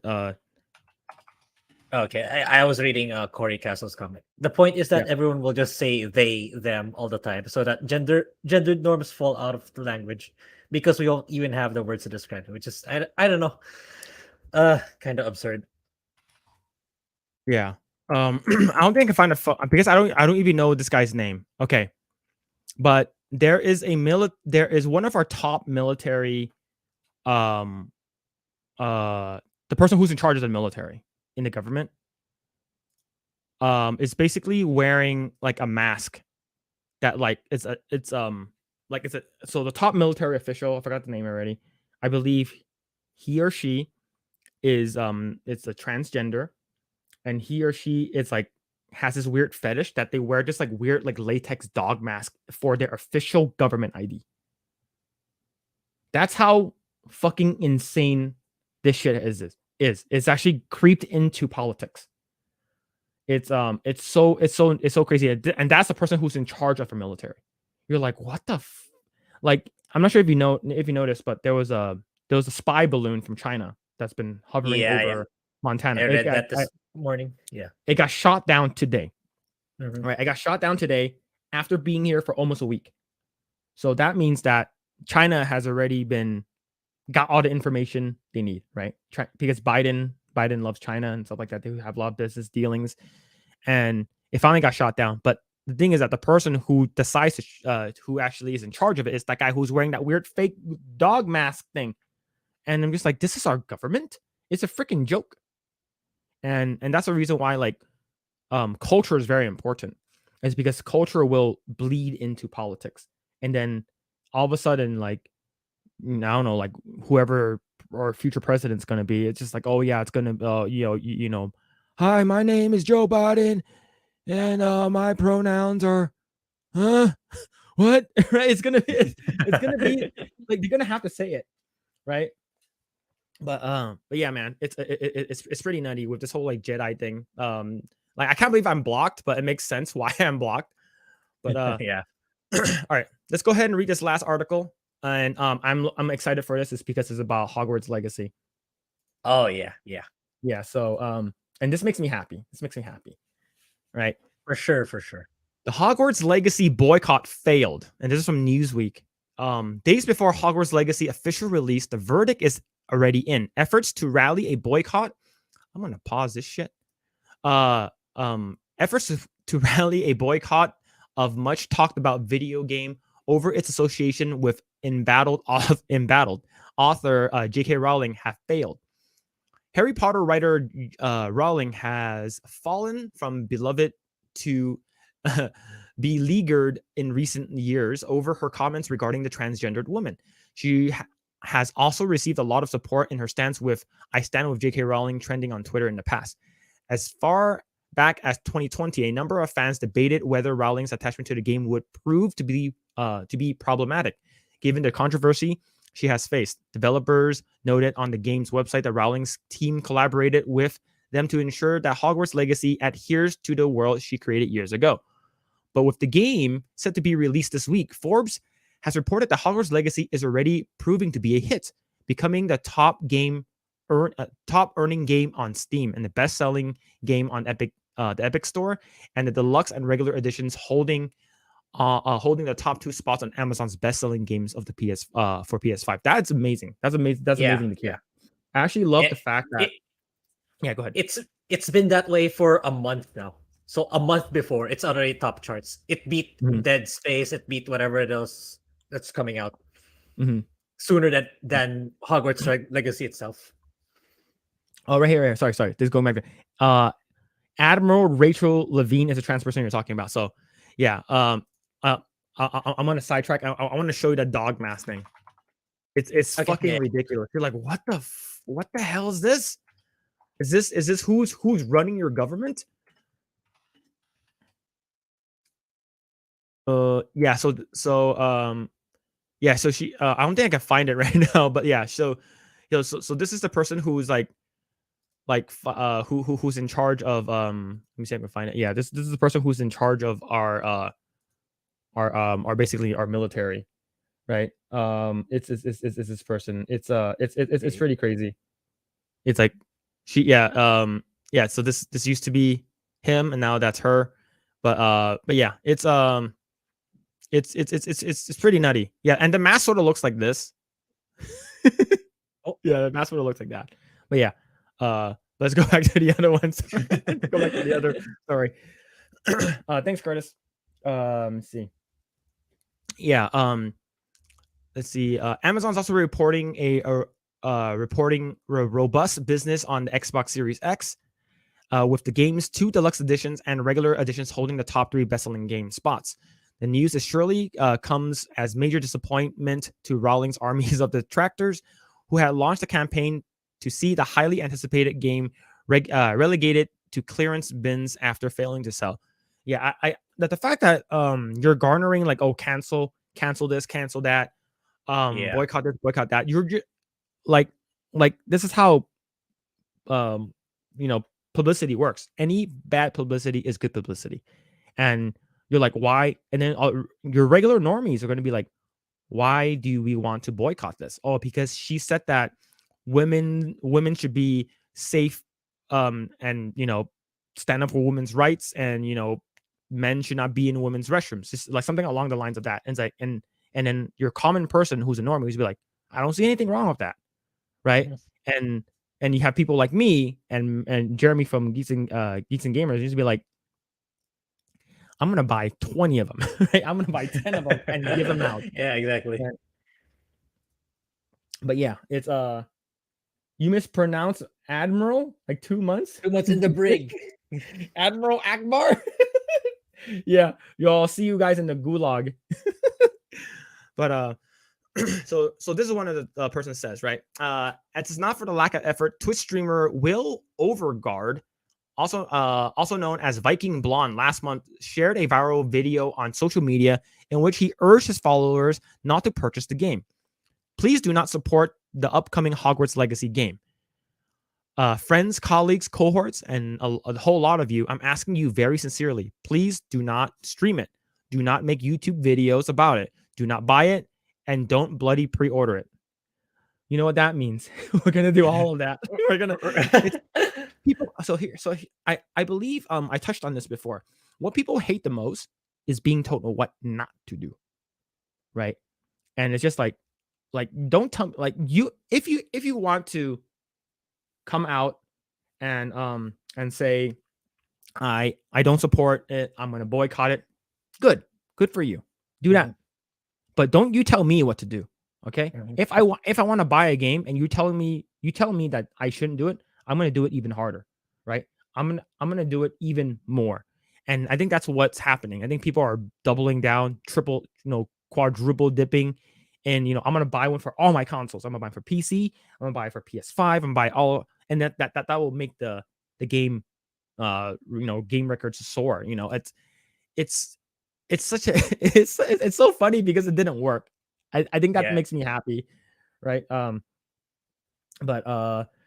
the hypocrisy SAWs on full display. They fight for more human rights by stripping off the human rights from their opponents. Yeah, it's just when they talk about equal rights and like equal opportunity, and they're talking about for themselves, right? When they talk about freedom of speech, freedom of expression, they're talking about themselves. They don't want it for you, right? And this also happens in government. When the government want to strip away your rights to defend yourself or to have guns or whatever, it's for you, not for them. It's because they're going to have 24-hour bodyguards. They're going to have guns for themselves. It's only for peasants and people who don't have money, people who are in poverty. And I feel like a lot of these things that they're trying to do, that, like I said, leads into politics. People who are trying to take away your rights are never going to be the people who you should back.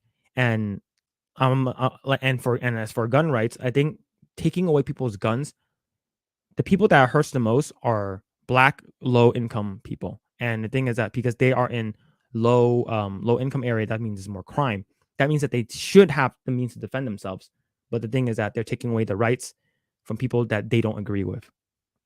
And yes, right here. Do you guys have a Twitter, by the way? I would love to follow. Yes, I do have a Twitter, and Grae also has a Twitter as well. I should be just at Mr. Phillip Chan, and Grae. Yeah, we'll go ahead and go ahead and shout out your socials. We'll probably do it again. Yeah. You can follow me at Grae Blade, but I'm not. Caveat is I'm not really active there. Not as much as Phil anyway. I just read the tweets. I don't really tweet a lot, so I'm not really pushing my Twitter. Mhm. But speaking of, we started. I talked with Phil yesterday, so we're gonna have a Discord. I think you guys would want that, so we're setting it up for now. Yeah.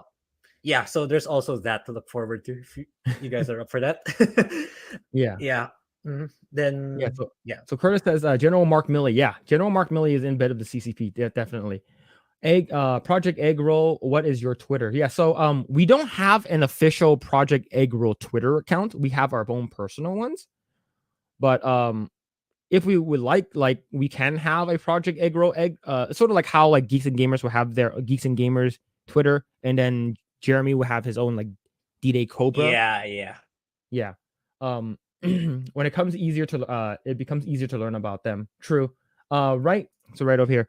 Right. Anytime they open their mouths, you have to look at it from their perspective. They literally view us as the wall stopping them from taking over. Yeah, I'm pretty sure if they can get their way, they'll like I remember what's it, Dianne Feinstein or something like that, or I forgot who it was. Like basically she's like, oh, I wish I had the opportunity to take away take away all the guns. Like the thing is that will hurt a lot of people who are needing to defend themselves, and it's just like they're just trying to take away what we basically the stuff that is our God-given right. They're basically trying to strip that away from us. Gonna patriarchy even harder. Yeah, right over here. The Second Amendment is our only defense against the tyrannical government. Yeah, it's sort of like a lot of people don't understand like the Second Amendment, right? Like a lot of people think it's for hunting. It's not the case, right? It's well-regulated militia, the necessary to a free state, the right to keep and bear arms shall not be infringed, right? When they're talking about well-regulated militia, they're not talking about the government. They're talking about the people. It's because we fought back against a tyrannical government in 17th, and we became a country in 1776 against the British. So they're talking about the people. They're not talking about the government. Can you type it in chat? Would be easy. Yeah. I'll probably link it. It might be easier. But yeah. But it's this is a shit show. But I'm loving that's having the opposite effect for Hogwarts Legacy. So you said that you're gonna be getting it for your Xbox, which I don't have yet. Yeah, I'll be getting it when I get my Xbox, which is around April. Okay. If not March, April. So I won't be getting it at launch, but I'll be watching you stream it for sure. All right. Yeah, I'll probably be streaming it. Yeah, I'll probably be streaming it on Tuesday, and then taking a break on Wednesday, and then coming back on Friday. Like swap the days. But yeah, man, there's been a lot of stuff, and have you seen? Do you watch any of the trailer stuff for The Last of Us? Did you watch the trailer for for episode 4? No, I keep forgetting in my mind that there's gonna be a trailer for the next episode, so I haven't. Yeah. So it says it's not just about guns. Canceling someone is taking away a lot of the person's human rights, like the right to work, the right to free expression, etc. Yeah, I believe that's what they did with Gina Carano. Like they completely canceled her because she posted saying that you should be nice to your neighbors and stuff like that. We don't want to repeat history because people who forget history are doomed to repeat it. And she got canceled for that. Like everyone came after her, fired her from playing Cara Dune. It's basically she lost a lot, like she lost a lot. And I'm glad that the people of the rebellion, I would consider ourselves a part of the rebellion, who fights back against this cancel woke mentality that Hollywood's putting out. And I think the more people we have, the better. And the thing is that we just need to get our voices heard.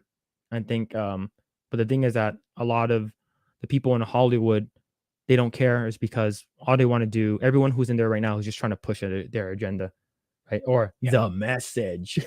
Yeah, that's why I wasn't surprised that you got blocked right away by that person. It's like Mhm. the moment they just see you like a tweet or follow someone, it's like it's that alone. It's already justification for your cancellation. Kind Yeah. of like that. I'm not sure if you heard of the employee at Limited Run Games a couple of weeks ago that got fired for. Yeah. Yeah. So that's a really good example of being ridiculous already on Twitter. Just by following a page, liking a tweet, it's already enough to completely cancel you. Yeah. It's for me, I think it's just I think anything. I think that the fact that they're stuck in their echo chambers makes them it's just like all they want is people who agree with them, right? People who agree with them, and people who just like it's just like, well, we don't want criticism, we just want you to agree. And I think that's where I that's why I'm not a big fan of my generation, which is millennials, and we are the generation of participation trophies. We don't like we don't like being like told what to do. We don't like being told what to say and stuff like that. We just want our verses to be heard.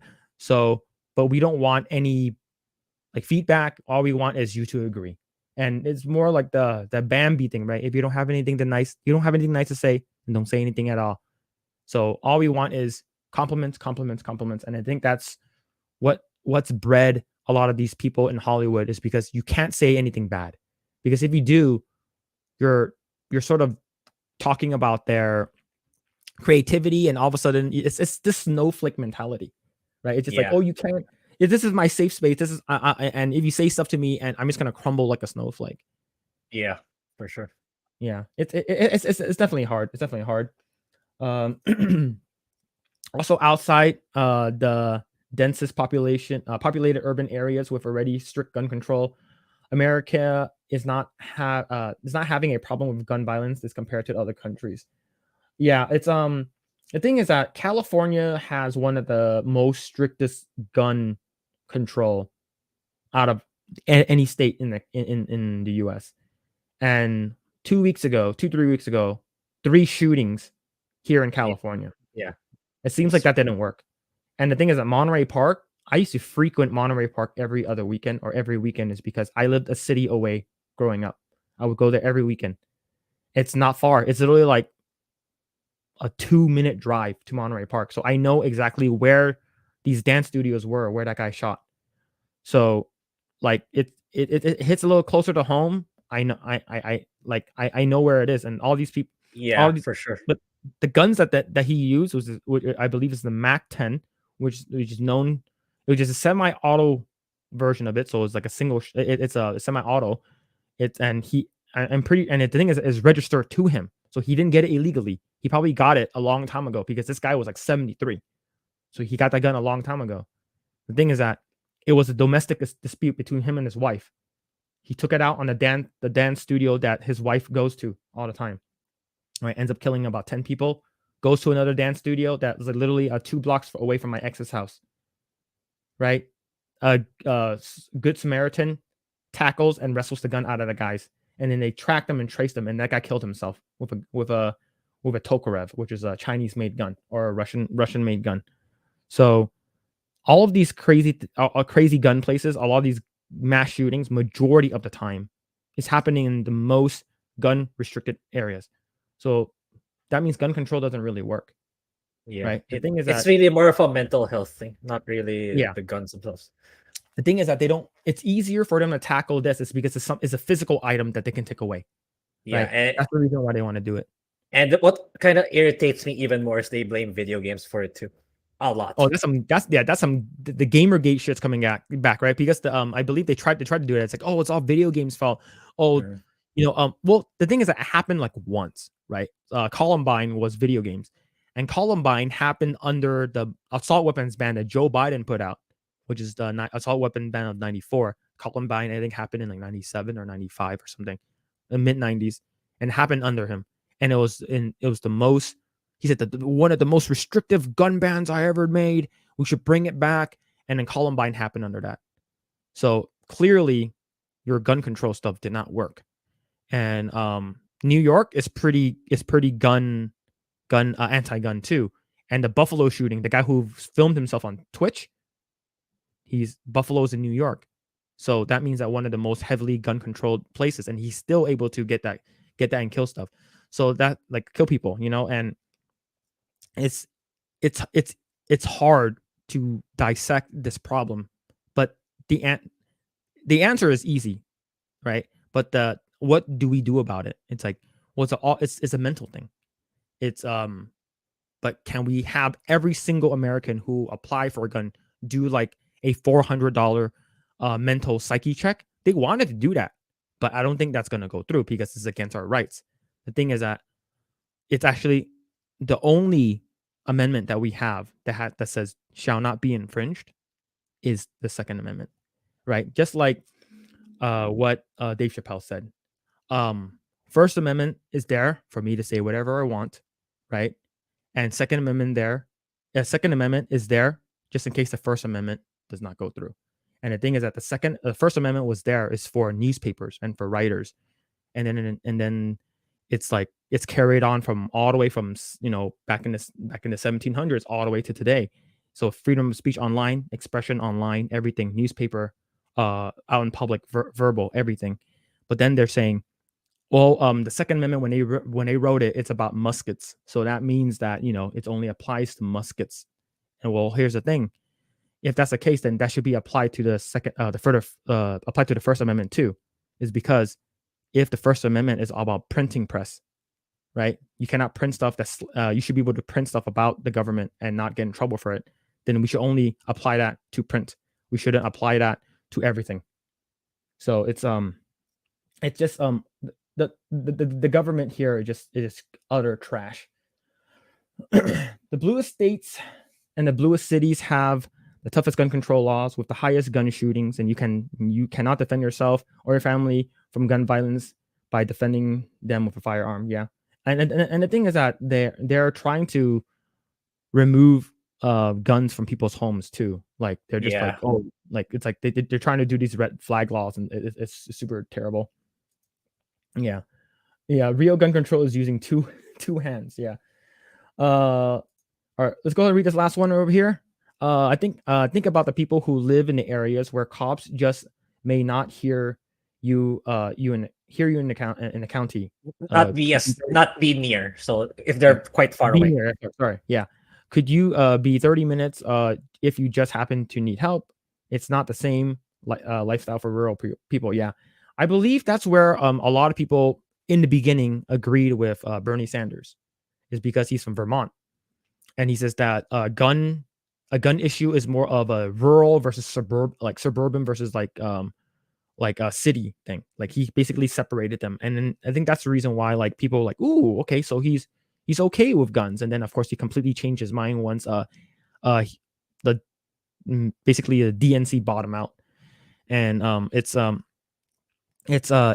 there's a saying here, when seconds matter, cops are minutes away, right? So it's definitely hard, but anyways, thank you guys so much. We've been streaming for 4 hours. I think this might be our longest stream, I think. Yeah, probably. This is also the most people we had, and there was a lot of For sure. and I wanted to like talk like the good thing about like having like a smaller group of people in the chat is because I can actually read every single thing. All of them. Yeah. Last one here. Okay. It was also about militia. There were towns where citizens was required to equip every able-bodied man living on their property with an actual battle kit, not just a gun. Yeah, definitely. And I think that's the reason why we haven't been like invaded yet by like Russia or China, because if they found out that like, okay, all the guns were taken away, then like they can take us over easily. But anyways, chat, thank you guys so much. Thank you everyone who supported us. If you haven't already done so, like, share, and subscribe. Will we be back next Saturday? Yes, we will. Yes. We are usually on every Saturday. We do every Saturday. Interaction is king on small streams. Yeah, thank you. Yeah, for sure. And thank you so much. I know probably Jay, Drunk 3 Pill, is probably not here anymore, but thank him so much for stopping by, giving us a shout out. Definitely appreciate it. Thank you, X-Wing, for stopping by. He's getting started on on YouTube. He has about 3,000 subscribers. He makes amazing content. And thank you for him for stopping by as well. Thank you everyone in the chat for stopping by, commenting, liking, and all that stuff. We really appreciate it. We will be back next Saturday. We're going to continue on. We'll probably be talking about the same stuff, most likely pop culture, Velma, Last of Us 3, episode 4, maybe other stuff. But since we are going to be sharing our socials, Grae, I already shared your Twitter on in the chat earlier, but you want to shout out your socials just in case people want to follow you on Twitch as well? Yeah, so I put back my primary stuff because like it's gonna take a while for me to put stuff on Cringe Gamer. So you can follow you can follow my main Twitch channel, which is Greyblade. It's in the description, so I don't want to put it anymore. Yeah, so I'm currently playing Persona 3 because I'm really liking that game, and I'm looking for that video to be. I'm gonna make a review on Persona 3. I want it to be the best video I have ever made. So that's gonna be up in my YouTube channel, which is also on the link in the description below. It's at Greyblade at YouTube. So yeah, that's about it for now. Sweet. And you can follow me mostly anywhere at Mr. Phillip Chan, MrPhillip. I do have a personal YouTube channel that I put video game videos and some like pop culture, politics stuff. And you can follow me on Twitter as well, Mr. Phillip Chan. I think my @ is Philly Chan, but you can find me at Mr. Phillip Chan. I should have the same icon. But have a great night, everyone. We will be back next Saturday. Thank you, everyone, again. Hope you guys enjoyed the stream. Take care of yourself. We'll see you guys next Saturday. See ya.